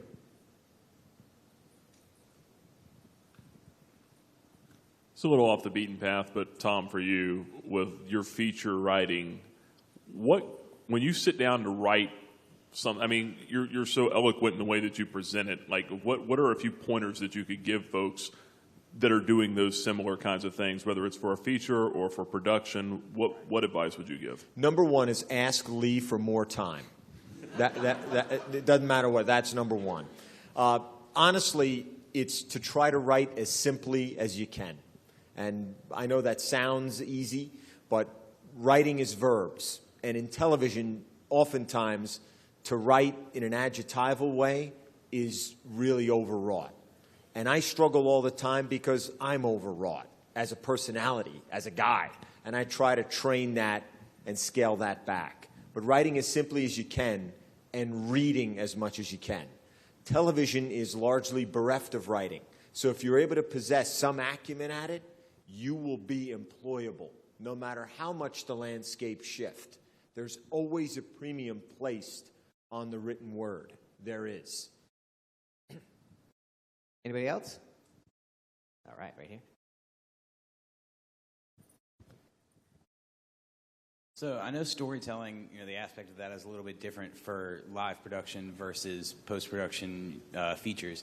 But how do you balance the aspect of telling the story that you want to tell versus leaving room for spontaneity and improvisation from your hosts or the person that you're interviewing? It's a great question, and one that all of us struggle with on a weekly basis. And I'm going to give a vague answer, but it's a feel, right? It's a feel for, do we have the right mix of XO, storytelling, off-the-field storytelling, spontaneity, interviews, etc. It's just trying to sort of balance the menu of that morning. And again, I wish I could give you a recipe, and there's not one, and we butcher it oftentimes, but it's just a feel of trying to sort of touch on all of those aspects and find the right balance. One thing I would add to that is a really underused skill, and it's a skill I need to work on and get better at all the time. and it's to listen.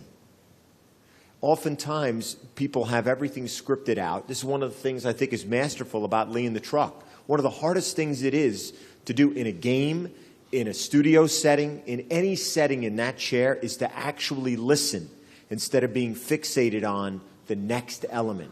Lee listens. He responds. Uniquely, he'll laugh in your ear about a line. He'll bust your chops about a line that fell dead. Whatever it may be, listening is a huge part that leads to spontaneity.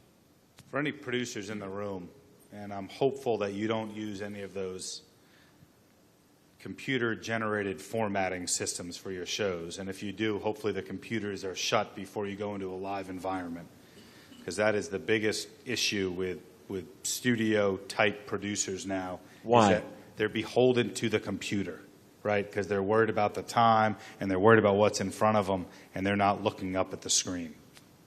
Right? You got to look at the screen, and you got to listen to what your folks are saying in order to have the right feel for what's going on. The last thing I wanted to say was, I know you guys said thanks to us for the features that we give to you guys, but when we gave one to y'all, that was actually the first time that I'd ever seen any of my footage on a TV. So thank you to you guys for taking that from us. Thanks for sharing it with us. Thank you. There's a question in the back there.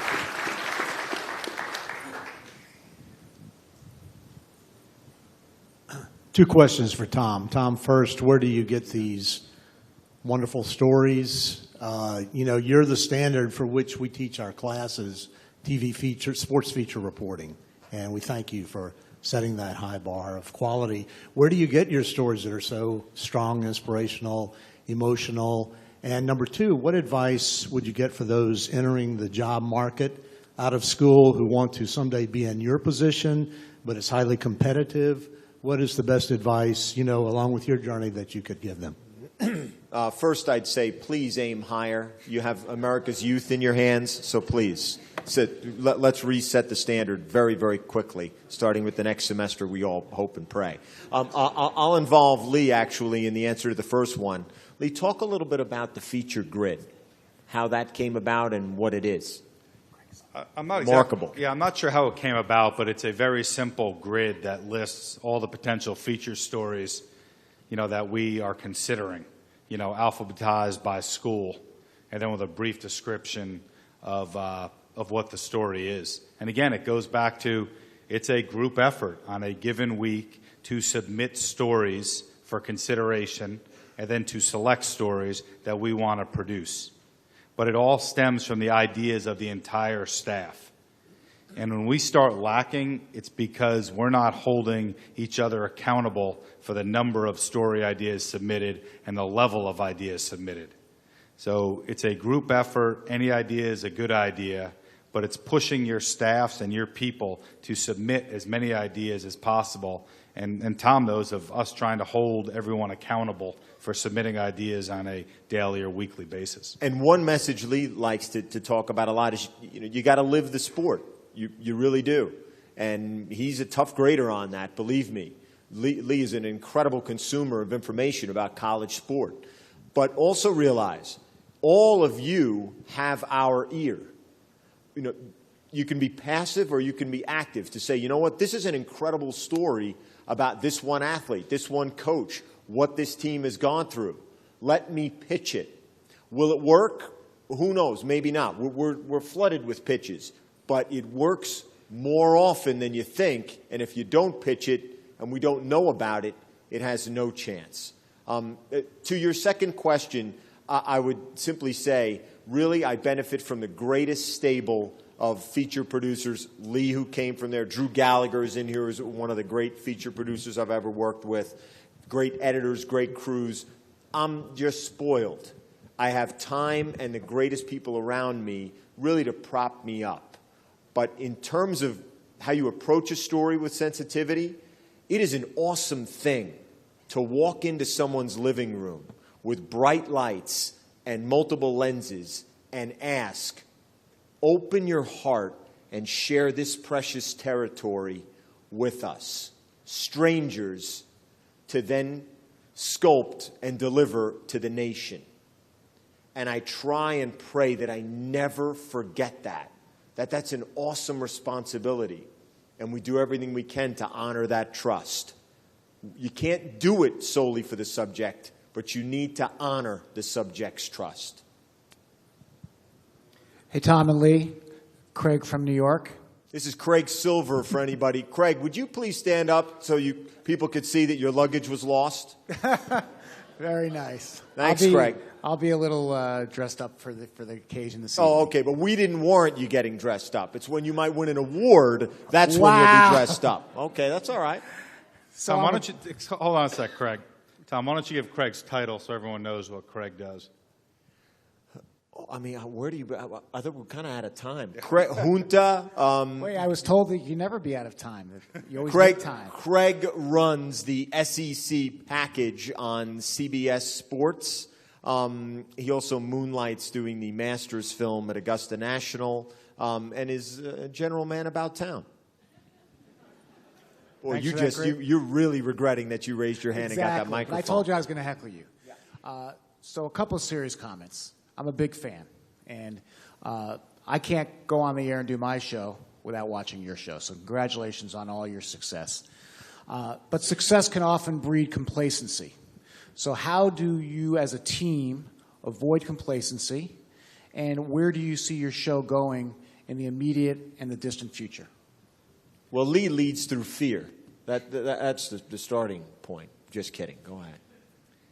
The number one thing is holding people and holding yourself accountable, right? Like challenging the heck out of everybody on your staff, like day in and day out. And again, I have lapses where I don't do that, but when I was producing the show, that was my number one thing, as we tried to work day to day, was holding everybody accountable, right? Sending notes out to individual people.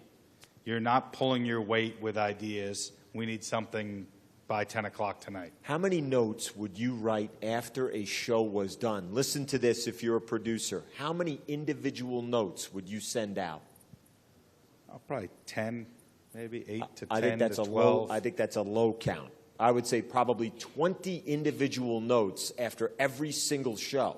This isn't general notes on the show. This is the job you did on this one element. I appreciated it. Think about this going forward. This worked. This could be better. 20.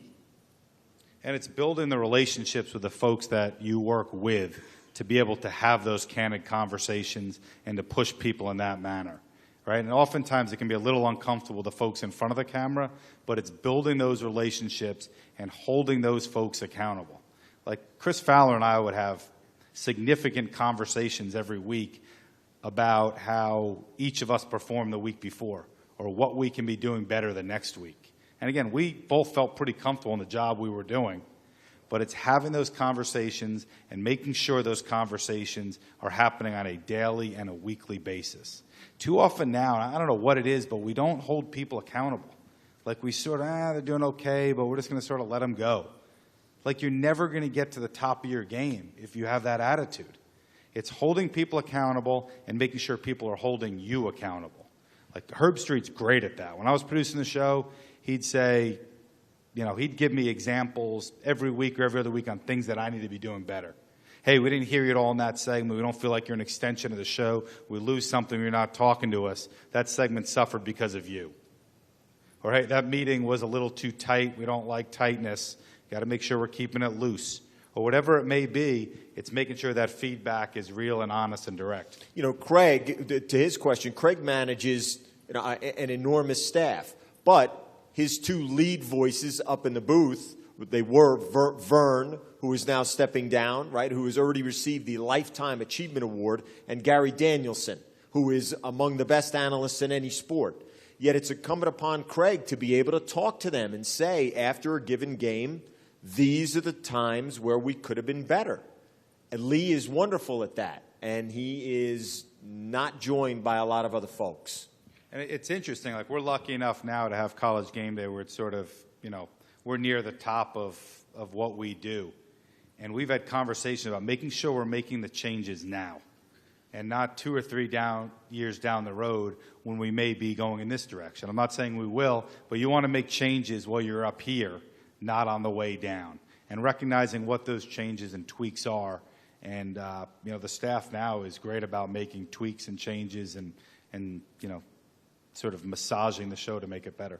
And Lee has given me some of the toughest feedback in my career, very directly, but I know he does it because he wants me to get better and he wants the show to be better. He doesn't sugarcoat it. He delivers it in a constructive, clear way.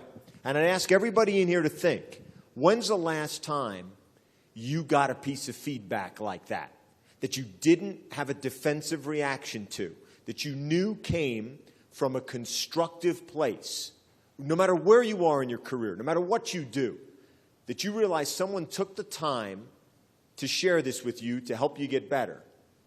That's a huge, just a huge tool in managing people. It's key. And the thing there to add on top of that is, it's not only to make you better, but it's to make the show better.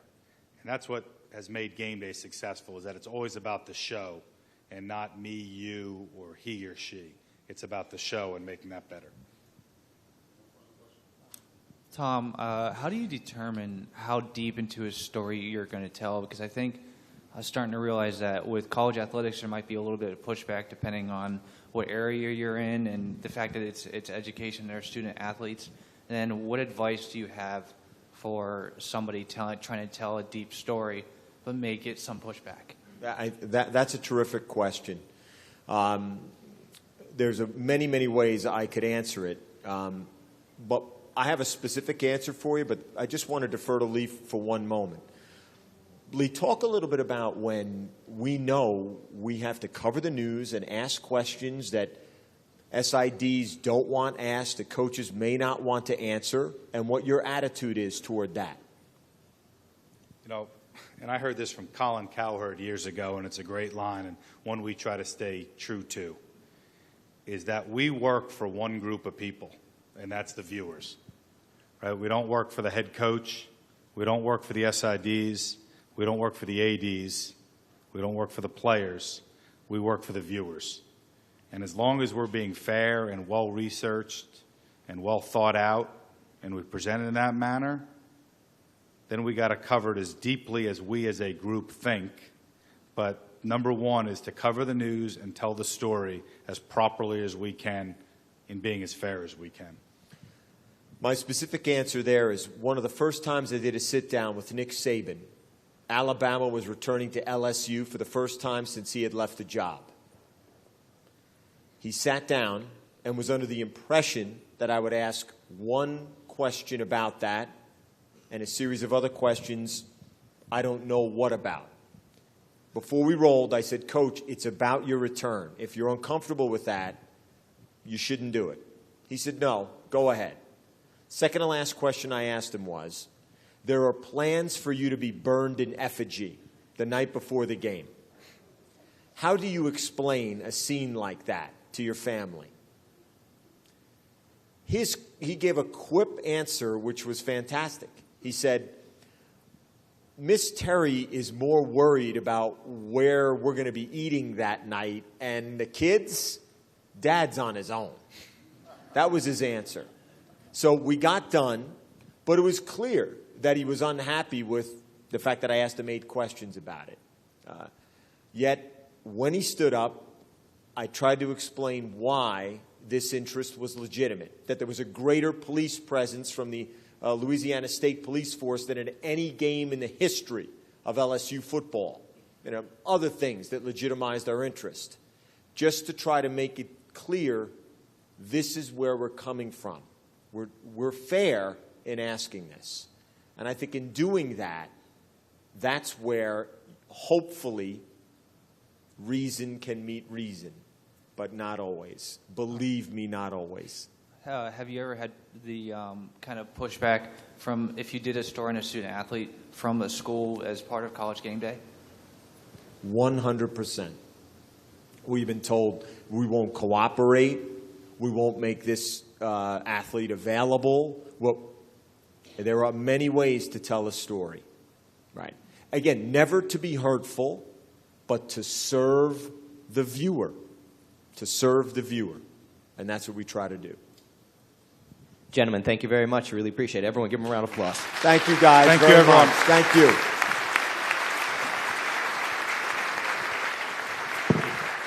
We're going to give you guys a little bit of extra time out in the exhibit hall. You saw me almost fall on my face. Thank you.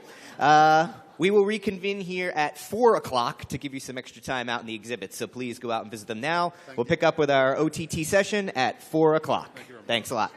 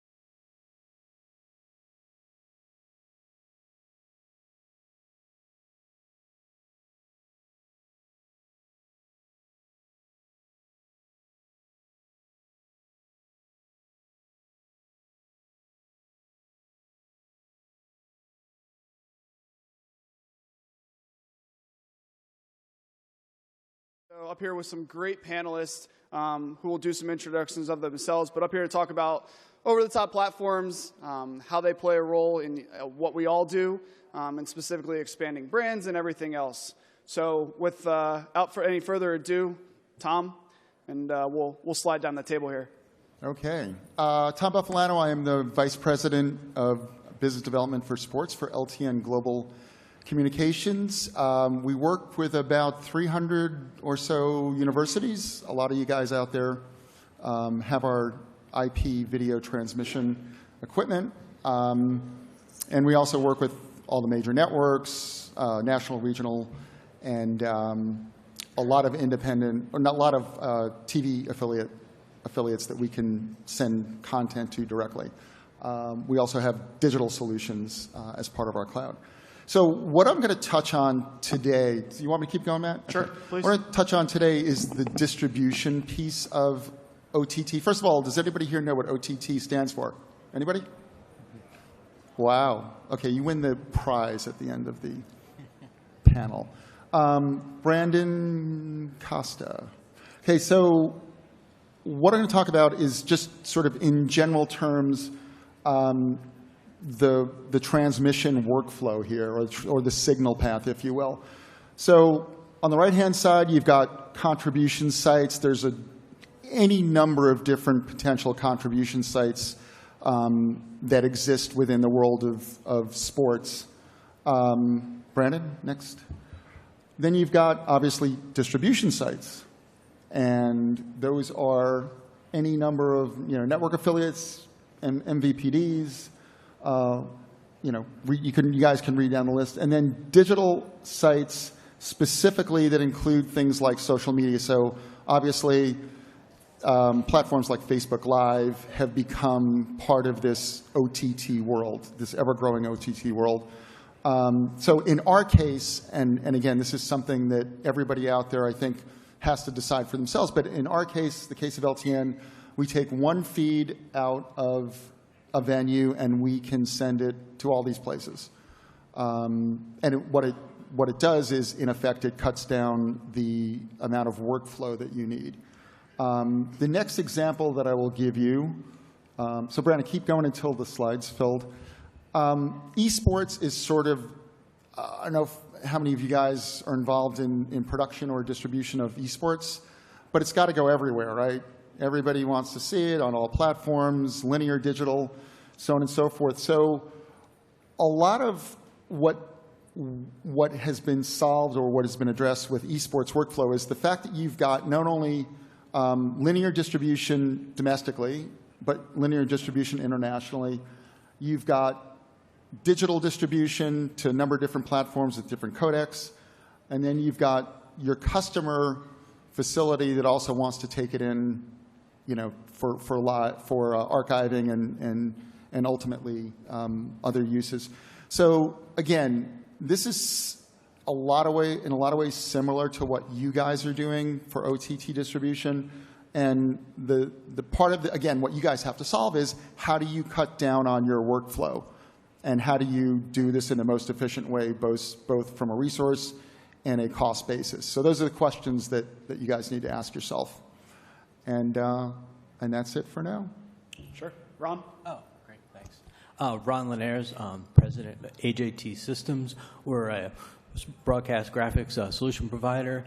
Today, I want to talk about just enabling content production and taking down the barriers to production, be it budget barriers, budget constraints, technical issues, and operational constraints. And our company has focused, has involved in major broadcasters such as ESPN and regional broadcasters and colleges and universities. Many of you are our customers, and we've taken your feedback. We've brought that out into a tiered product line that has an entry point for constrained productions and allows you to grow and add on to the system to bring much more advanced productions to your environments. So we'll talk about that today, and we'll roll a clip a little later. Brandon, keep us going. Brandon Meyer, I'm the Assistant Athletics Director for Broadcast at the University of Oklahoma. We do about 600 hours of unique television content a year, and that goes to linear networks. We this year launched an Apple TV app as kind of our over-the-top delivery method, as well as our mobile apps and different things that we have to do linear, to do streaming of all of our sports. And Jeff. Hi, my name is Jeff Smith, Associate Commissioner of the Great Lakes Valley Conference. We're an NCAA Division II conference headquartered out of Indianapolis. And Brandon, I'll probably just go through some slides here just for my introduction. But we were the first NCAA Division II conference-wide kind of inclusive streaming network that we launched back in the fall of 2014. All 16 of our schools began streaming under the GLVCSN banner in 2015. If you include kind of a run-up year to that launch, we're approaching 4,200 events that we have streamed, and the conference office has streamed 276 total GLVC championship events at 61 of our GLVC championships over the past 3 seasons. And really all of this has to do with the strategic partnership that we have entered into with Blue Frame Technology, one of the exhibitors in the other room. They are really our end-to-end strategic partner, and they have taken us to the next level here with our OTT platforms. We launched 4 OTT apps in January of 2017, as seen on the next slide, with Roku, Apple TV, Amazon Fire TV, and Android TV. And what that has done has just allowed more access to our fans and our families out there in our 5-state region, not only within that Midwest region, but nationwide.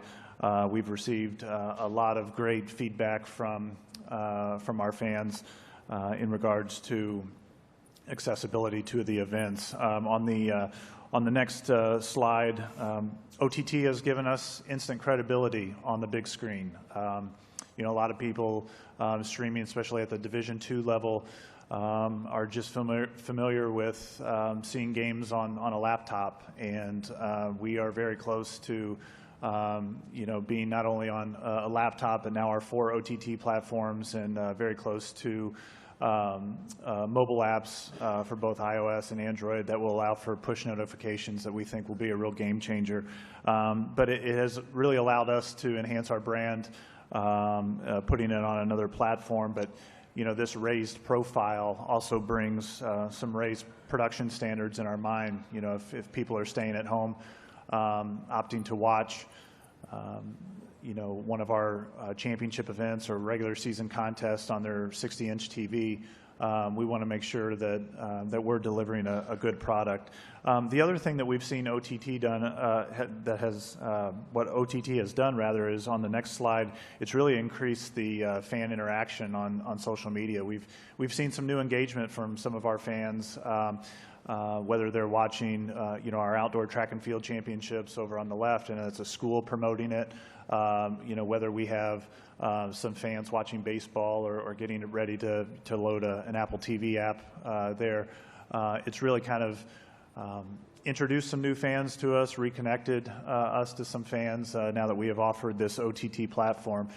Just real quickly, I'll share with you just a couple numbers, and I know we'll chew on some stuff later, but since January 2017, we've had about 9,000 plays, and that's roughly 2.5%. We don't really get caught up on that number. Some see it as a really, really small percentage, but this is a very new platform, and one thing is that people are starting to find us that haven't been able to find us before, and it's an educational process that the conference office has with their fan base, letting them know that it's out there. But one of the things that's unique, and you start to hear all the different types of platforms that are out there, and just to kind of give you an idea, kind of a glimpse into our data, of the 9,000 plays that we've seen, 53% from Roku, 27% from Apple TV, 19% from Amazon Fire TV, and Android TV is very similar to Amazon Fire. It's just I think now the Sony TVs are coming out with a new technology that pretty much offers that Android TV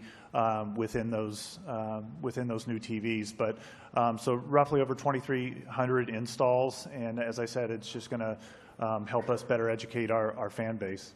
So for Jeff and for Brandon, obviously a lot went into these decisions. How did you guys know that these were the right next steps and that these were the right platforms for your content to really take that next step and access to your fans? What was the education process? What went into the decision to do these platforms? And then how did you maybe know that these were the right platforms to go with? It seems like 5 to 10 pop up every single day, every hour.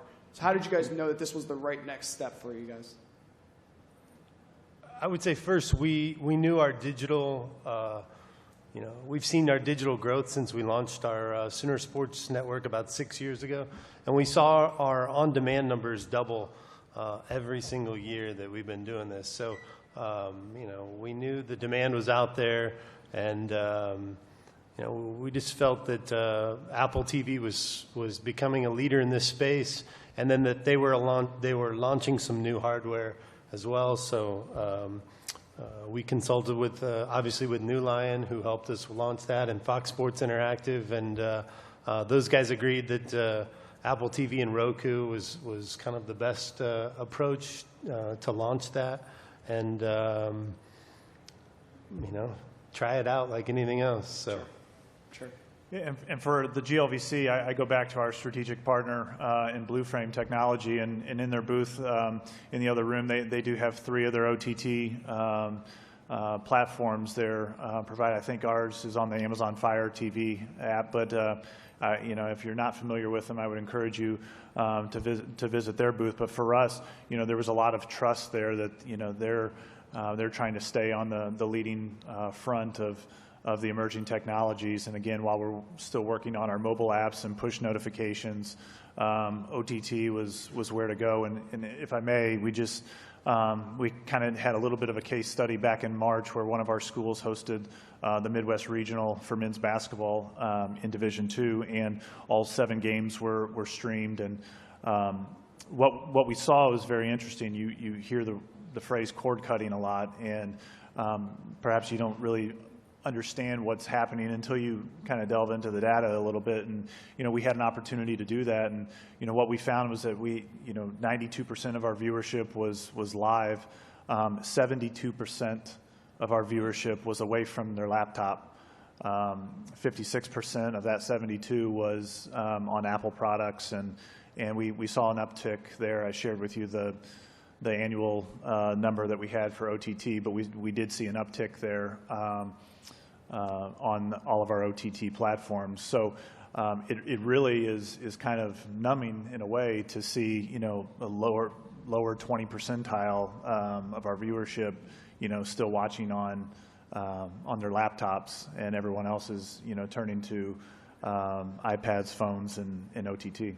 Ron, potential clients come to you and they say, we have these dreams of putting out content on these multiple platforms. Where does AJT fall into this, and how do you help maybe navigate these decisions? Well, we're really an enabler. First off, to enable branding to adhere to the branding guidelines for the network, be it ESPN3, Time Warner, etc. So that's the first part, and then the other part is to actually bring the production values that we've been working on at the large networks. We bring those production values down to the school and the regional production type level, and just bringing it down in a way that it's much easier for potentially temporary crews that are in the student productions, where they can very, very quickly pick up our system and be able to actually execute the game. So it's part of bringing those production values into the school productions, and it's also enabling a much easier workflow. So the execution of the production is there. And Tom, how have the services that you provide changed these contents and these multiple platforms, like you mentioned, Facebook Live, these simultaneous streams? How do your services, how have the conversation changed for you? So basically, what what we saw in the marketplace was for every single point of distribution, if you were doing something on site, if you were encoding for all of those different points on site, that was a lot of, first of all, you're using a lot of bandwidth. And second of all, you've got all these people trying to do all these things, juggle all of these tasks. And what you're sacrificing is the quality of the feed going out the door. So what we do, and we're agnostic in terms of who we work with, in terms of delivering feeds. We want to get the highest quality mezzanine feed out the door to wherever it needs to go, so that once it gets there, whether we're doing it or whether New Line's doing it or whatever partners you might happen to work with, or Amazon, AWS or Microsoft, or wherever we need to deliver it, we want the best quality feed to go out the door. We want it to make sure that it's managed. We manage all the feeds that go out the door. We know how to troubleshoot them if that's the case.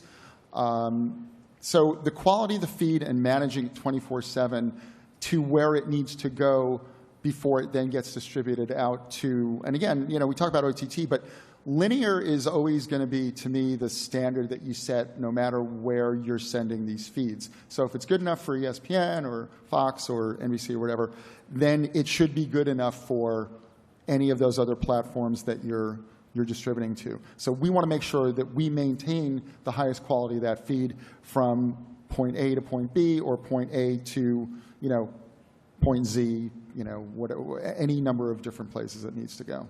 Brandon, we had a conversation a couple weeks ago. One of the things that struck me that you said was we all work with our sports information directors, our marketing directors. There's so many places that your content ends up now. Your live, on-demand content, especially at OU, you guys have so many platforms, linear partners, digital partners. Communicating that and where this content is sometimes a struggle. Maybe a success story that you've seen, or what's your daily workflows that you work with those departments to make sure that people know where this content lives? I mean, yeah, it is one of our biggest struggles. Is one night we might be on Fox Sports Southwest, and the next night we're on Oklahoma, and the next night we're on Southwest Plus. Sure. And the next night we're on FCS, or we're going through our Sooner Sports TV app, or putting it on Apple, or sometimes we're doing it simultaneously. So, we use all the social channels that we can to try and direct our fans to where to view things. We really would like to get notifications working, and we're hopefully set to launch that soon. So, I think that'll be great if someone can turn on that notification through our app and get it and say, this game's going to be on this platform in 5 minutes.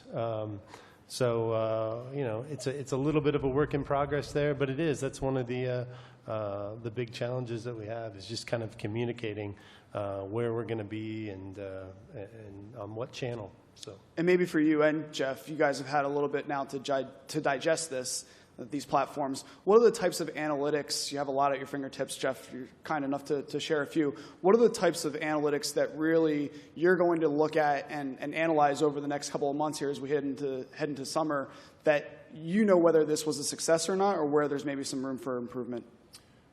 Well, I guess my first response is we have to be realistic that it's still early.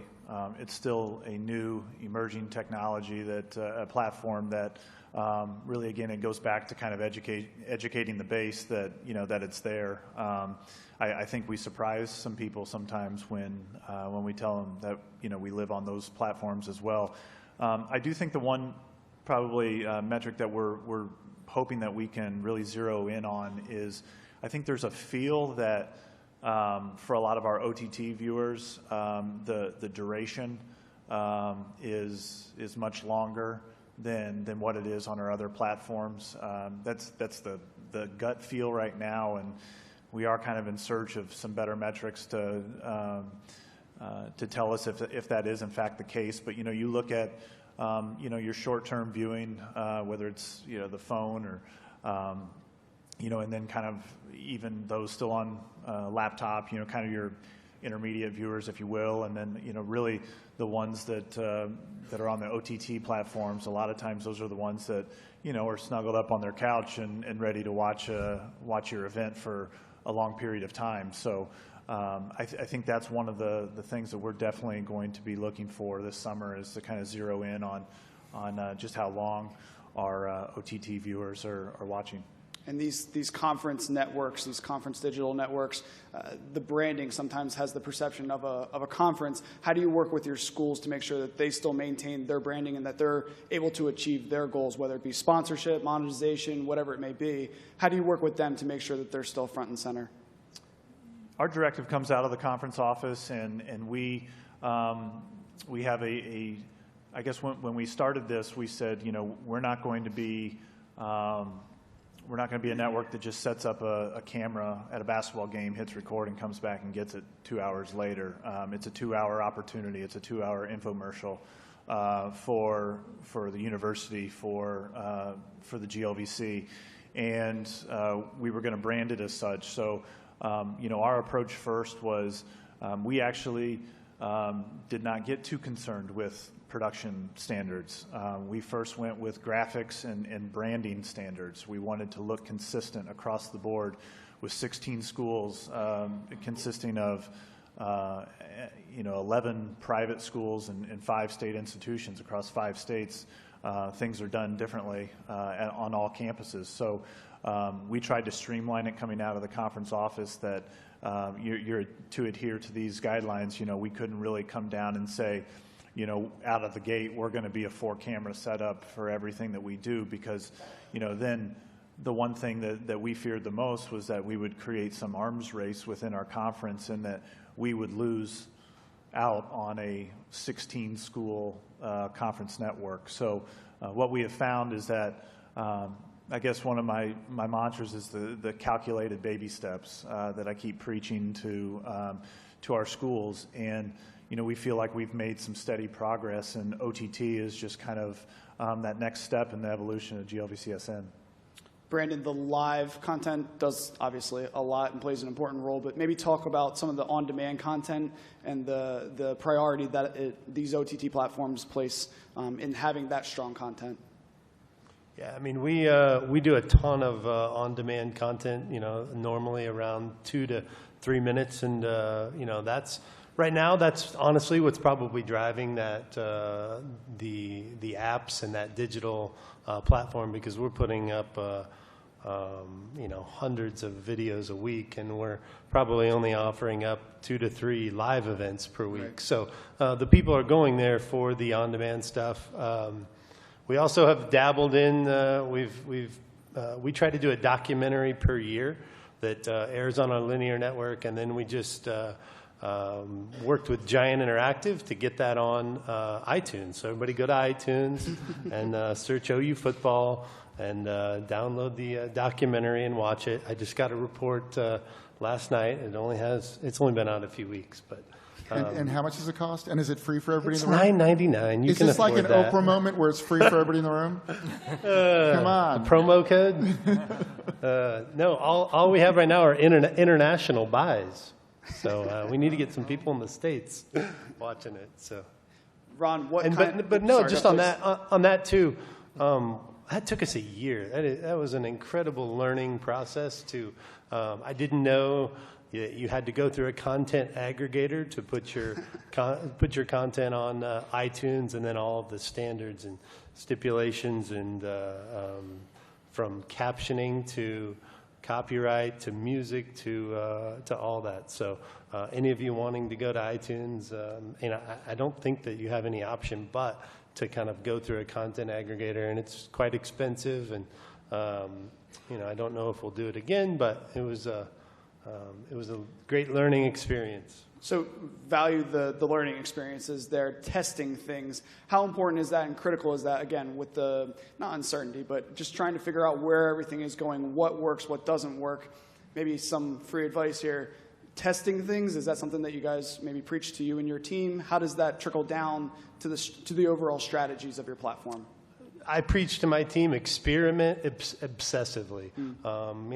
We try to experiment with everything that we can, and then see the numbers that are behind it, whether it be Facebook Live, whether it be certain links of content. We have a lot better luck with content under a minute. than we do content over 5 minutes on digital platforms. We try to develop a really good content strategy in the summer, and then execute it, and then at the end of the year kind of look at it and say, okay, this worked and this didn't, and this took a ton of resources, but we didn't really get that many views out of it, and this didn't take any resources at all, and 500,000 people wanted to watch this. So, again, every year we're just kind of learning from our mistakes, and then our mistakes go into the content plan for next year. Ron and Tom, you each play different roles when it comes to the workflows. You touched on it a little bit earlier, but maybe dive deeper into those and maybe what the expectations are moving forward. Where do you see those, everybody has these staffing issues and everything else. Where do you see the workflows and the roles that you play really being able to help us out in these productions?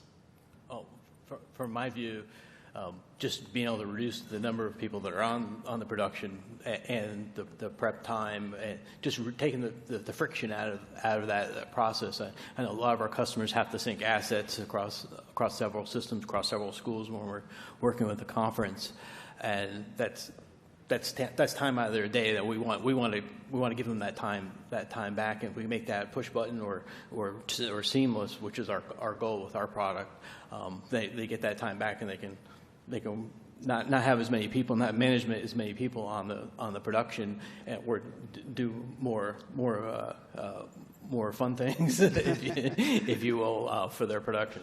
Sure.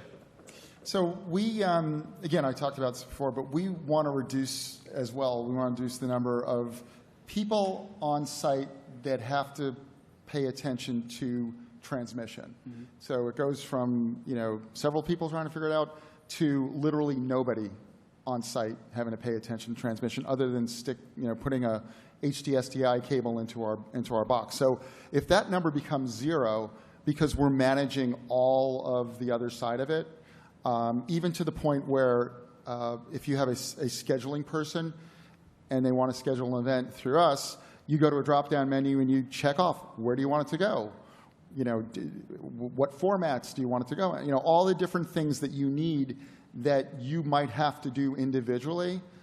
We want that to be at most a drop-down menu that you can sit on a beach somewhere and handle while everybody else is on site doing production, which is the more important, the more important focus when you're trying to create a good experience for your consumer. So we want to make sure nobody has to pay attention to it. We'll manage all of that, and that you can be 1,000 miles or 2,000 miles away and tell me where you want us to send all of your stuff. Deal. So there you go. One of the great things about this conference, I think everybody would agree, is the ability to walk into summer with a few points of emphasis that you're really going to focus on the next 2 to 3 months. From each of your points of view, what will have your attention this summer, and what will maybe be the next game changer that we talk about here next May and June? Tom, we'll start us off. Oh, no, go with Jeff. I just called on. No. Jeff, go ahead. Well, for us, again, it's the constant evolution of our network, and certainly we, while we are focused on the OTT platforms, we're also focused on monetizing some efforts, growing some of our distribution as well, and so OTT helps with that. I think the main thing is that if we can simplify it down to just the very basics of trying to offer up a lot of our sports coverage within our conference, anywhere, anytime, on anything, for our fans, for our fan base, for our families and whatnot. When it comes down to the core, we're a service organization, and we are here to provide a service to our members and our student athletes. And maximizing the exposure for what we are trying to do right now is really been our primary focus. So really quick, does that mean more sports produced, more platforms? Is it kind of both and keeping an eye on both? Or maybe those are two very different things. I'm sure you work with the schools very closely in the sports produced, but sports produced, more platforms? Where does that fall on the priority list? Yeah, we do have some emerging sports that are coming through the pipeline with our conference, and certainly one of the things that I would say has not been addressed with other sports as they came through the pipeline is how does this sport look when it's streamed? Who out there can stream this type of sport? And certainly working with Blue Frame is really, they've helped us kind of be positioned for those conversations. But I think it's really taking those calculated baby steps, as I said, not moving too fast. Although if you ask some of our schools, we've been flying through this, but we have received nothing but positive feedback from our schools. And I think one thing that we've done is, in NCAA Division II, it's all about regionalization, and through the GLVCSN, we've been able to provide a national perspective on the GLVC, and I think that's something that any kind of emerging technology that's coming through, we would be open arms to continue doing that. Great. Brandon? Next year, from a technical perspective, we're going to try out a little high dynamic range with our Sony 4300 cameras and do a little experimentation on that. From a very broad perspective, we are really trying to stress that everyone can be a content creator. There's a lot of stuff being done on the phone, being edited on the phone, and a lot of times it's high enough quality that no one can just tell if it's done on the phone or done here. So again, we're going to try and drive our on-demand numbers and keep that number doubling, which we probably won't do. But no, I mean, we're going to use a lot of the new tools, a lot of the new technology out there, develop a different content strategy from last year.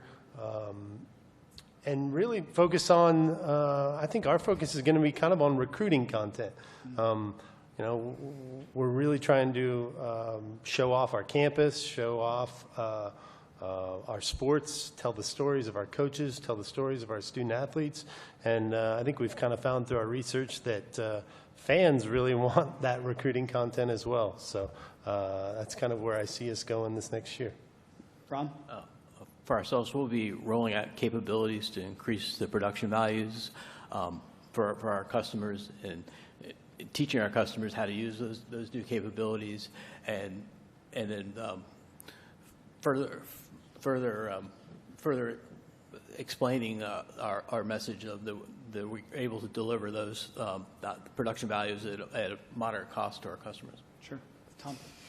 So I can't answer that in this setting, in a private setting. That's why I have him go first. So what we want to be in the college market, we want to be the first choice for transmission out of a venue, out of a master control. We want to be the partner that you turn to, who when you say, can you get me there, we say yes. And with the highest quality feed, fully managed, so you don't have to, the last thing you need to think about is if your content is going to get to where you want it to go in the highest quality that it can be, and at the most reasonable cost that you could ever think of. So, any questions? We do have time for one or two questions. Brandon? One question? Two questions? Anyone? All right. Thanks very much to our panelists. Great job. Nobody likes this.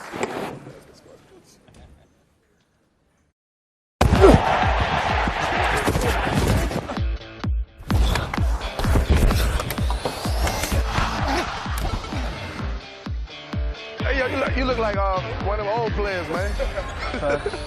There's no way this thing still works. I poured so much water on myself. Give me oil! Give me oil! This is the biggest set of the season. I'm not mucking around.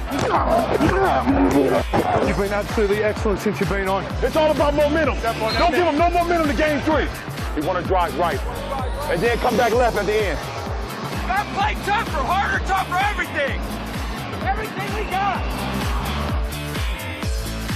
No, dude, look at my back. Is there a mic there? Okay, remember you had a mic on? Oh, crap.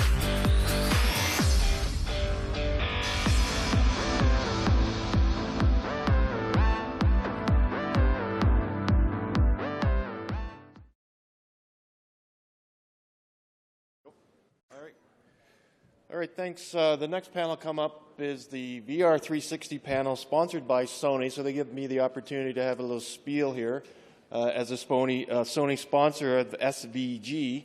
And of course, the only thing I can come up with Sony VR is the PlayStation. Everybody knows Sony PlayStation is the king in VR gaming technology today. So I'm going to leave it at that. They have, the world's largest distribution of headsets. So the VR guys, I'm sure, know all about the Sony technology in that world, and I'll leave that all up to them. But I got a little bit of time, and I can promote the Sony booth. We've got a Hawkeye replay system back there that you guys might not be familiar with. It's used by major sporting events by MLS, NHL, NASCAR. Everybody. The best way to describe it is, have you ever seen Wimbledon, the tennis ball that's in or out? That's the Hawkeye technology that's used for officiating, and it also has a replay application as well. So we're showing that back at the booth. We've got a media cloud service called C. It's media-eccentric, so that you can actually use it for distribution of content. You can edit in the cloud, you can view it in the cloud, you can archive in the cloud. We're also showing a different type of archive called optical disc archive. Instead of storage on a tape, now we storage on a disk. So we have a 3.3 terabyte disk that reads by a laser onto a disk, so it's got a 100-year shelf life. So we're showing that back at the booth. And of course, we're also got a 4K FS5 camera. All the video coordinators and directors will want to come down and see that camera because it's we've got a full backpack kit with an audio system and everything. So please come down to the booth. And I'm just going to leave it at that. The VR experts are here, and then I'm going to throw it over to Jason to get this thing going. Thanks, everybody.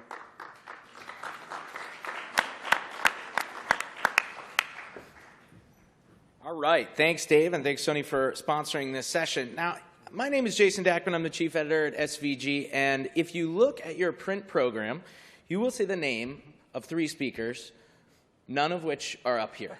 So don't actually judge faces to names here.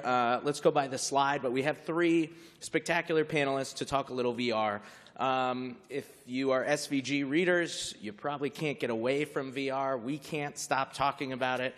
It's our job to keep you informed, whether we like it or not. So there has been a lot of VR, but we tend to cover a lot of the big stuff. So in the college space, we're talking Notre Dame football that NBC worked on for a live VR production. We're talking the Red River Rivalry, which Fox worked on for VR. We're not going to talk about that today. We're going to talk about VR on campus, how it can be utilized, how you can bring in third-party partners, how you can develop technology and workflows of your own for anything from training to original content to recruiting and facility showcase type content. And we have 3 great panelists to talk about some of that. We're going to start out by kind of going through an opposite of what I like to do usually on sessions, which is like boom, boom, boom, let's get through it and we're done. We're going to spend a good amount of time having these guys talk about their own experiences and highlight some of the actual content that they've created. And then we'll have some Q&A at the end because I think a lot of people are looking into VR and not really sure how to proceed. So hopefully these guys can answer some of those questions.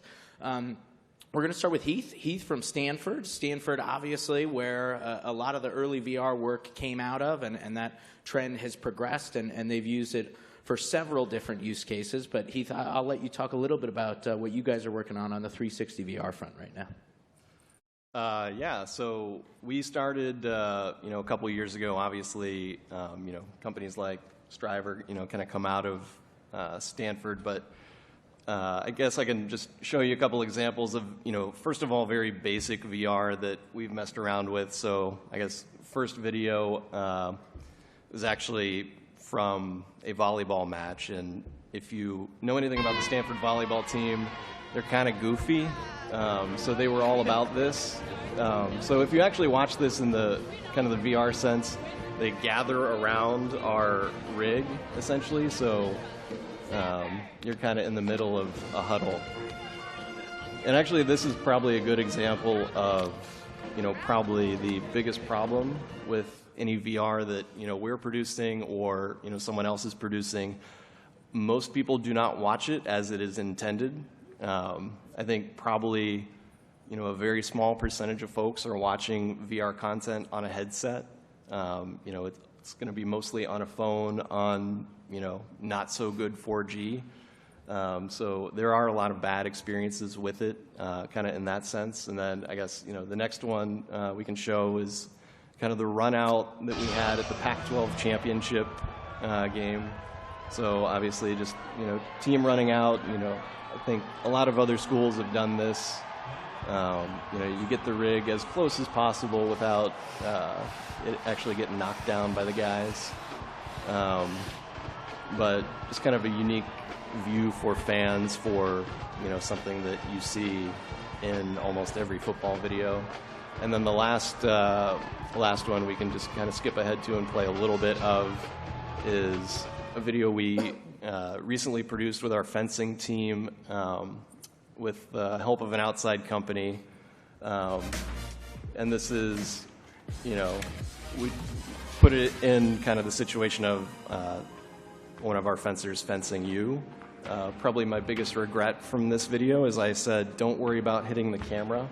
The camera took a couple whacks from the saber in this thing, but this part of the video we try to almost recreate the video game sense of you get hit and the color changes and that sort of thing. But we've done some very basic things. We've done a little bit more elaborate things. We actually did work with Striver on a video for Christian McCaffrey's Heisman campaign 2 years ago, which was obviously a little bit more involved than the things you saw there. But right. And I mean, how fast has this all progressed? Just for you guys, again, Striver obviously partially came out of Stanford, so 3D's been. I mean, VR. Wow, that was a Freudian slip. 3D. VR has been on the docket for a while at Stanford, but how much has this progressed? Are bosses now coming down? ADs coming down and saying, "Hey, where's our 360 content?" Or still is it very experimental, just figuring out ways to use it? I think we're definitely lucky at Stanford to have very open minds ahead of us. So it's just kind of one of those things. I know we were kicking around ideas a couple of years ago of what is another way of engaging content to pull together, and tried to delve into 360 a little bit. So we did some run out stuff, some stuff on the field, and kind of tried to progress from there. But obviously very much in its infancy in a lot of things. The technology in some ways takes away a little bit of storytelling capability depending on how you're putting things together. But there have been a lot of tools in the last couple of years that have come along that make it decently easy to edit and put stuff together for 360. Cool. And yeah, we'll dig a little deeper on that. Mr. Trent Edwards, here representing Striver, who is definitely, as sort of we learn who the big vendors are in this space, of course, a name that has been acknowledged a lot. A little bit of background on yourself, on Striver, and the kind of content that you guys are creating now today. Yeah, great. Thank you, Jason. Thanks for having me. It's an honor to be on a panel with these guys to my left and right. I know we three weren't originally on the panel to begin with, so the name you see in that booklet is not my name. My name is Trent Edwards. And in 2014, I retired from the NFL. I'd been playing 8 years at the quarterback position. I played quarterback at Stanford from 02 to 06. During some pretty dark days at Stanford, we won one game my senior year. We went 1-11, and Walt Harris got fired. And then in came Jim Harbaugh. So back to 2014, I'm done. I bounced around to over 8 years at 7 different teams, playing the quarterback position. And I was always constantly looking for that edge that video wasn't really providing me at the time. And I'd step out onto the field, whether I was a starter, a backup, injured, and there were games that were so fast-paced to me as a player that I just never really had a chance to perform at the highest level. I was approached by our founder and CEO in 2014, Derek Belch, who was coaching at the time under David Shaw and taking master's classes under Professor Jeremy Bailenson. And he showed me a headset with footage inside this headset that basically put you back into the quarterback position on top of having the audio capabilities. So I assume most of you have seen VR footage, put a headset on, and I was wowed. I thought to myself, I could probably still be playing right now if I had access to this. Unfortunately, I was retired at the time, and lo and behold, that was my chance to move on as a part of Striver, branching out of football. So now in 2+ years, we've been able to provide content to currently 6 NFL teams and 13 college programs to date. We focus mostly on the football side of things, only because that's where we got our start at Stanford, and that has been our biggest success story to get us off the ground back in 2014. We mostly operate with the video staffs that deal with football. So we had a video coordinators conference last week that I was here for right across the street, where we met with all 13 college coordinators that we work mostly with. The beauty of what we do, I guess, is that we are backed by a lot of football minds, a lot of former athletes, a lot of former coaches. So when we do work with teams, it helps to kind of go through that process with them. I just realized I have a PowerPoint. That's a really bad PowerPoint that I got to buzz through real quick. That's my background. I've never had to do this before. So we're obviously Striver. Not Strive VR. Not Strive VR. Not Strive VR. Striver. It took me like 2 years to figure that out. So the slide here says, in real life, practice reps are limited. In virtual reality, they are unlimited. So take you back to what I shared earlier, where there's a limited amount of reps on the practice field, whether you're the starter, whether you're the backup, whether you're red shirt. What are ways you can give players more reps? Virtual reality allows you to do that. In my opinion, when virtual reality is done right, and the science coming out of Stanford states that, it actually affects your brain. It actually trains your brain, and we hang our hat on that everything that we do is high enough quality to allow you to get these virtual reps that allow you to perform at a higher level on the field. The next slide here, sorry. So for the last 50+ years, have augmented practice. Players have augmented practice by studying sideline and end zone film. That's your basic sideline play from a football game. That's how normal video takes place, video watching takes place right now of practice and game film. And this is the camera angle that Striver provides to all its teams. The football field, the quarterback position, this particular play is a blitz look in season, and it's exotic look that either Kevin Hogan or KJ Costello needs to understand in order to play on this coming Saturday. And last but not least, the person you see right there who won the national championship at Clemson last year, that's him using our software in that Oculus Rift headset. Deshaun Watson was, I believe, the number 12 pick overall in the draft, on top of leading Clemson to a national championship in January against Alabama. He's one of our biggest users, and a lot of those experiences of working with the athletes of that high a level have really helped us grow as a company too. Awesome. Thanks, Trent. And we'll talk a little bit in a sec about how you can leverage some of those tools that you use for training to get into content creation, which most of the people in this room are content creators. So, Mr. Dave Beck, you are up next. Foundry 45, Atlanta-based VR firm that's created a lot of very cool content, a lot of it for sports.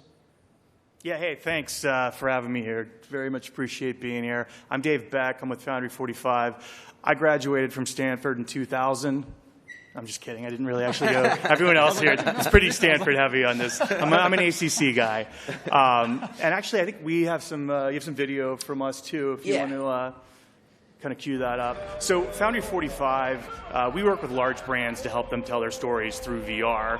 And we work with groups like AT&T and Coca-Cola and Adidas, who we recently helped with a VR experience they did for James Harden's shoe release. We also do a lot of work with colleges, and what you see up here is actually these are kind of highlights from a VR recruiting experience that we did for the Georgia Tech men's basketball team. And their coaches take headsets with them all across the world when they're recruiting folks to transport them to the Georgia Tech campus and show them what it's like to live, work, and play, here in Atlanta. And we were actually fortunate to partner with Craig Sager on putting this together, and he, in fact, did the voiceover for us for the experience just a few months before he passed away. And I think we've got some audio from that, I believe, coming up Georgia Tech basketball, a program rich with tradition, offers the unique opportunity to play in the heart of Atlanta at McCamish Pavilion in the nation's best college basketball conference. Coach Josh Passner and his staff are committed to help you reach your full potential as both the best in the nation. Our apartment-style dorms on North Avenue were built for the Olympic Village for the 1996 Games. Each apartment includes 4 bedrooms, 2 bathrooms, full kitchen, and living room, plus cable and high-speed internet. We had to take down the beer athletes, posters, by the way. artists, and actors based right here. There are more than 50 movies and TV shows currently filming in Atlanta, including several on Georgia Tech's campus.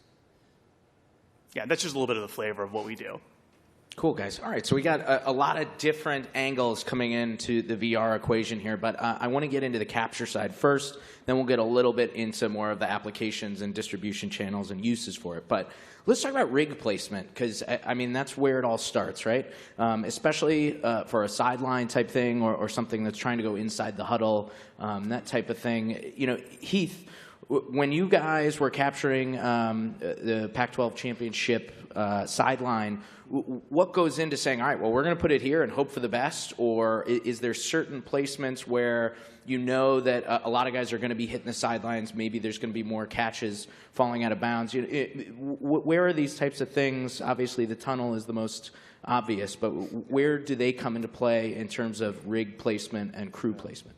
Yeah, well, I mean, it's kind of the combination of, you know, you want to ask to a certain degree, and you kind of just want to throw it out there to a certain degree and ask for forgiveness later.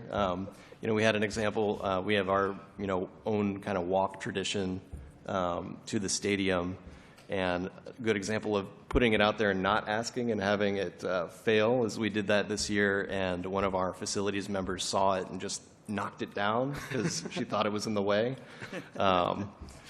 But it's one of those, for example, the volleyball one. We did kind of a dry run with that in one game, and our student athletes were like, "That's the coolest thing I've ever seen. Like, could you put that like out on the court and we could circle around it? That'd be awesome."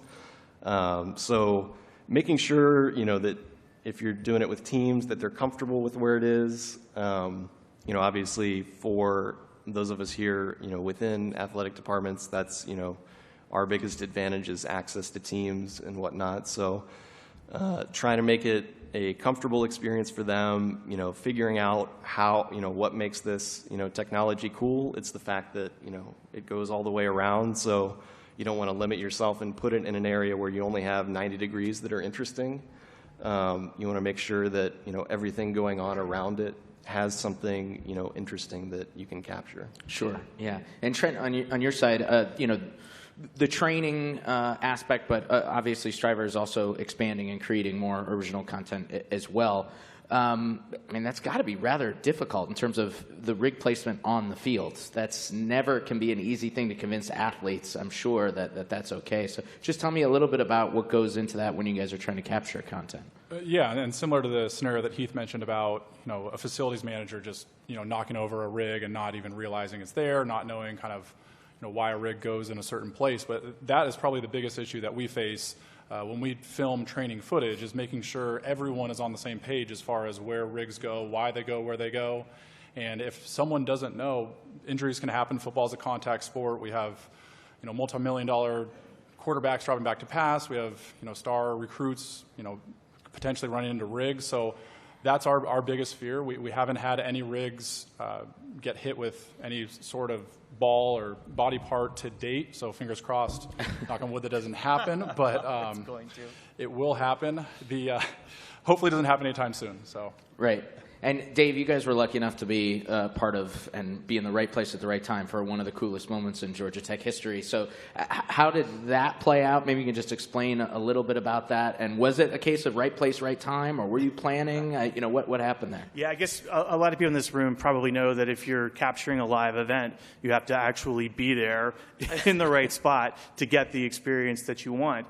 And we were fortunate to be in the exact right spot for a play a couple years ago that has been dubbed the Miracle on Techwood, which was essentially blocking a Florida State field goal, last-second play, getting the ball, running it into the other end zone for a walk-off touchdown. And so certainly we were in the right place on the right side of the end zone for that. We had 2 cameras. If you're doing a live event, particularly a football game, you want to have a rig definitely on both sides. Ideally, you would have more than 2. But if you have one on each side, you can kind of follow the play up and down. Well, we happen to have one rig that was down with the batteries dead, and the other rig was in the corner waiting for kind of figuring out what we were going to do at kickoff. Well, that corner happened to be where they actually ran the touchdown in. So we were super lucky to be in the right place at the right time. But definitely, you have to kind of be there to be lucky. So I encourage you, if you're creating your own content, be sure you have multiple people stationed around in different spots, because you're much more likely to capture what you want. Serendipity will actually play out in your favor that way. Okay, cool. So in a non-live scenario, which is primarily what we're talking about here, you got the content in the can without getting terribly technical post-production. It's come a long way. I think when we first started covering VR, a lot of the challenges, to put it mildly, were around the post-production process. How do you guys create it? What's the turnaround time like? Trent, from a training perspective, I'm sure a lot of it is you want the freshest footage possible, I'm sure. Just take really quickly kind of through the post-production process and dropping any technologies and tools for the people out there that are maybe looking to invest in that type of thing. Sure. Yeah, no, that's a battle we face constantly. We've hired some very smart engineers to streamline the post-production process of filming 360 footage on a field to getting it into a headset for players to train in. Back in 2014, it took way too long. We live in a world where players want their footage right as they walk off the practice field. That wasn't capable over 2 years ago. Where we're at right now, it's due to the fact that we've brought on a lot of smart people to help with that process. The post-production stitching process, post-practice, depending on how long the clip is, we're looking at probably 10 to 15 minutes total, which it was 2+ hours before, on top of a variety of different organizational hiccups and issues that we would face constantly. And a lot of those have been limited through trial and error, but a lot of it has to do with just hiring smart people. Sure. Okay. Yeah, and Heath, while you're at it, what kind of rigs do you use too, just to let these guys know? Yeah. Or does it depend? And I mean, I'm in the boat of hiring smart people too. That's the best thing you can do. My best advice that I can give you is hire people smarter than yourself. For us, the rig we use is really simple. The stuff we use is not overly expensive either. Contrary to what I think a lot of people probably have the opinion of, we don't have the largest budget at Stanford in our video department. So, our rig is 6 GoPros, and then, kind of a specialized, placement thing up on top. And then, we used a software called Color with a K. A couple $100. So, the whole thing is not overly expensive. When we bought it a couple years ago, all the instructions were in French. So we ended up kind of having to teach ourselves, and, that's where smart people come into play. So, messing around with it, it took us probably in the beginning 45 minutes or so to turn around, a couple minutes of footage. A lot of that is just render time. For example, as we kind of went along with it, the Pac-12 run-out video was actually done in about 10 minutes right after. So we had it and were able to push it out, while the game was still fresh. Wow. So, that's, just one of those things with, software constantly getting better. This is not really an overly expensive technology, to do it to a certain extent. Obviously, if you're going a lot deeper, there's a lot of different things you can do. But for the very basic level, not overly time-consuming, not overly expensive. Sure.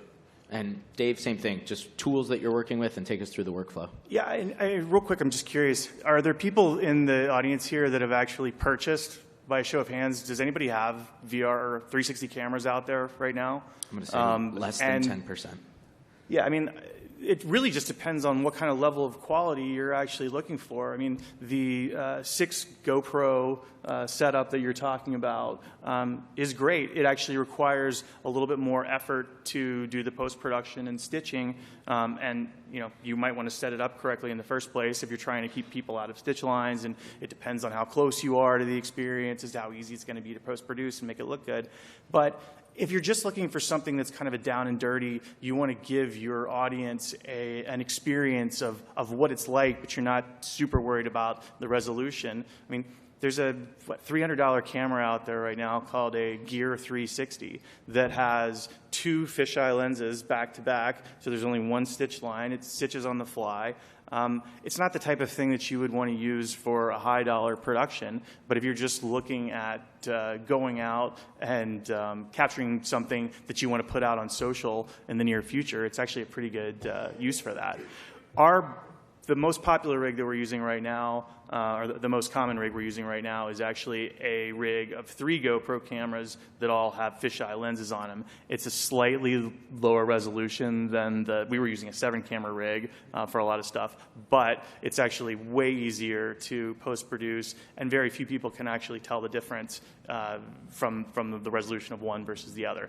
And there are a million new cameras that are coming out all the time, which is why it's a little bit of a challenge to if you're always trying to keep up with the Joneses, then your product might actually be obsolete 12 months from now. Right, and there's hardly any established players, right? I mean, that's one of the big problems with a new technology like this. There isn't for example, Sony. Like these are the people that have been making these rigs for 30, 40, 50 years reliably. There's not that vendor right now, per se, in the market, which is difficult. I mean, you talked about Heath actually having instructions in French. Twice we've actually ordered cameras directly from Asia, once from Korea and just recently from China. And, there's a little bit of when I hit send on the wire transfer before it's going to be shipped over here, a little bit of a prayer to make sure that it actually shows up.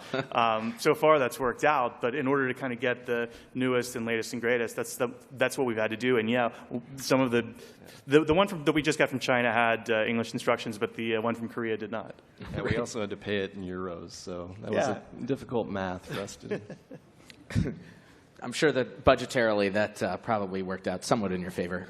Trent, I want to get in a little bit with all 3 of you guys towards applications and where you're really seeing VR used the most. But for Striver specifically, since you guys have been so focused on the training aspect, are you seeing more schools like the 13 schools that you guys work with asking to leverage the resources they're using for coaching and training for content creation? I think it takes probably a lot of people in this room back to the days when they first started video departments and saw that coaching film, those guys had tools, and maybe they could use their old tools to start new projects and maybe launch a video department. I think there's probably schools that are looking to do that. So are schools coming to you and saying, okay, we got the coach's approval, we got the AD totally in on the training aspect. Can we use some of these tools to create content, and can you train some of our people? Yeah, no, that's a great question. That's the benefit of what Heath's gone through at Stanford, and what I was talking to Skip yesterday that works at Utah, who's in their video department, and they have access to this footage that Striver is creating for these teams that then can be leveraged and used for activations at recruiting events, taking in on the road and sitting on a couch trying to recruit a kid, or taking them to a Utah basketball game and showing it to the fans that show up to the game too. So to answer your question, yes, all 13 schools that we do work with to date, I want to say about 4 or 5 have asked to use that footage to their advantage. As far as the second half of those schools, I don't know why we haven't broached that topic with them, but we definitely can, and we definitely have, and we've had a lot of success with it too. Cool. Heath, so of the content that you have created, what is the best and or most popular outlet so far? Is it creating content for fans? Is it recruiting? Is it demonstrating a new facility and just kind of campus tours, that type of thing, promotional? Yeah, I mean, I think probably, recruiting and for fans, it's been the most popular, kind of the practical use we did this summer. I met with our facilities group, and we were trying to revamp basically the visitors guide that we send teams, and we basically used the 360 rig to show them, this is where you park, this is the visiting locker room, just so they could see the space and get acquainted for it, when they arrived at the stadium. So that's probably the most, basic, practical use that we've had for it. But, similar to, how kind of phone video is viewed as, I guess more authentic than, the highly produced video. Right. When you have kind of these views that are 360 and, a little bit more uncut, it has kind of that same appeal to fans. So I think that's probably where we've seen it be the most popular. Cool. And fundraising was another one I forgot to mention that we keep Yeah. hearing about, but maybe I stole your thunder there, Dave. It's very possible I did. No, I mean, that's definitely true. And I think the common thread you're going to hear through here is that when you create content, you can actually reuse it for multiple different opportunities. So the same content that you're creating for recruiting can certainly be used for marketing or vice versa, or fundraising as well. And a lot of it really depends on what's the distribution channel for what you're delivering, right? If it's a face-to-face experience, then using one of the higher-end, a Gear VR or an Oculus Rift or HTC Vive experience is great. If you want to give donors or potential season ticket holders a Google Cardboard and have them download the app to see what it's like to sit in a certain seat in a luxury box or something, that's another opportunity. And then, as you've seen, there's a lot of 360 video that's gotten super popular. Whether that's really immersive virtual reality or not, can be debated, but it's something that it's getting easier and easier for people to actually produce.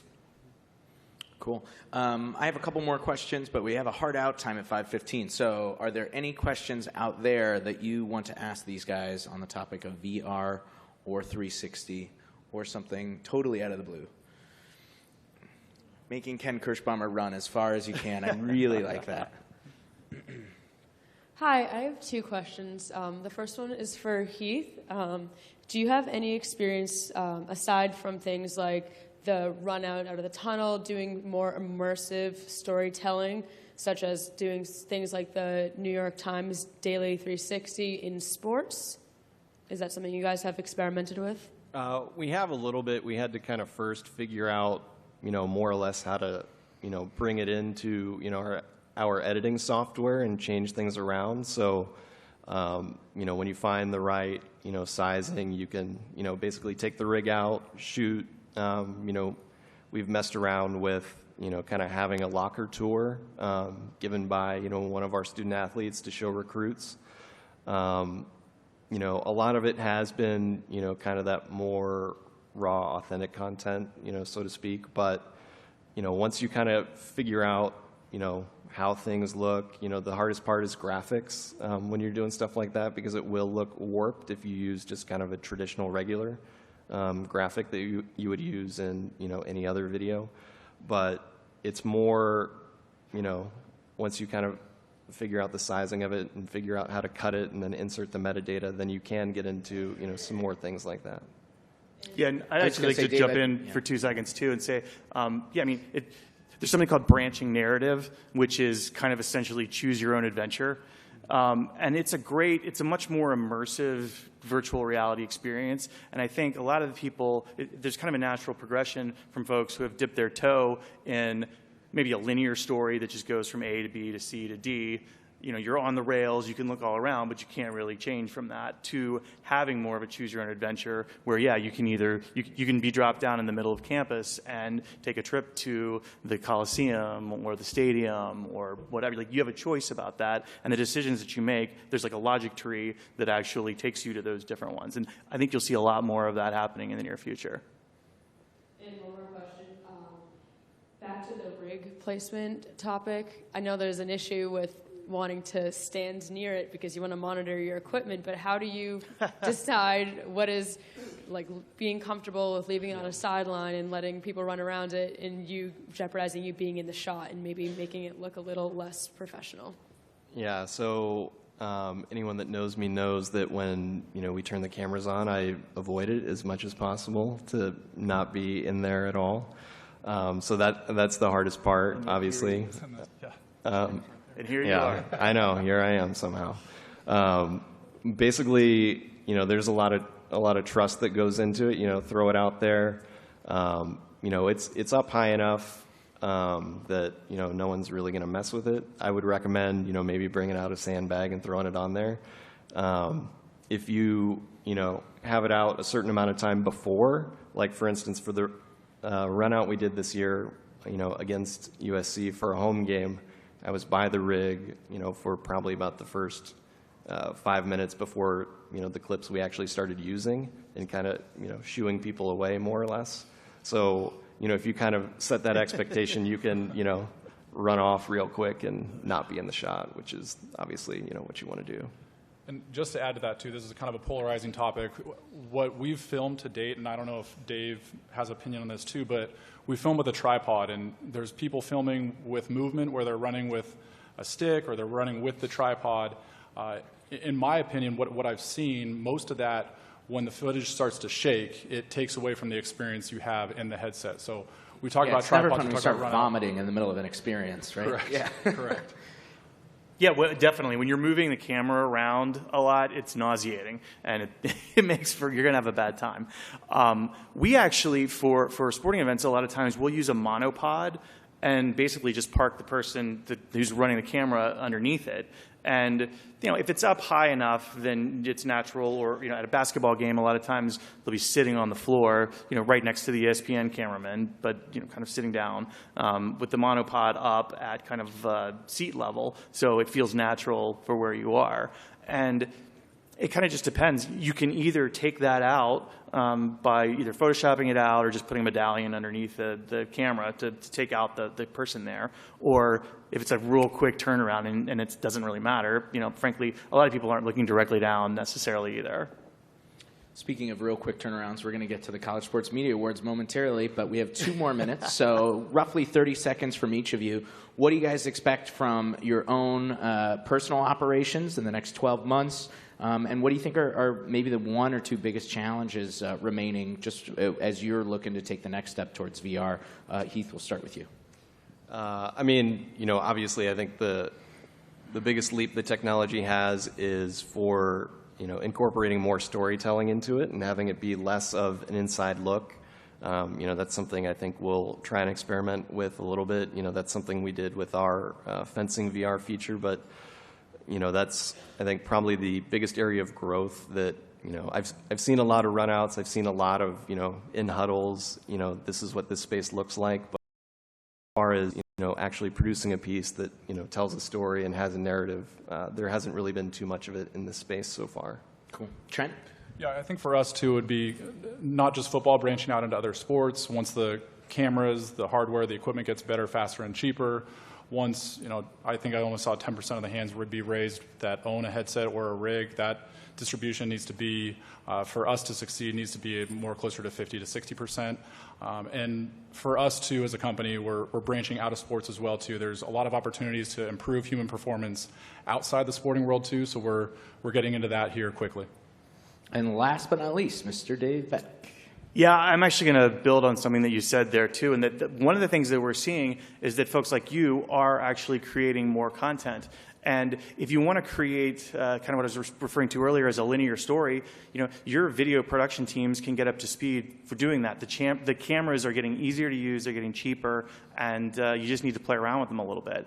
It's taking it to that next level, back to what you said, too, about turning it into more of a story or putting in a branching narrative. I think that's the time when you potentially want to reach out to an experienced virtual reality company like us and these guys to be able to help you actually build something that is more immersive and is going to be more memorable for your constituents.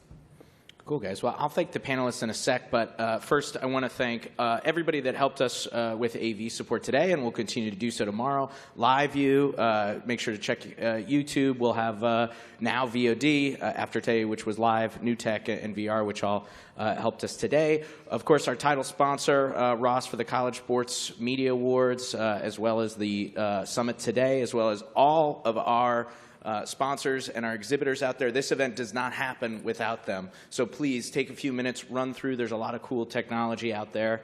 I don't know what that means. Anyway, let's also thank 2 other people, just because this is probably the last time everybody will really be in one room for those of you that won't be here tomorrow. Mr. Paul Dana and Brandon Costa, who put this program together today, did a phenomenal job.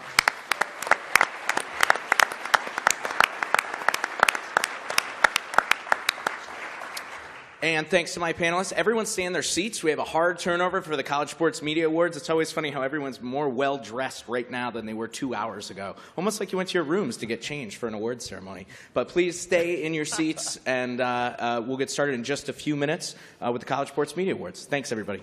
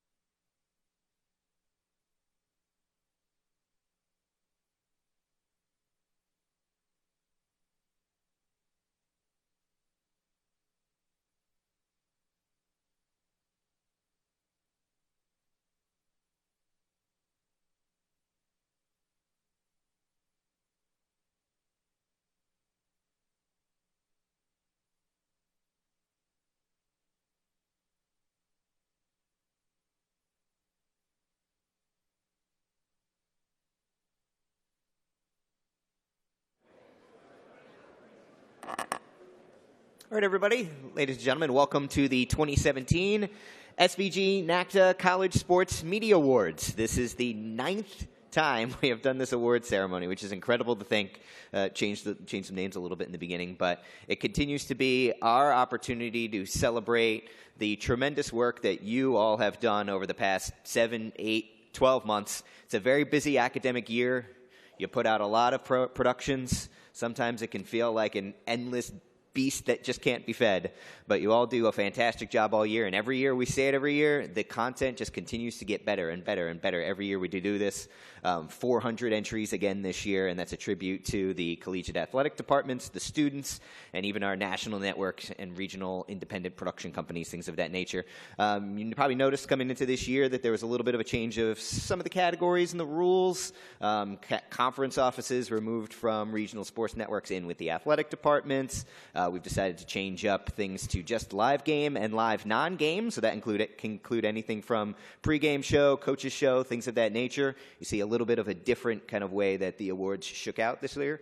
Hopefully you guys are happy with it. If you have any kind of ideas of how you think something might fit in, or if there's content that you think could be a key player in future versions of this awards, please let me know. This is very much a celebration of you guys, and we want it to be a reflection of the industry, and we hope that it will be for you today. Without further ado, let's get the ceremony started. Welcoming back to the stage, we're very happy to have him here in his first time hosting this ceremony. From ESPN, Mr. Tom Rinaldi.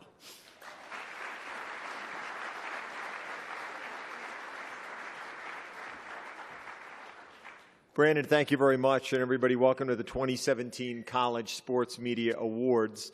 I know that cleanliness is next to godliness, but in my role, brevity is a very close third. So I will try to be as brief as I can. My one opening comment will be to harp on something that Brandon said, which is a celebration and a reflection. There are some people here in the audience on the left side and about the fifth row who have sat next to me through a different, if you will, carousel of award shows through different years. And we know very much what it's like to have the excitement build and perhaps not have it come out the way you wanted. The fact that you're in this room is a great victory in and of itself, and I could not say that in any more of a heartfelt way. It's a great celebration and reflection of the work that you're committed to do, and it's work that all of your viewers and audiences enjoy. 5 categories of awards, guys, 4 different divisions for each award for a total of 20 awards. And so to kick it off, our first category award is Outstanding Live Non-Game Production, and we begin with the nominees for Collegiate Student Division.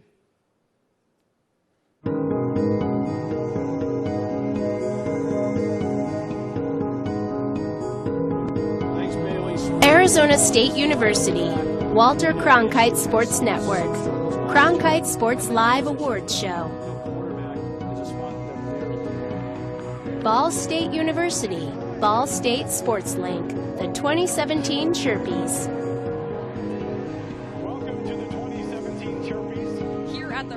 St. Cloud State University, Husky Productions, Husky Face Off. On the last series for the Huskies out in Denver, starting with Friday night, Huskies Trek. Southeastern Louisiana University, the Southeastern Channel, The Big Game.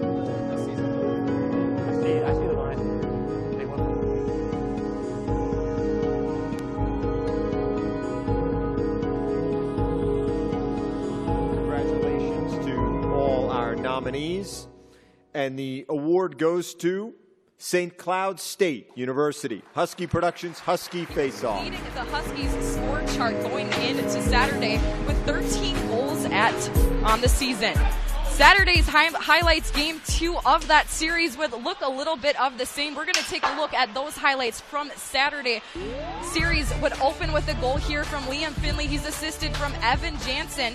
Denver grabs a lead, and, well, they just kept on firing after that.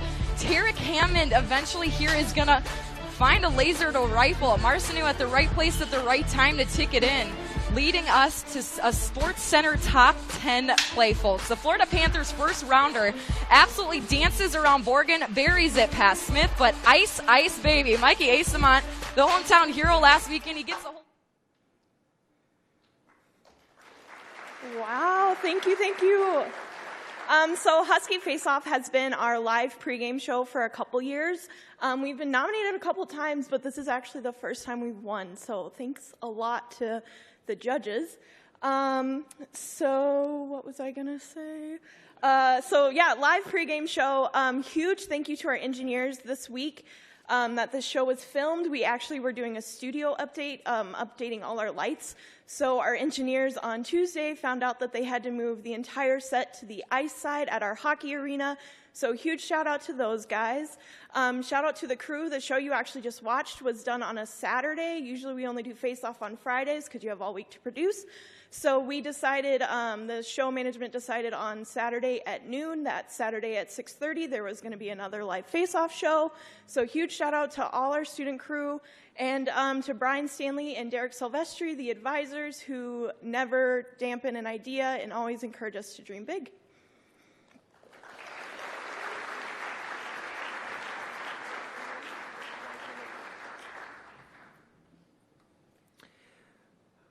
Our next division, regional, local networks and production companies. And our nominees are.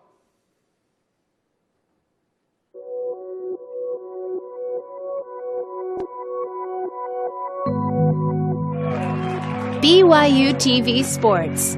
Countdown to kickoff.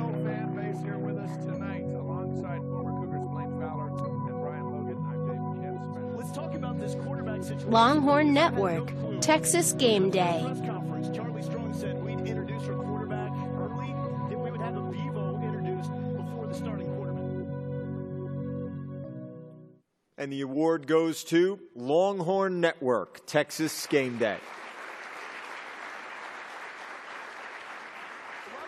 Around Shane Buechele, though, does come from his spring game performance. 22 of 41, 299 yards, 2 touchdowns, no interceptions. Brian Kelly, Notre Dame head coach, he was asked about it. He said, it's a typical spring game. It's too much being made about the performance there. Well, he can say that. He's got 2 quarterbacks that have proven they can win. Yeah. We don't have that. So I think it's typical for him, but for us to be able to see a quarterback who can make the throws, who has the poise, the confidence, and as a true freshman, it's more than typical. Yeah, and what I like in Buechele, the quickness of him getting the ball out of his hands, that's not taught, for a young guy. So obviously, hats off to the high school coaches and everybody behind the scenes on making sure sometimes you got to get the ball out a little bit quicker. This was a tight. As a Texas fan and an employee of Longhorn Network, I don't remember the last time Texas beat BYU in anything. So this is an amazing award, such an awesome blessing. It really does take a village to put on Texas Game Day each and every Saturday. From our studio production team to our production operations team to graphics to our awesome talent. It really is an amazing team effort, the entire office coming together to put on the best product we can each and every Saturday in the fall. I'm really proud of this group, too. We overcame a lot of adversity this year with a new producer, a new director, a new AD, new tape producer, some new talent as well. And yet, each and every Saturday, strive to just put the best product on TV that we could. And this is an amazing reward for that. Can't wait to share it with the team in Austin. Thank you.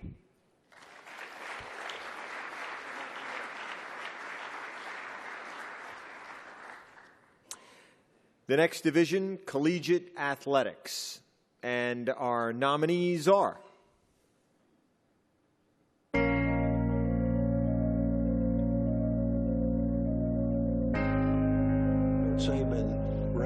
University of Alabama, Crimson Tide Productions, Alabama Football 2017 National Signing Day Show, Duke University, Blue Devil Network, Duke Football Spring Showcase, Focus now on the defensive backs. We'll see some one-on-ones with the DBs and the wide receiver. That's probably the biggest thing. Florida State University, Seminole Productions, FSU Pro Day, ACC Network Extra Segment,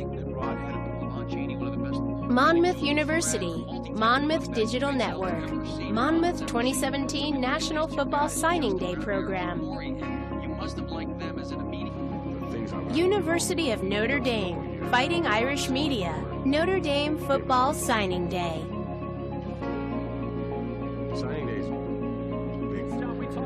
Rochester Institute of Technology, RIT Sports Zone, RIT Sports Zone Pregame Live, Texas A&M University, 12th Man Productions, 2017 Texas A&M Signing Day Show. 7 terrific nominees, and the award goes to University of Notre Dame, Fighting Irish Media, Notre Dame Football Signing Day. Signing Day is big for not only yourself, but your family. Everything that everyone's put into you getting to that point. From my journey from high school to college to the pros, I definitely had a lot of people help me along the way. There's a lot of people that you have in your corner, whether it's your family or your coaches or your friends. And that's kind of the feeling I get when I watch the games on Saturday. I feel like I know the guys, even though I don't. And, want them to make every play they can. Yeah, I definitely find myself invested in the games, which doesn't happen when I watch other games. Touchdown, Notre Dame, 91 yards. Before Sunday, before Saturday, it's signing day. Thank you very much. Really, you just watched a minute of a 7-hour live program, a program that when I built the rundown for it, I think I accounted for the first 5 minutes, and then I said, okay, now we're going to let all the signings dictate what happens. So I want to say thank you to the entire FIM team, Jordan Massad and the storytelling team, and Mike Elston with our recruiting and our football program. Jack Nolan, our host, who, 7 minutes before we went on air, we lost transmission from one of our sets, and we had to go to an alternate set. But you know what? It was fantastic. Thanks to Jack Swarbrick and Dan Skensel, and really the entire team. Everyone had a lot of sleepless nights. That happened in February. I think I've rested up a little bit from that. But really, just want to say thank you. It's a great award to get. So thanks very much.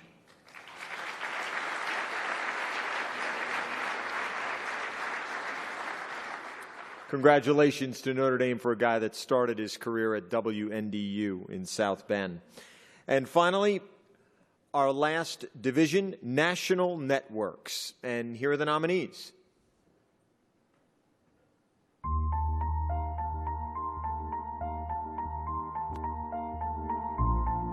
Tim, you're first. You are Deshaun SEC Network, SEC Nation. It's over. Getting snubbed is over. Last year for the Heisman, Derrick Henry got it. I should have won it. ESPN, College Football Playoff Top 25. Just a starting point. But when we find out the 4 teams who will start in these spots, I'll start with you. ESPN, College Football Live. You've seen that clip that we just showed, and you've read the transcript, 30 pages of the interview with Tom Renault.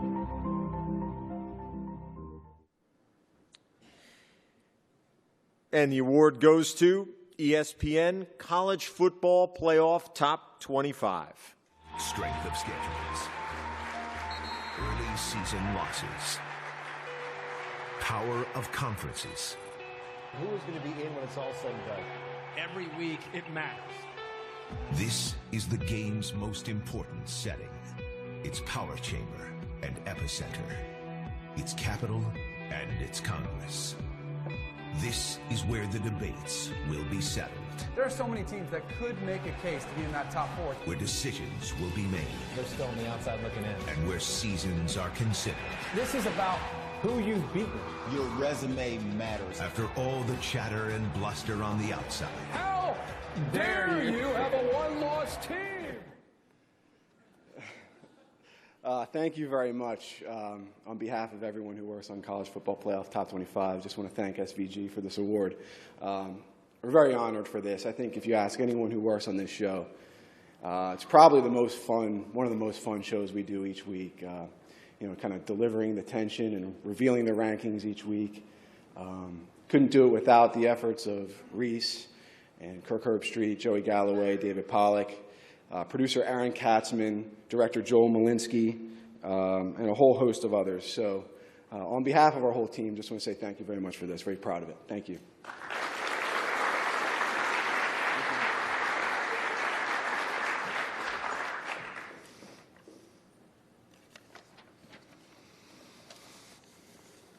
I know Drew Gallagher, and that was a tremendous exercise in restraint and brevity from him. I can assure you of that. Our next category, Outstanding Promotion, PSA, Tease, or Marketing Campaign, our first division, Collegiate Student, and these are the nominees.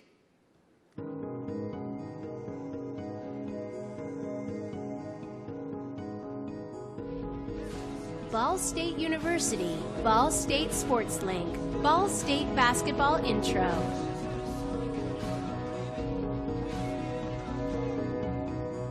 East Carolina University, ECU's Road to Omaha 2017. Harvard University, 65 moments of the 65th Beanpot Tournament.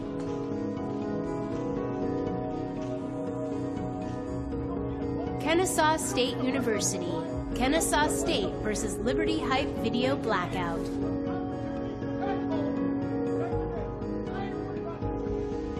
St. Cloud State University, Husky Productions. University of Minnesota Duluth versus St. Cloud State Tees. University of South Carolina, Gamecock Productions.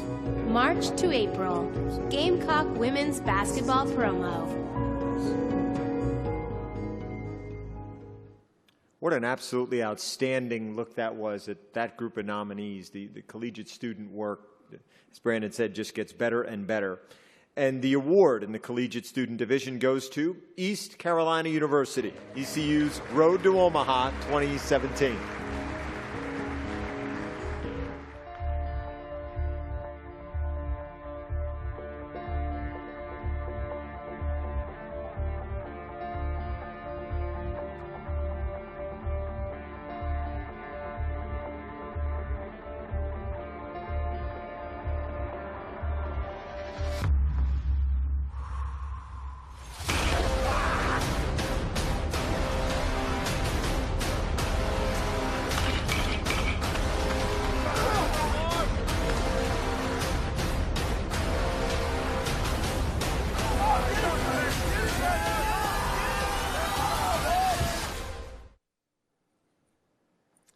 I did not expect this, as you can tell by the way I'm dressed right now, but I got to tell you, Tom, you hit it on the head. This is an amazing category because you see our students at East Carolina. Tyler Bailey, in particular, is a terrific young man, and he put a lot of heart and a lot of time and a lot of effort into making that video, and I'm so glad that I get to take this back to him. I didn't expect this. I really didn't. The categories were fantastic. The nominees are fantastic.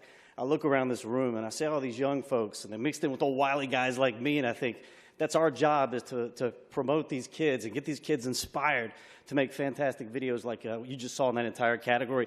I'm blown away. Thanks so much. Tyler, I got something for you when I get home, buddy. Thanks a lot, guys. I'll use the stairs this time, Tom. Fantastic speech. How great is that to see the excitement there and passing it on to a student? The nominees in our next division, regional, local networks, and production companies, are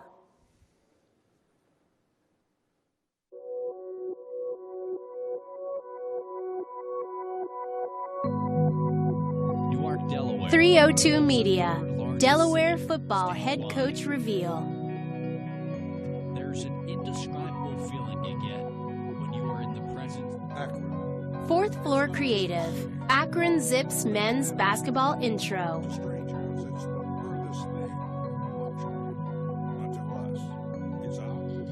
Charlie Company, Pac-12 Networks, College Football Campaign, Time Will Tell.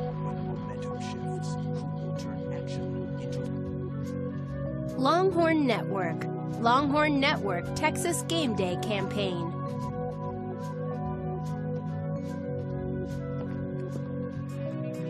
Running Pony, Tigers Rising.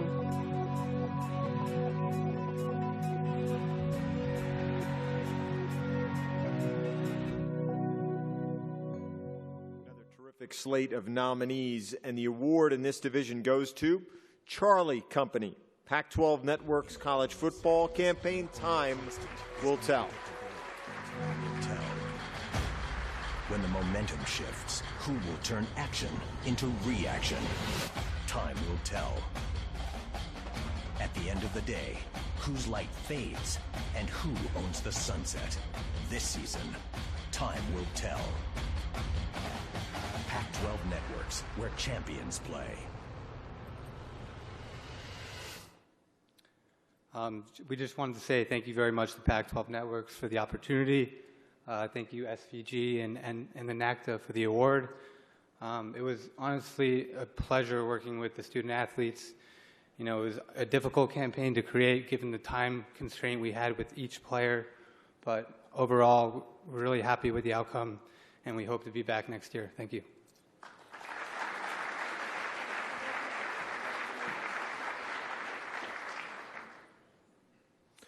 A lengthy list of nominees in our next division, collegiate athletics, and they are.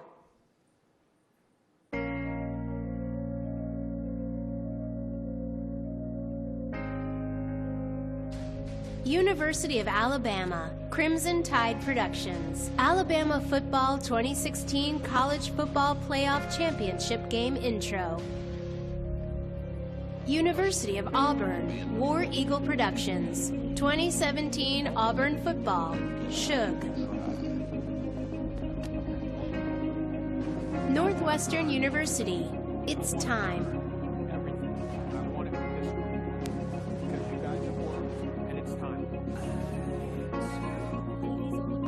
University of Maryland, Women's Gymnastics Intro.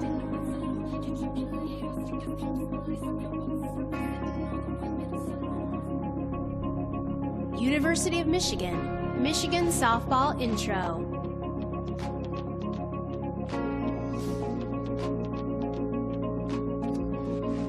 University of Minnesota, Under the Lights, Gopher Football 2016.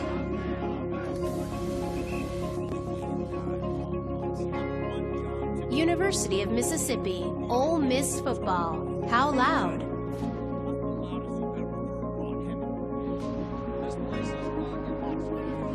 University of Oregon, Acrobatics and Tumbling Video Board Open.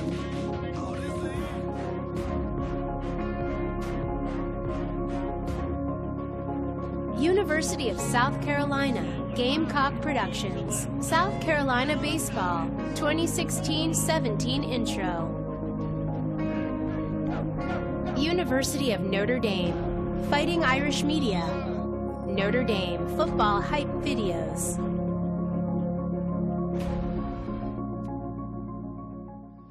Well, if these pieces don't want to make you become an athlete, I don't know what will. Again, great nominees. And the award goes to the University of Minnesota. Under the Lights, Gopher Football 2016. We've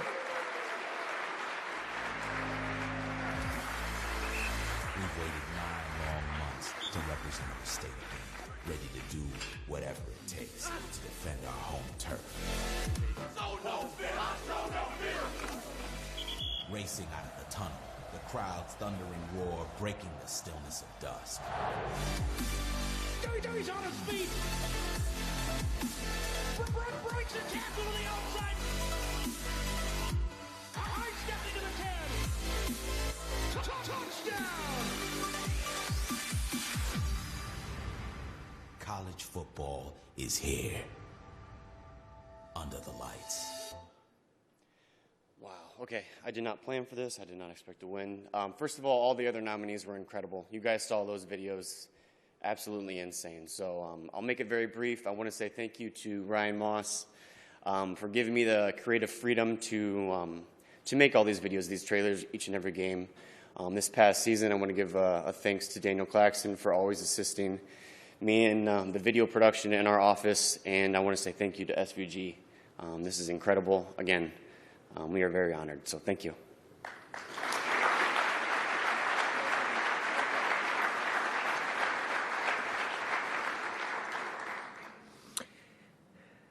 And our last division in this category, here are the nominees for national networks.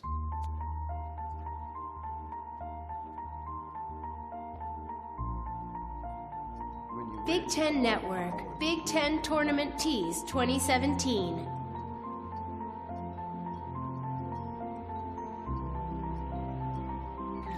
CBS Sports, 2017 NCAA Basketball National Championship Tees. Fox Sports, Pac-12 Championship Open.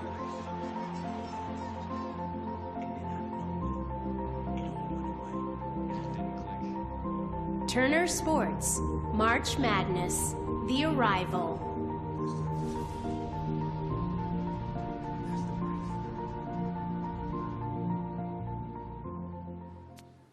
Another slate of terrific nominees there, and the winner in the National Networks division is CBS Sports 2017 NCAA Basketball National Championship Tees.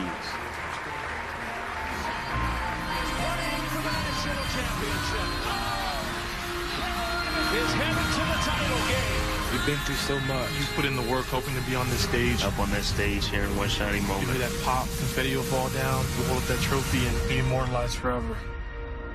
Man, I can never get over this night.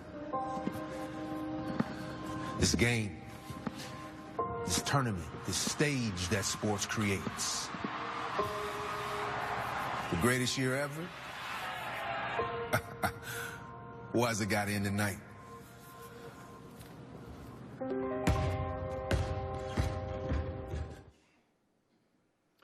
Thank you very much to SVG. What do you get when you have an Oscar-winning actor, Mahershala Ali, presenting the stage, setting the stage on the eve of the national championship game, and it's all put together by the incredible Pete Radovich of CBS Sports. You get this incredible work. On behalf of Pete, I'm thrilled to accept this, and for CBS Sports, thank you to everybody.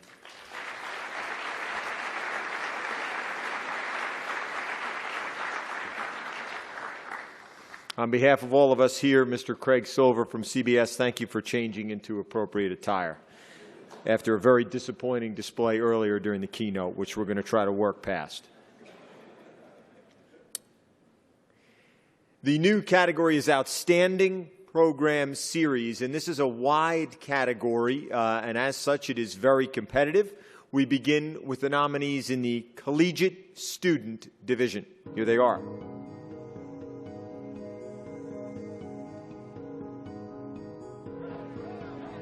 Virginia Tech Athletics, Hokie Vision, Sounds of Game Day.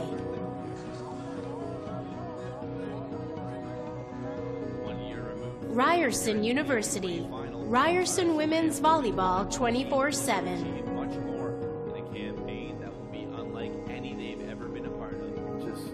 Ball State University, Ball State Sports Link, Out of the Shadows, Season 4.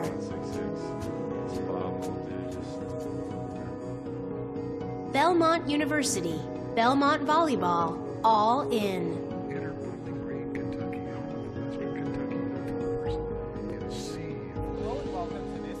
University of Maryland, The Left Bench, The Left Bench TV.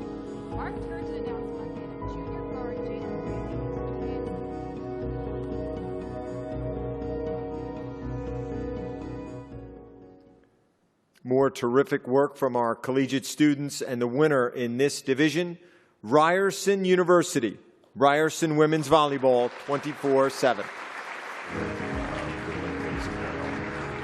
To take a team that has to be a new team and have its own personality and have its own set of skills is exciting. Some of the important things are seeing where individual athletes are at and helping them to understand what they need to do to improve individually. And then as you start to get into the exhibition play, really sort of shifting focus to how our team is playing and how we're going to play best together. It's actually the most exciting preseason we've had so far. We've never gone or done as many games as we have planned this year.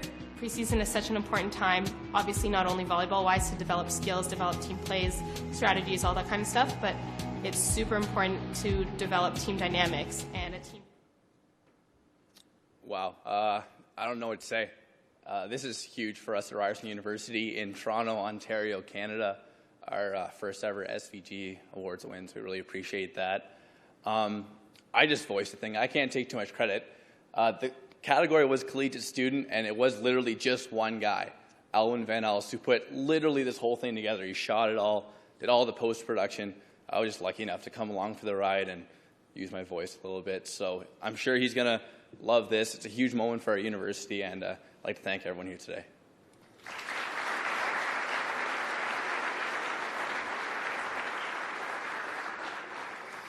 Congratulations to our friends at We the North. The next division, regional local networks and production companies for outstanding program series. The nominees are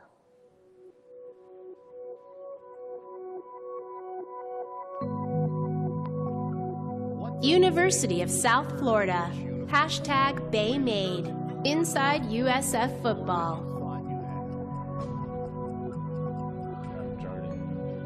Fox Sports South, Driven.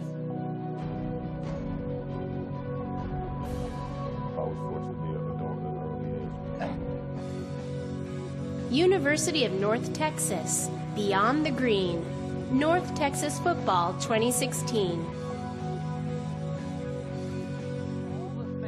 BYU TV Sports, after further review. Let's jump into our plays, and we'll kick it off with you and show us just exactly. Awesome Films, Penn State Hockey Story. These players are no different. Their dream was to be February 3rd. Fourth Floor Creative, Musketeer Moments. As always, it was a battle. Things were so intense for an entire 40 minutes.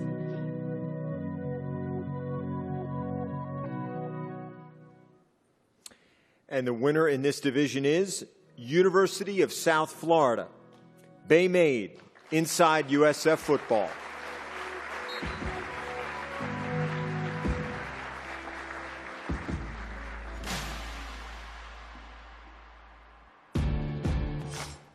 It's moments like these Right foot, cut, finish.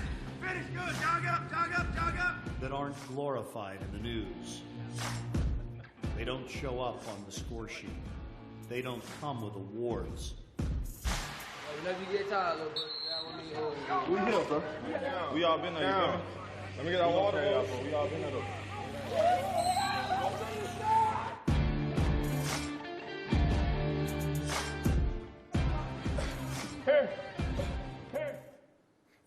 So I'm severely underdressed for this as well, so I apologize for that. But yeah, I just want to say I want to thank the staff that helps us put on this show with Awesome Films as well. I have a great staff back in Tampa that's helped us out with all this as well.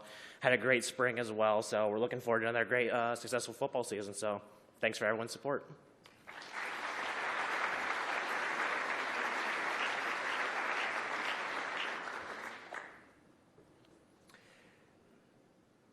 In the collegiate athletics division, our nominees are as follows.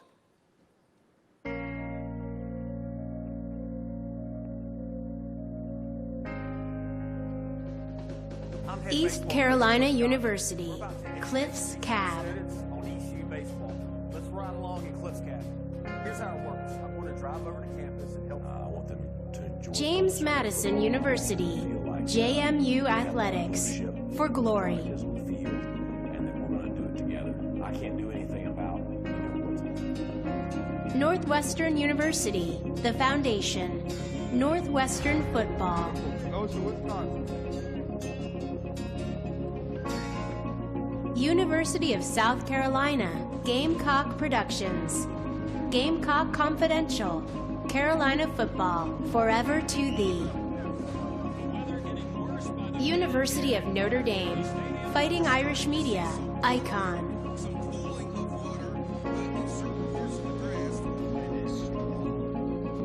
University of Wisconsin. Wisconsin football, homegrown.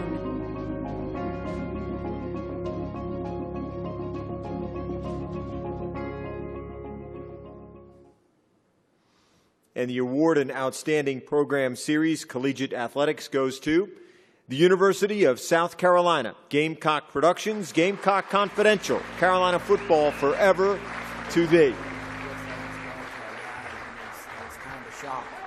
High knees, let's go. Let's go. Put your heels together. Get up. This is the air squat. Right here, like you sit in a chair. Squat down, guy. Tell me, I know you can hold your own weight. I know you can hold your own. They kind of gave us a rundown via text message of what we were going to experience, and then they were screaming and yelling. I didn't really expect all that. We're going through the drills, drill sergeant, get in our ear, start running this, push up, drop down, give me 10. Little things like that just motivated us and pushed us a lot more. The first course was a leadership course, and the leadership course, you know, they had to communicate, learn how to communicate. Wow, there are definitely a lot of people for us to thank in this, helping make this happen. Jonathan Hilliard, who spearheaded this entire project, our entire staff at Gamecock Productions, Paul Dana, Marissa Cockrell, Joe Busher, and our army of interns who gave up days in the last weeks of their summer to come help us put this together. Everyone at Gamecock football, everyone at South Carolina athletics who gave us the access that we needed to be able to tell this story at a pivotal point with South Carolina football. So thank you, and thank you to SVG.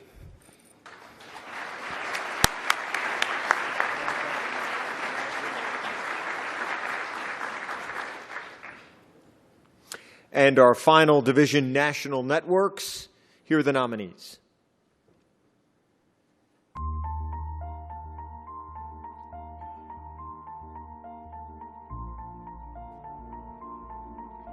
Big Ten Network, The Journey, Big Ten Basketball 2017.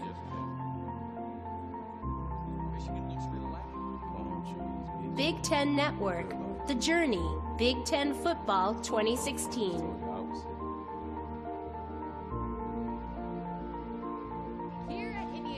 Big Ten Network, Campus Eats.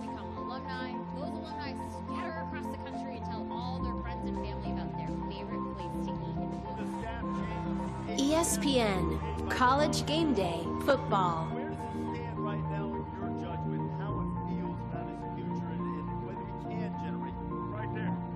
SEC Network, SEC Inside.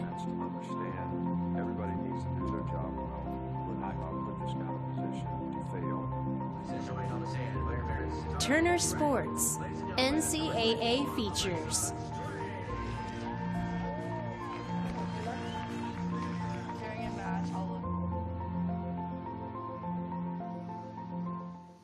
And the award for Outstanding Program Series National Networks goes to Big Ten Network, Campus Eats. We're not really sure the origin of that name, but what we do know is that dinky usually means small. And it's a tiny part of town, but every university has this part of town where the students all live, work, and play. But where do they eat breakfast? Appropriately, the smallest of the small, the most narrow restaurant in the state of Minnesota. Al's Breakfast. This place is so amazing, it's got a James Beard Award and their own band. The Summit Hill Brass Quintet. Take it away!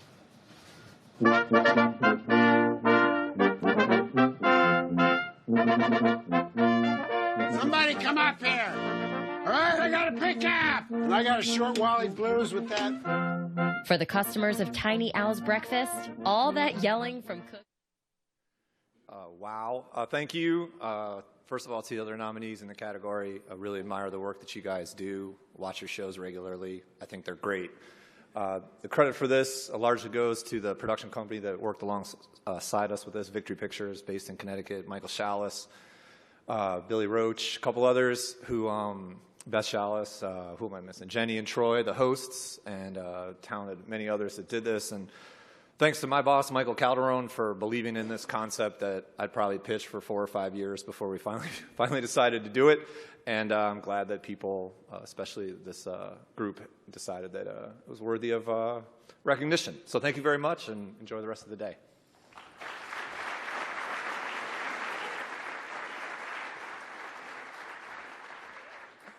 Anyone who knows Bill Friedman will not be surprised at all that he would repeatedly pitch a story about the best campus eats. That's all I'm saying.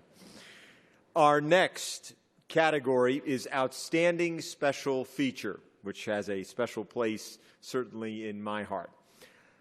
Our first division, Collegiate Student, and our nominees for Outstanding Special Feature are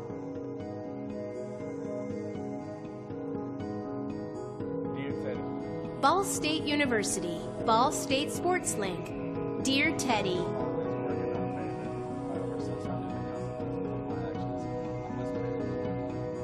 Florida State University, Seminole Productions, Tori's Story.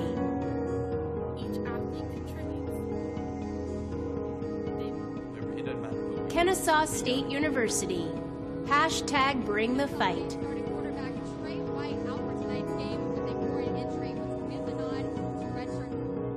SUNY Oswego, WTOP 10 TV, men's ice hockey learns to figure skate.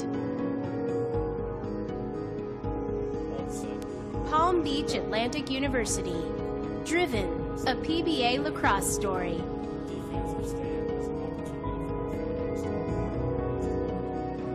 Youngstown State University, Youngstown State Playoff Hype Video versus Samford. Or how bad times are for us.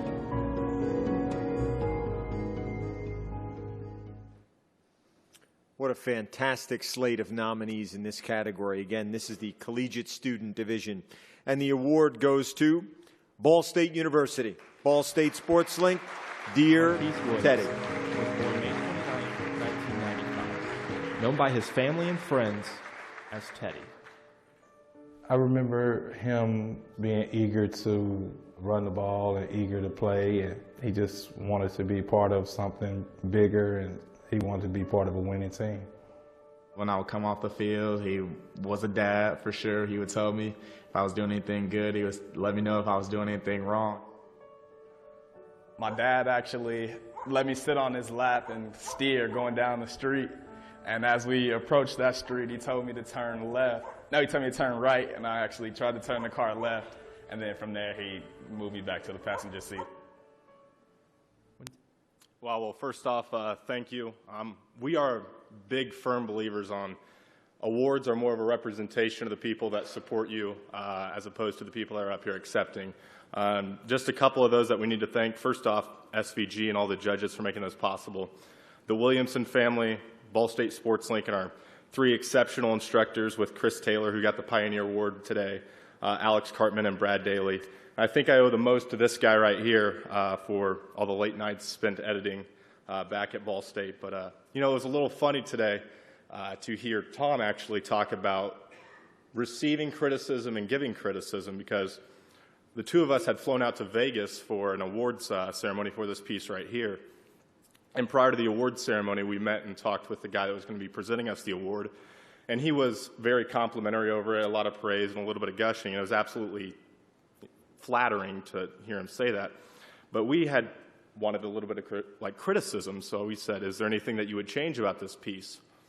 And he paused, and he looked, and he started to talk, and we're thinking, like, all right, this is the best advice we're going to get here. And he says, I would have Tom Rinaldi voice it. So hopefully we can get that done. But thank you.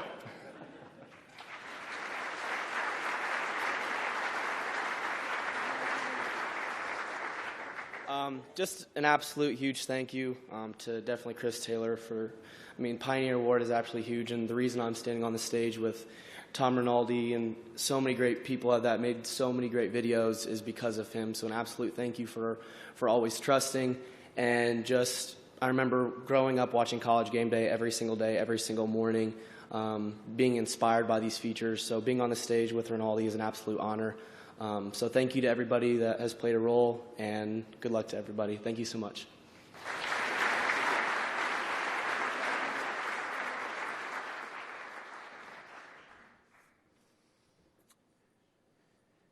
Very kind words. I appreciate that. If Chris Taylor's in the audience, again, Chris and Susie as well, please teach your students to aim higher and reach for a better standard than that. Regional, local networks and production companies division, and the nominees are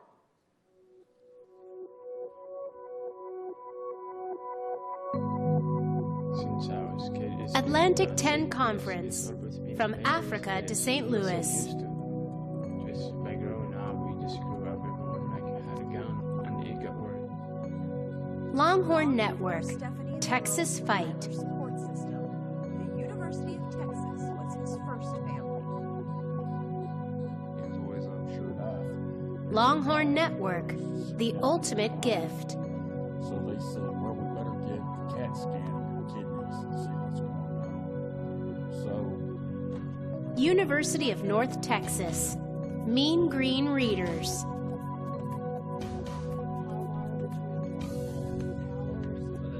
I want to take this moment with you. Team and talk about 5, where we've been. Endurance. Do you remember where this season started? It started in this big house, in the dark. All of Fantastic slate of features there, and congratulations to all the nominees. The award goes to Longhorn Network Texas Fight.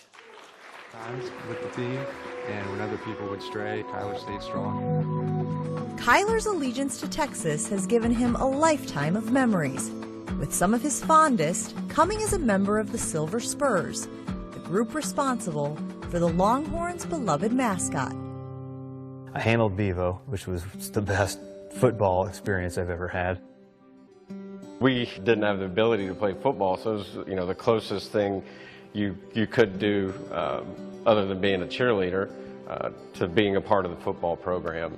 There's 4 people a year that get to do it, and it requires a lot of work to ultimately get to that point. He's loyal. I mean, any time that Texas has a bad season. Thank you. When I first sat down with Kyler, all I knew about him was that he handled Bevo and he had cancer, and Vince Young was coming to visit him. And I found out that he had weeks to live. This piece was supposed to be about the support of people in someone's last days, and instead it became about the support of people that gave that person almost 7 months. I want to thank Jen Latta for her brilliant writing. I want to thank my boss, Tom McCollum, for agreeing to ditch the other feature that we were going to open our season with and do this one instead. I want to thank Drew Gallagher and Lee Fitting for agreeing to put this on ESPN as well and letting Kyler's story go further. His wife, his friends, everyone that was so open and so willing to help tell his story. I feel like every time I'm talking about my job, I talk about how much I love the opportunity to tell other people's stories, but it really felt like a gift to be able to give them something to remember their father and their husband and their son by. I also want to thank my mother, who drove 300 miles just to come and be here for this. So, thanks, Mom.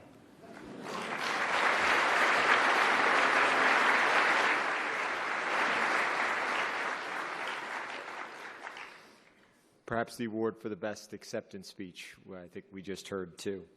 The next division is collegiate athletics, and the nominees are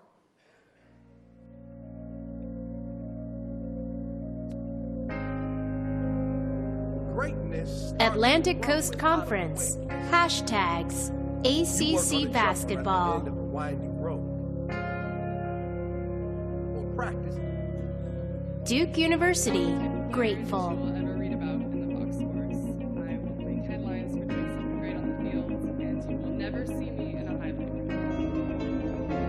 University of Minnesota, Hearts, Guts, Balls. The Todd Oaks story.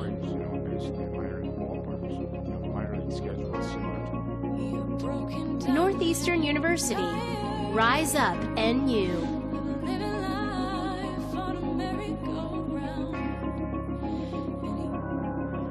Northwestern University, Selection Sunday.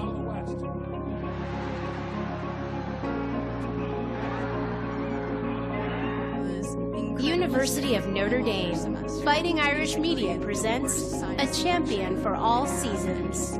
Couldn't breathe, couldn't do anything. University of Pennsylvania, Penn Rowing, a purpose that transcends time.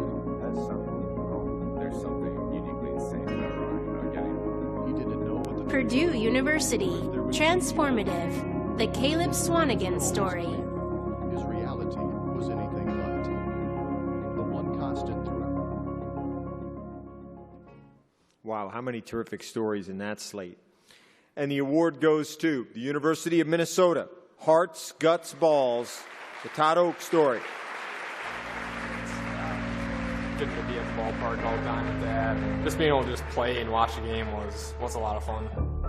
I really believe that a lot of what our boys learned about the game and their passion for the game came from sitting and watching baseball at a young age. I'd bring them over to the ballpark in the morning and we'd get a little batting practice in or let them pitch off the mound. Playing for my dad was one of the best experiences of my life, just simply because growing up I'd been around the parks with him my entire life when he was in the Giants organization. And then when I was in about 7th grade, we moved up here and he was the pitching coach in Minnesota. So ever since that point, it was kind of one of those things that I'd always wanted to grow up and be a Gopher. Believe it or not, I was an assistant coach here in the late 70s. Thank you again. Todd Oaks was an incredible man. I want to say thank you to the entire Oaks family, especially his wife, because as you can imagine, he beat cancer once, it came back, he beat it again, it came back for a third time. So the only regret that I have is that I wish he was here to see this. So this is for him, their 3 boys, and his wife, Terry. So thank you, guys.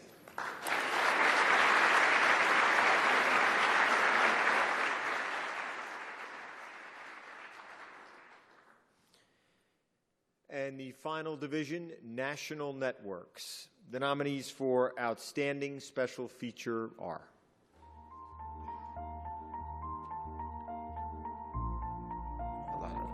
CBS Sports Network, Essence of Love. Negativity. You sing your kids to school. You pray that everything. ESPN, Heart of a Tiger.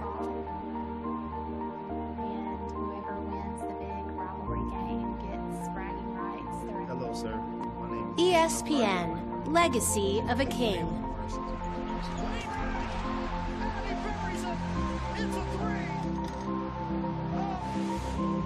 Fox Sports, Ish Sanogo, Katrina Survivor. I remember this very vividly. I walked out, it was like a ghost town. Turner Sports, Alexa Strange, A Sight in the Sand.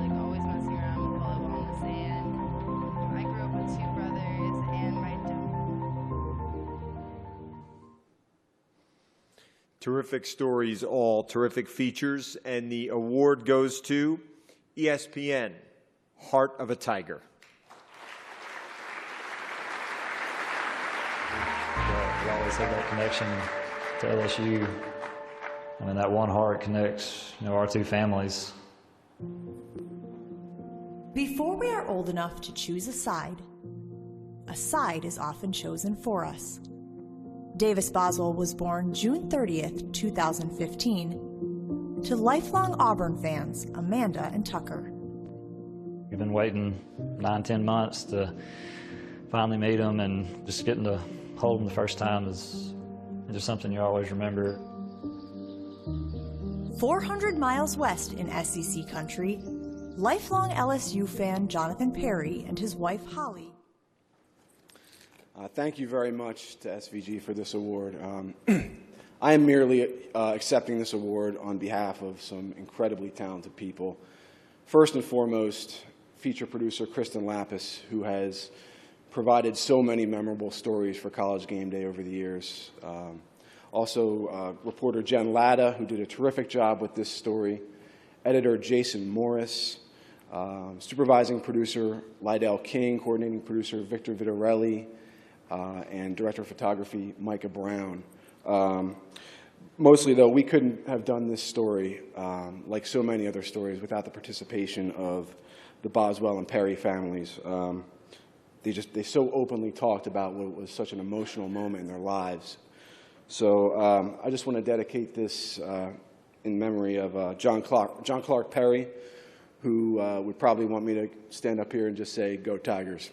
Thank you.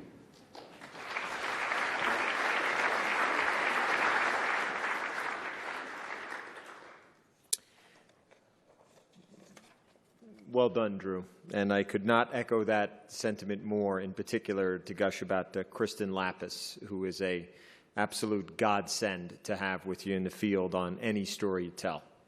Our last category is Outstanding Live Game Production. And the nominees in the Collegiate Student Division are as follows.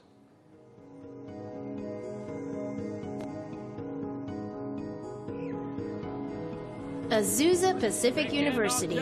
Football. Azusa Pacific versus Western Oregon. 33-0. Big Ten Network Student U. Penn State University. Men's ice hockey. Ohio State versus Penn State. Elon University. Phoenix All Access.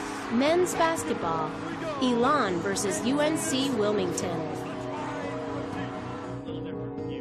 University of Florida. Baseball. Florida versus Seton Hall. Gunther hits it hard into right center field, and he's getting on base. Big turnover. You can pretty much tell. Middle Tennessee State University. EMC Productions. Men's basketball. Middle Tennessee State versus Florida International. St. Cloud State University. Husky Productions. Men's ice hockey. St. Cloud State versus Colorado College.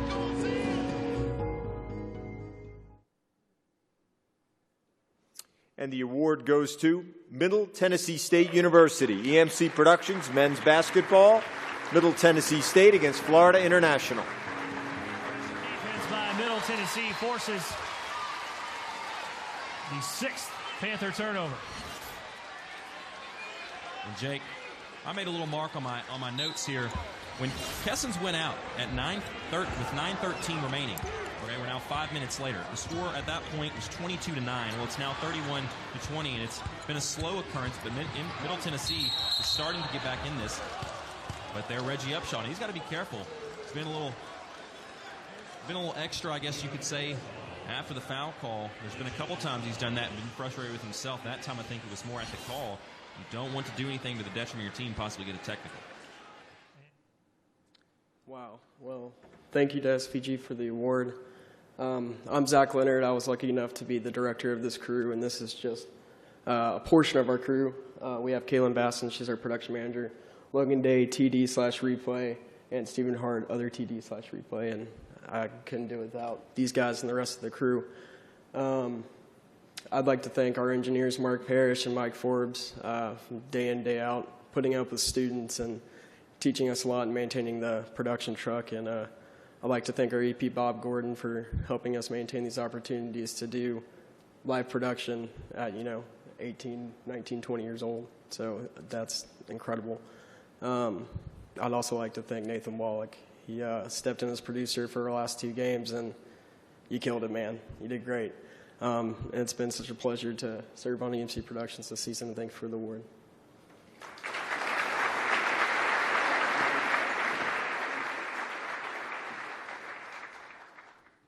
How about that, to do live production at 18, 19, 20 years old? That is absolutely remarkable. In the Regional Local Networks and Production Companies Division for Outstanding Live Game Production, the nominees are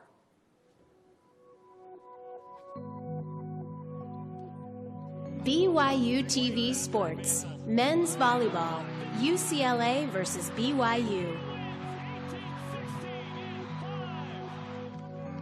Fox Sports South. 2016 ACC Baseball Championship. NC State versus Miami. Silver Chalice. Campus Insiders Arizona Bowl live stream.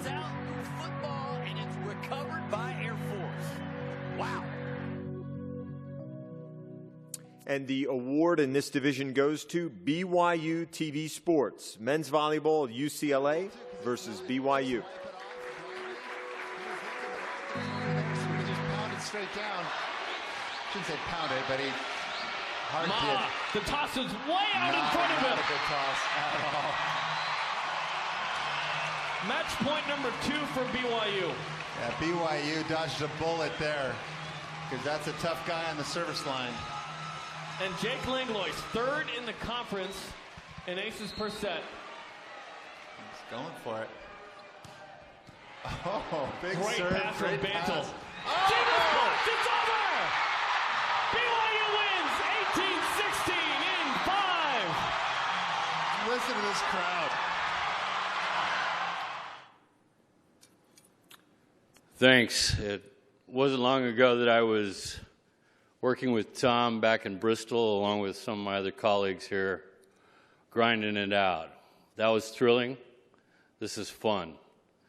I've had a great time working with BYU TV. This shout out goes out to our incredibly hardworking team back in Provo, Harrison Collier, who produced our volleyball all season, killed it, did a great job, along with our other live event personnel there. They do a great job. Thanks to SVGs, and thanks to all of you for the support on this. Appreciate it.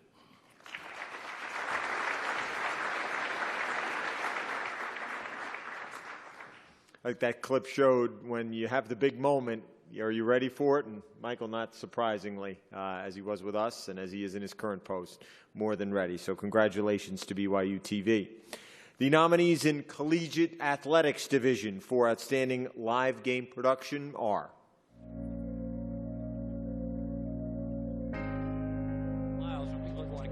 Atlantic Coast Conference 2016 ACC Women's Cross Country Championship. Auburn University War Eagle Productions. Baseball Auburn versus South Carolina. University of Oregon Baseball Oregon versus Stanford. Diving play at second, throw to first, not in time. Rochester Institute of Technology, RIT Sports Zone, Men's Ice Hockey, RIT versus Army. West Coast Conference, the W.TV, Men's Basketball, WCC Championship, BYU versus Loyola Marymount. And the award in the Collegiate Athletics Division goes to Auburn University, War Eagle Productions, Baseball, Auburn versus South Carolina. Two down in the tying run at third for South Carolina. This has been their guy. South Carolina has who they want at the plate. Auburn has who they want on the mound. 0-1. Mize, a career long outing in pitches and in innings. He's tied his career high with 12 strikeouts.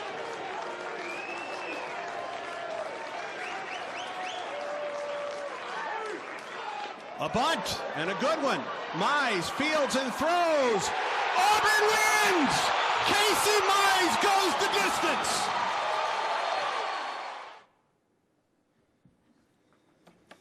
War Eagle. All right. I want to say thank you very much for the award. This would not be possible without all the staff back at Auburn who could not be here, including the probably more than 30 students that helped kind of put on that broadcast. So it's the entire full-time staff as well as all of our students. This goes out to them, and thank you all very much.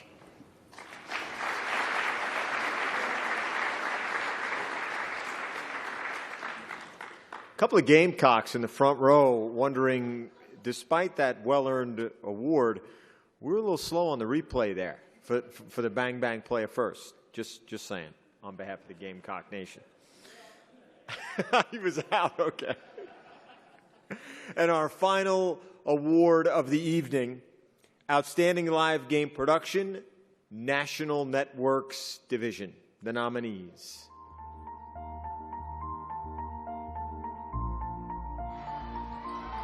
Big Ten Network, Men's Basketball, Michigan versus Northwestern.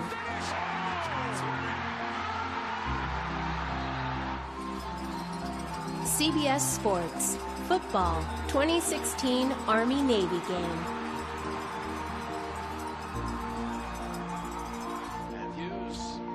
CBS Sports, 2017 NCAA Men's Basketball National Championship.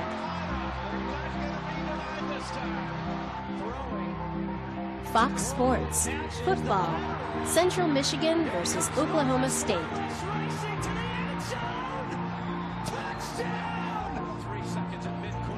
Turner Sports, 2016 NCAA March Madness Live.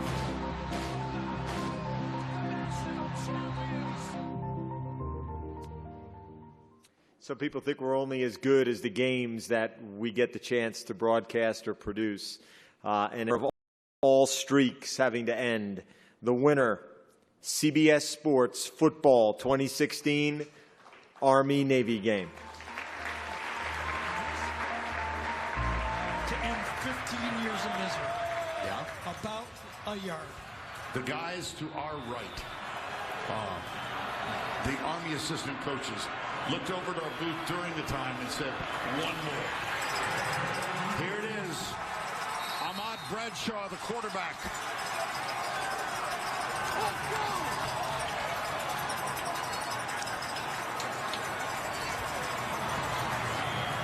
It's over. Coach's booth.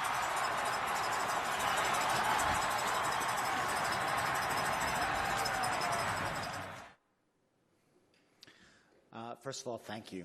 My name is Craig Silver, and I'm the producer for college football on CBS. And I've had the great fortune to cover the Army-Navy game going back to 1996. Not every year, but the majority of the years. I've also had the great fortune of being in the right place at the right time on some memorable sporting events. And this certainly ranks on amongst the very shortest lists. And I was actually getting a little choked up just listening to Vern and Gary, because I've had the great fortune of working with them for many years, and especially the incredible Vern Lundquist, who took this moment and made it an indelible memory for all who saw it and participated. I've only been here for a few hours today, but I'd be remiss if I didn't thank the team from SVG. Jason, Brandon, Ken. This is an incredible event, and it wasn't that long ago, or it seems it wasn't that long ago, that I was sitting out there. And I had a great conversation at lunch with a young broadcaster from Loyola, Maryland. My friend Charles Bloom asked me to speak to the team at South Carolina, who won an incredible award. Congratulations. And the fact that you guys do so much for our industry, and today's event and tomorrow, that you bring the present, myself, Tom, the folks from ESPN, et cetera, and connect them to the future is what it's all about. So to all you aspiring broadcasters sitting out here, the future is bright for all of us, and the future is bright for you. So walk proudly and make us all proud. Thank you again.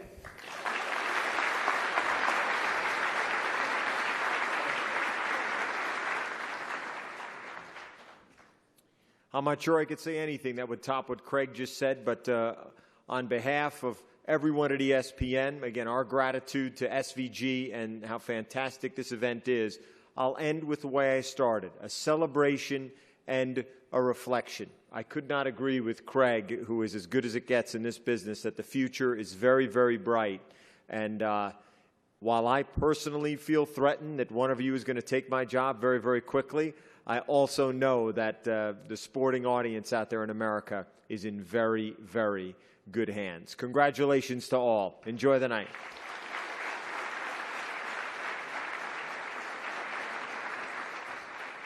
Big thank you once again to Mr. Tom Rinaldi. Tom, thanks so much for being here. A celebratory reception immediately out the back doors is on us, so please make your way directly behind you out these back doors. There'll be some SVG escorts there to take you through to the back. Thank you so much for being here, and we'll see you tomorrow in the morning. Enjoy the drinks.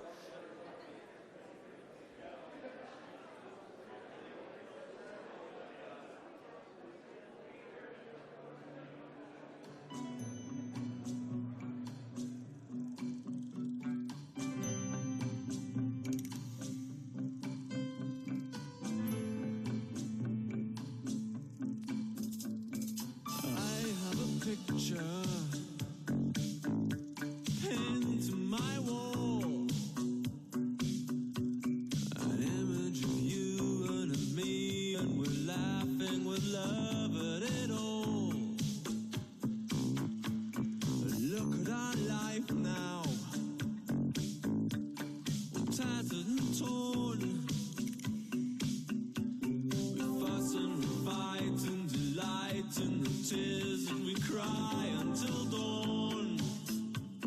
Oh, hold me now. Oh, hold my heart. Stay with me. Let loving start. Let loving start. You say I'm a dreamer. We're two of a kind.